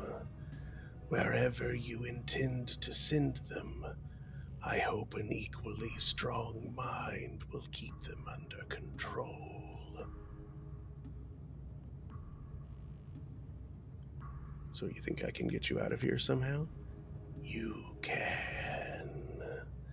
Slowly, painfully, the mummy inclines his head. It reaches into the folds of its robes and produces a ring of fired porcelain. The creature extends its arm, presenting the object as an offering. Take this talisman, and place it among the other artifacts you have removed. Once you have moved it beyond the binding threshold of this excavation, I will be free.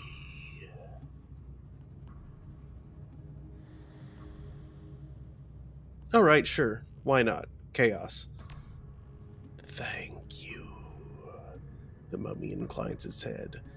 I will be forever in your debt.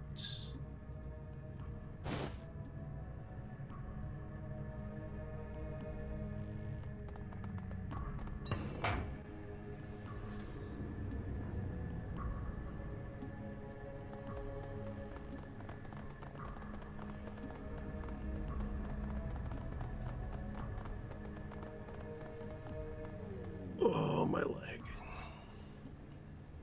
The terminal is powered off. This is the one. Flip the switch on the bottom right, then plug in my data chip. The script will doctor the security logs so we can sneak you out. It's executing now. There's a pause. You can hear him clicking his tongue like a metronome. And done. Get out of there.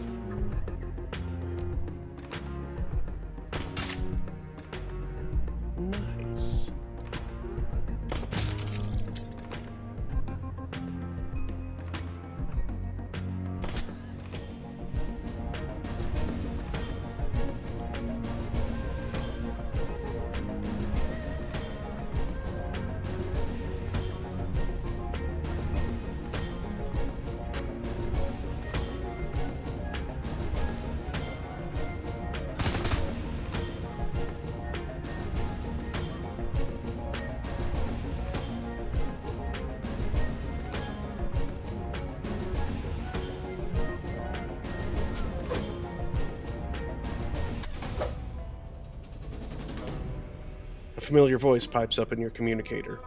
Change of plans. Search those bodies for a key fob. You'll need it to access the side door. There's a side door? In the lobby. My program didn't work as well as I'd expected. I've been monitoring the exits on my cameras, and the HKPF have the front locked down.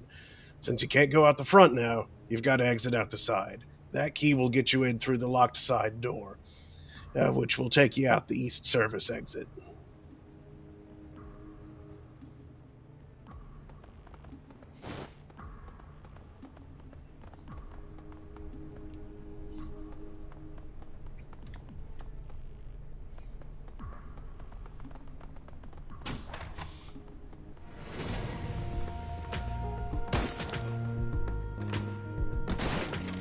Ow.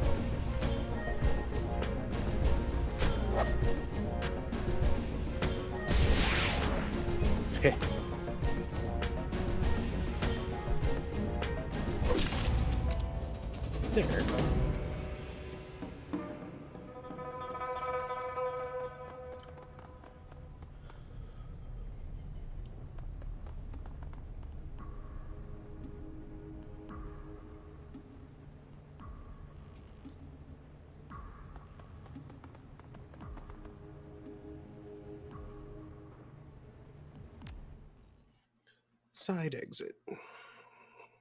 All done. Your adrenaline wanes as you fly through the subway tunnels on your way back to Haoi. There isn't much left to do but pick out shards of glass off your but to pick the shards of glass off your clothes and congratulate yourself on one hell of a run. It's just too bad you couldn't keep the looted antiques. By the end, you'd managed to steal over 10,000 new yen worth of items for your client, a number that will hopefully be reflected in your mission pay. The damage you caused will likely set the museum's development back even farther. Not enough to cripple the project, just enough to send a message. But at the end of the day, you still managed to break a lot of exhibits, displays, and even the faces of a few tomb crawlers, the presence of which had conveniently slipped Drake's mind. Surprises aside, you came out on top, and thanks to some quick thinking on Drake's part, you got the books and you got out.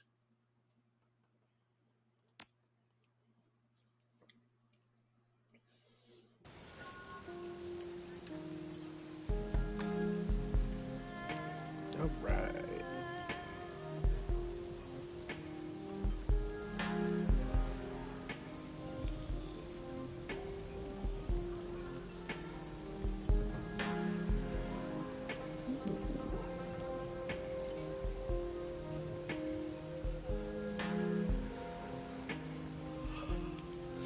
Let's augment haste. I think I like that better.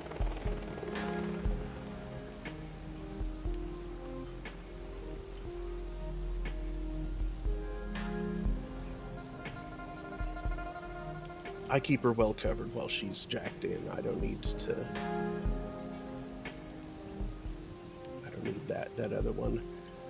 Improving her mini launcher, though, absolutely.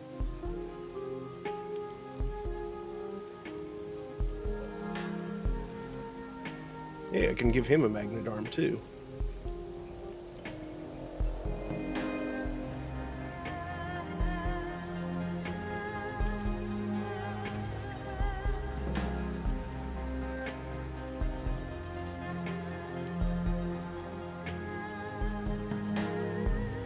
Sure, reflect all the grenades.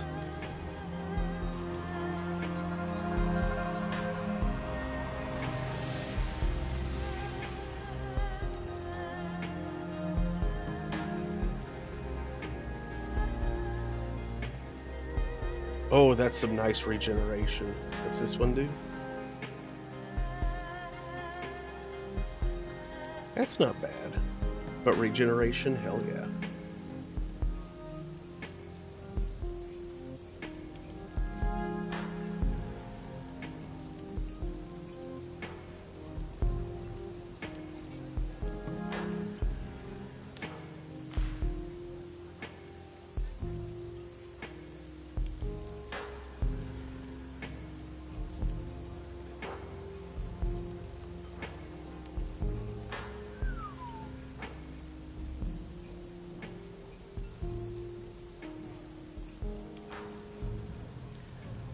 Okay, the laser is nice, but strips 4 armor?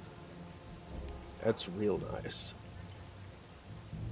It's only got a cooldown of 2. Give me that.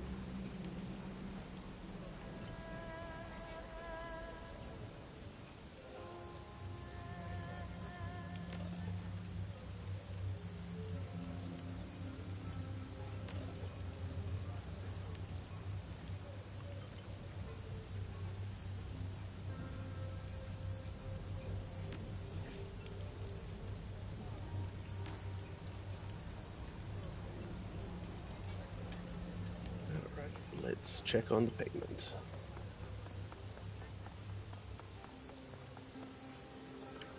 Let's see what's up. on the Shadowlands.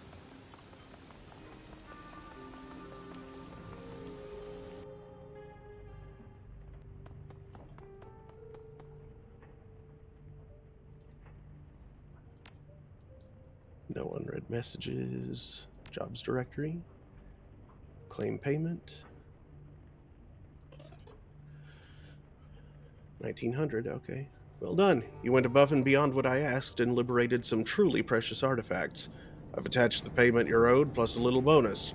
I trust that you'll keep quiet about what exactly was liberated from Blue's little museum. I'll come collect the books from Kindly Chung shortly. Mr. Drake.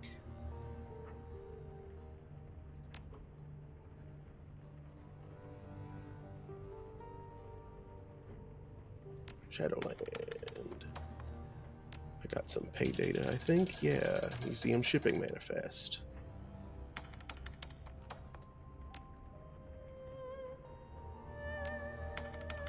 Nothing there.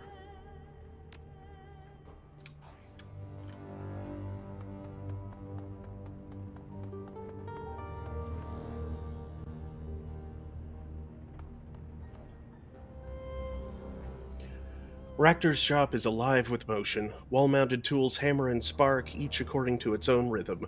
The cacophony reverberates in the metal confines of the converted engine room, attacking your ears as the light of acetylene torches stabs your eyes. My friend, you've come back.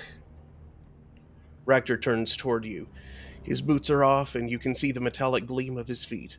Freed from the confines of his boots, the appendages have unfolded. Clawed, gripping toes splay out in all directions, at least 8 to a foot. They look alien and predatory, like the talons of some great carnivorous bird. I wasn't convinced that you'd want to continue our little chats after the last time. From under his desk, a glint of light catches your eye. Koschei. I'm glad I was wrong.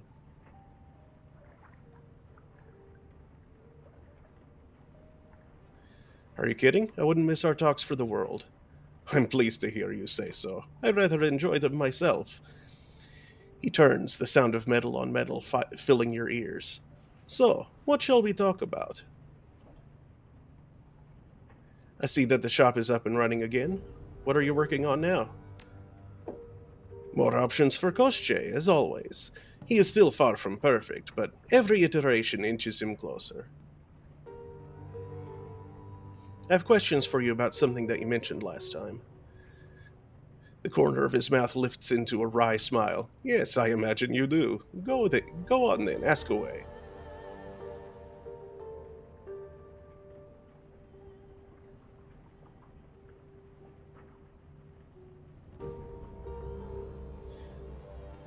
You said that you were diagnosed as a psychopath when you were 8. What led to that diagnosis? My mother had me tested. She'd always kept a watchful eye on me. Obsessively so, truth be told. It was a rather poor way to experience childhood. Why was she watching you? What did you do? Very little. She blew my childhood behaviors out of proportion, I'm afraid. The woman had always been motivated by fear. She had her reasons, I suppose. What reasons are you talking about? Malignant narcissism runs in my family. None of the men in my line have understood the concepts of conscience or empathy, and they wouldn't have had much use for them if they had. My grandfather was an abusive drunk who killed his own brother with a gasoline-powered ice auger.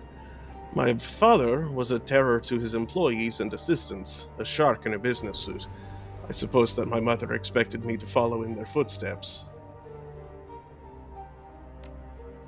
After a brief pause, his lip tilts into a smirk. I suppose that she was right in a way. My career in the shadows has led to more bloodshed than my grandfather's mania could ever have hoped to. I was driven to it, though, driven by theft and betrayal. Left to my own devices, I might never have taken a human life.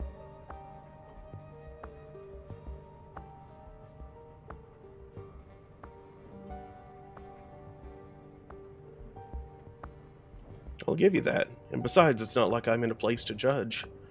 Well said, my friend, well said. Things happened as they did, and I have no regrets. We're both the better for it, are we not?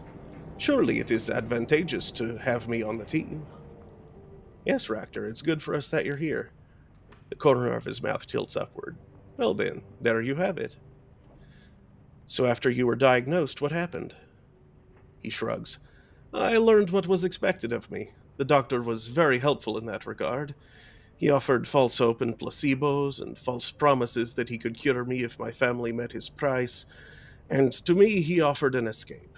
All that I had to do was play along, and my problems would be solved. It wasn't difficult to pretend that I had been cured. Once I understood the outward signs that my mother was looking for, I was able to ape them well enough. In time, my mother came around. In your place, I'd have done the same thing. Of course you would have. Anyone would. Not everybody would succeed, of course. At the risk of sounding immodest, my natural talents for acting and mimicry are quite impressive. And I had an incentive to play my role well. My grandfather lived out his final days in Black Dolphin Prison. Do you know the place? No, is it anything like a Supermax prison in the UCAS? In terms of conditions, it's far worse. Black Dolphin is one of the most appalling detainment facilities in Russia, and that is saying quite a lot. I was determined not to wind up trapped in such a place. I am not an animal to be caged. Ractor bends down and runs his fingers over Kosche's chassis. The drone stands motionless, the lenses of its many optical sensors focused on you. In any case, there you have it. I am glossing over many of the details, of course, but I'd rather not discuss my childhood any further. Instead, let us think to the future, and to the promise that it holds.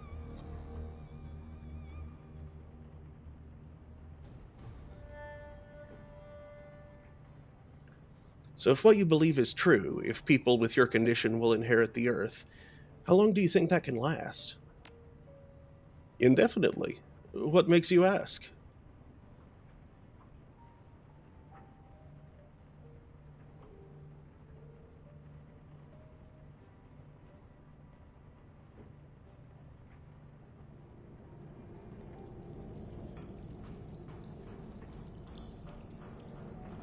Intellectual curiosity, you can understand that, right?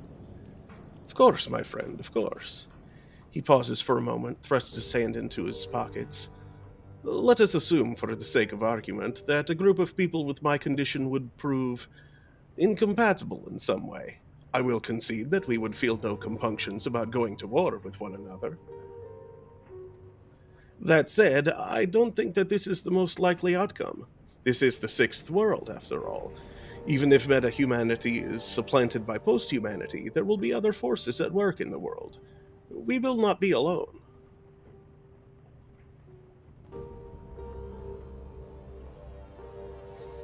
You're talking about the supernatural, dragons, spirits, that kind of thing. Yes, any form of intelligence that cannot or will not make the leap that we make. Dragons and spirits would qualify, so would any metahuman holdovers that cling to their natural bodies.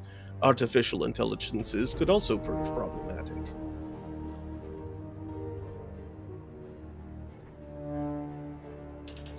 And what would they be to you? Competition? Prey?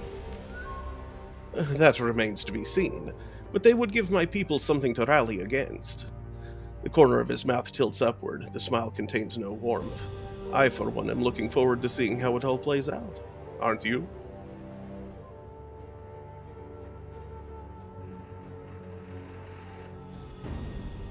So where do we go from here? Forward, my friend. Always forward. Silently, Kosche studies you, its articulated pedipalps weaving hypnotically. You will join me, won't you? The future beckons the both of us equally. Follow me, and I will guide you into a better tomorrow. I can think of nothing that would please me more.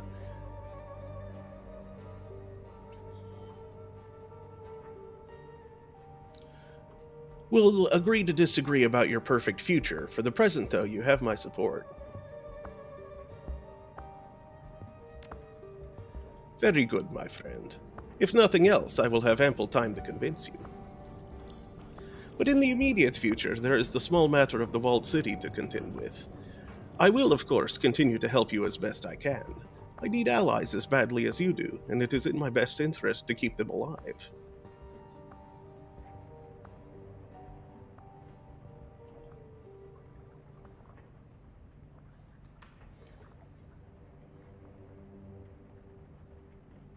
Glad to have you with us, Ractor. It isn't often that a guy gets a chance to work with the man of the future. He chuckles. No, I suppose not. And now, if you will excuse me, I'll catch you on our next run, Ractor. He nods, smiling. And I you. Goodbye, my friend, and good night.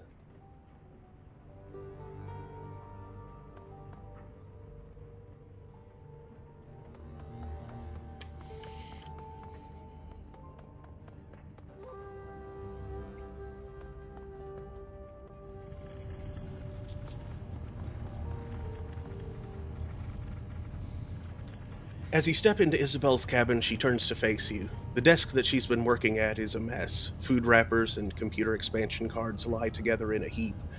Isabel herself doesn't look much better. Her eyes are badly bloodshot, and her lips have been drawn into a deep frown. You're back. Hey. She shoves a box of assorted mounting screws aside with her foot. What do you need? Excuse me.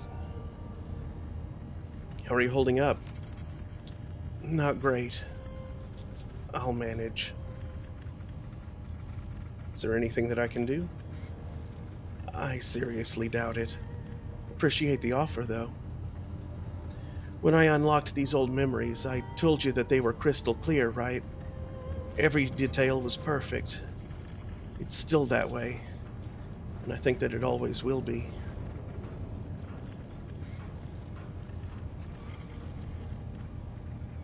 I know it feels that way now, but always is a long time.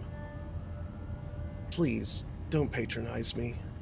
I'm not a lovesick teenager saying that I'll always love my boyfriend. I'm a professional, and I know what I'm talking about. These memories have been stored as data in an archival format. They're never going to fade. They'll never grow less intense with time. It's like having an eidetic memory. I'm stuck with a perfect record of every shitty thing that I saw and felt during my childhood in hell. It's not an easy thing to live with.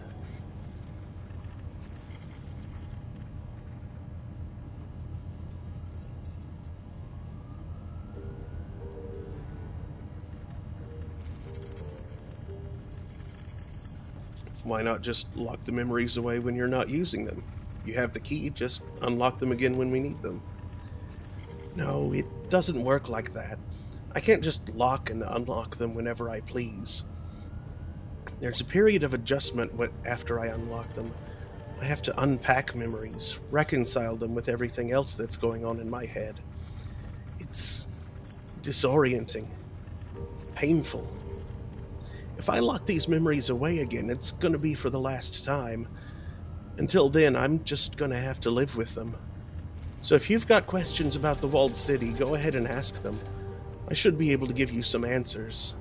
Not all the answers, mind you, but something.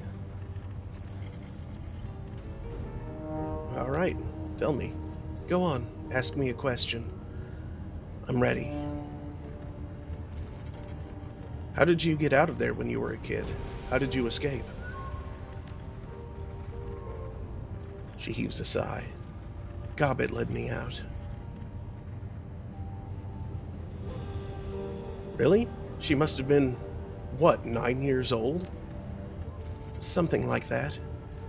Go ahead and ask her about it if you want. I'm sure that she'll be happy to brag about it, but I think that we have more pressing matters to discuss.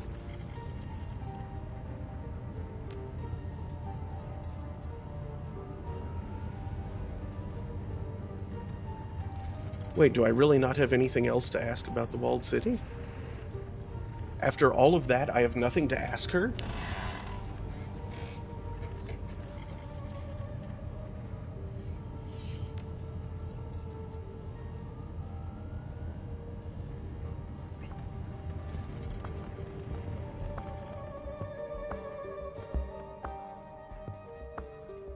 Hey again. Did you need something?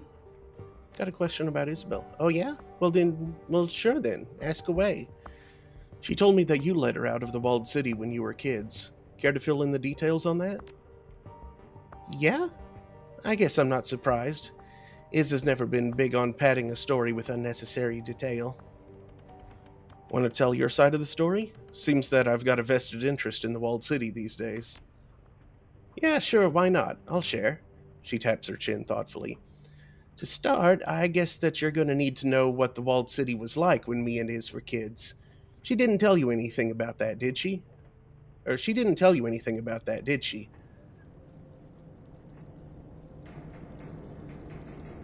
No, she didn't say much other than that you'd saved her.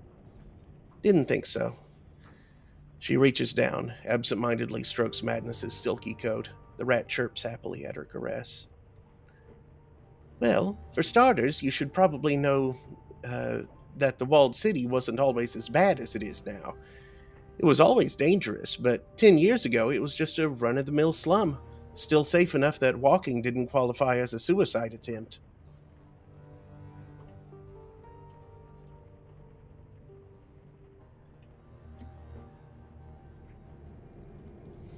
I'd figured that what I saw in there had to be the bottom of a downward spiral.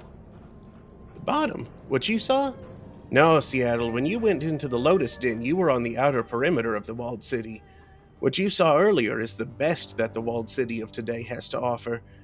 As you go deeper toward the center, it gets a whole hell of a lot worse. Anyway, back when I was a kid, it was pretty much all like what you saw in the Lotus Den. Not exactly Victoria Harbor, but survivable if you knew what you were doing. Back then, I used to play in the walled city. Rat would lead me into all of the nooks and crannies that grown-ups were too big to fit through. There was this other young shaman there that I used to play with. His name was Happy, or Lucky, something like that. He followed Pig. Nice guy, good card player. Obviously, none of this was a good idea. A teenage girl going into the walled city by herself, that's a recipe for disaster. I didn't realize any of this at the time, though. I loved playing in the alleys and crawl spaces of the walled city. It was fun. Is that how you met Isabel? By exploring the walled city as a kid? Yep. Inside the wall there are these districts. You were in the you were in one earlier when Chung sent you after Strangler Bow, the Lotus Den. How many districts are there? A lot. Some of them aren't much bigger than an apartment building. You'd be surprised how many people you can cram into a single room when you have to. Isabel and her family lived in the Mansion District. It's a sort of a holding pin for refugees from the Middle East and Africa.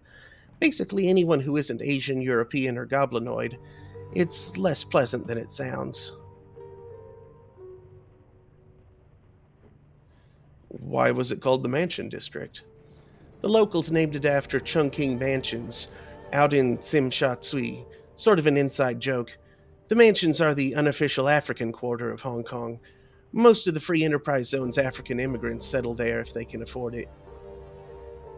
The destitute refugees like Iz and her family don't get to go to Chungking Mansions. They get herded into the walled city, and once they're inside, the Mansion District is where they wind up.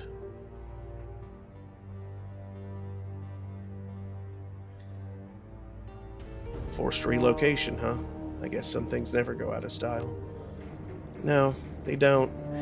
And once the refugees arrive in the Mansion District, their prospects don't exactly improve. The only things that most of the people in the mansion had in common were the color of their skin and the fact that they were living in crushing poverty. They didn't even have a common language to speak. It was a pretty rough place. Lots of infighting, lots of gang-on-gang violence. People did band together for protection, but there wasn't a lot of hope. Everyone lived in fear of being sent deeper into the slum toward the center.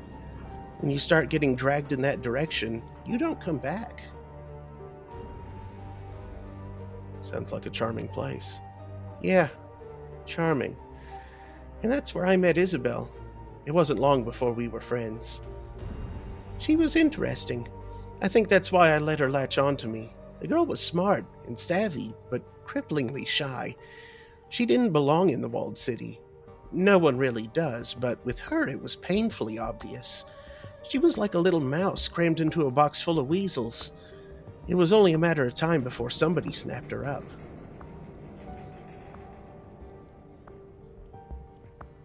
But you got her out of there before that could happen. She nods. That's right. More accurately, Rat got her out of there. She came to me in a dream, showed me that whatever was going bad in the walled city was getting worse. The whole place was rotting from the inside out, choking in bad chi and lost hope. I decided to go inside one more time. If I found Isabel, I'd offer to lead her out. If I didn't, well, she grimaces, spreads her arms.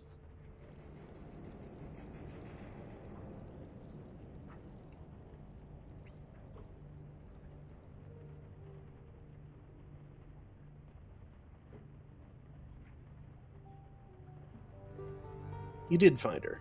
Doesn't matter what would have happened if you hadn't. Thanks. It isn't pleasant to think about, especially considering what a shithole the walled city is now. The truth of the matter is, if I hadn't pulled Isabel out of there, she'd probably be dead by now. I get it. Someone did the same for me and Duncan once. She nods. Yeah, I knew that you'd get it. And I did bump into her, and she did follow me, and Rat got us both out safe. So there you have it. Happy endings all around.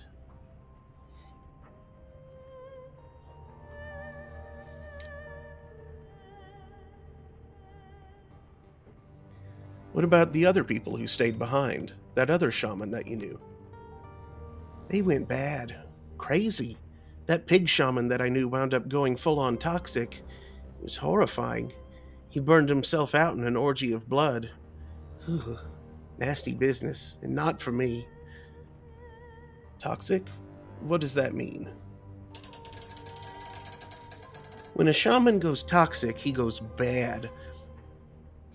That came out weird. Bad. He goes bad. It's like if you invert the usual meaning of a totem, that's what a toxic shaman does. Dog shamans are loyal and friendly, like all good dogs are. A toxic dog shaman is rabid. They're both dog, but they're different aspects of dog. Get it? Yeah, and your pig shaman friend went toxic? That's what I heard. You don't want to know what happened to him, what he became. It was pretty bad at the end, before the locals overwhelmed him. A lot of people died. What about Isabel's family? She said that they were still in the walled city. Why didn't you bring them with you? You think that I didn't want to? She sweeps a loose strand of hair out of her eyes. Look, it was going to be dangerous enough to get Isabel out on her own. Dragging a whole family out with her would have been impossible. Why? Because they weren't like me and Iz. They hadn't grown up on the streets. They were upper-class people back in Somalia before they immigrated to Hong Kong. They were hopelessly out of their element. Even if I had managed to find them, they probably would have done something stupid and gotten us killed. So you just left them? Damn right I did.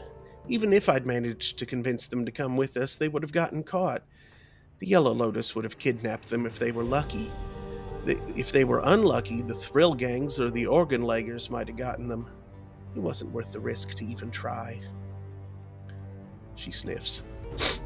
Besides which, Isabel didn't want to bring her family. She wanted to get away from them as much as she did from the walled city. Never could get her to tell me why. Can we talk about something else? Sure, ask away, I'm all ears. And it pops back out here. Okay, well, I didn't have anything to ask anyway.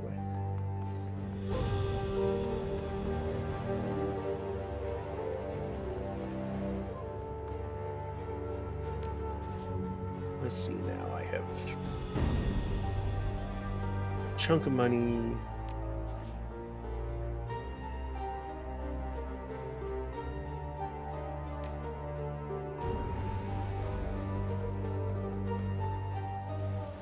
Let me check what I need for the sword that I want. Was it 6 or 7?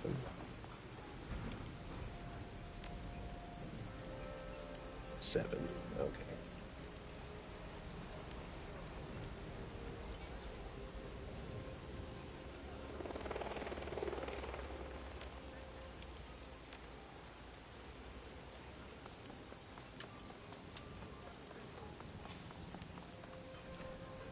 Okay then. I think that's going to do it for me for today. Thanks for watching.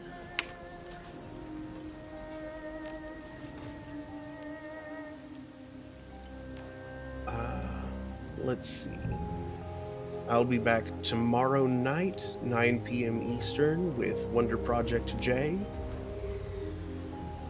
And then Shadowrun will continue Friday afternoon. Let's see who's around to raid.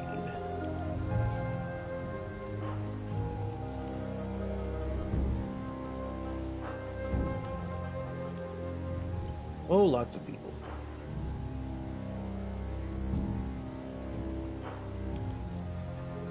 One sec.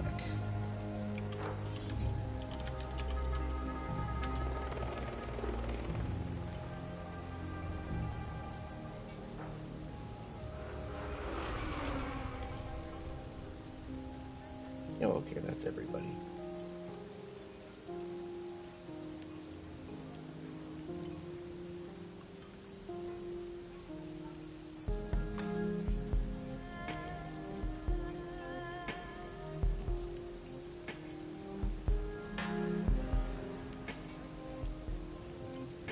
See, I think Gamma Chris just started his stream, so let's go say hey to him.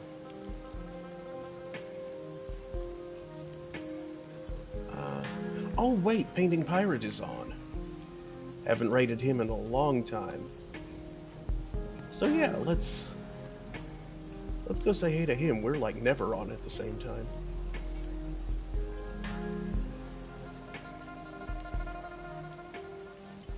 He's doing his he's playing WWE 2K23. I think he's doing some kind of like custom streamers as wrestlers thing. I think that's the thing that he's doing. Very silly. I like it. So yeah, let's go say hey to him. Thanks again for watching. Hope to see you next time. Good night, everybody.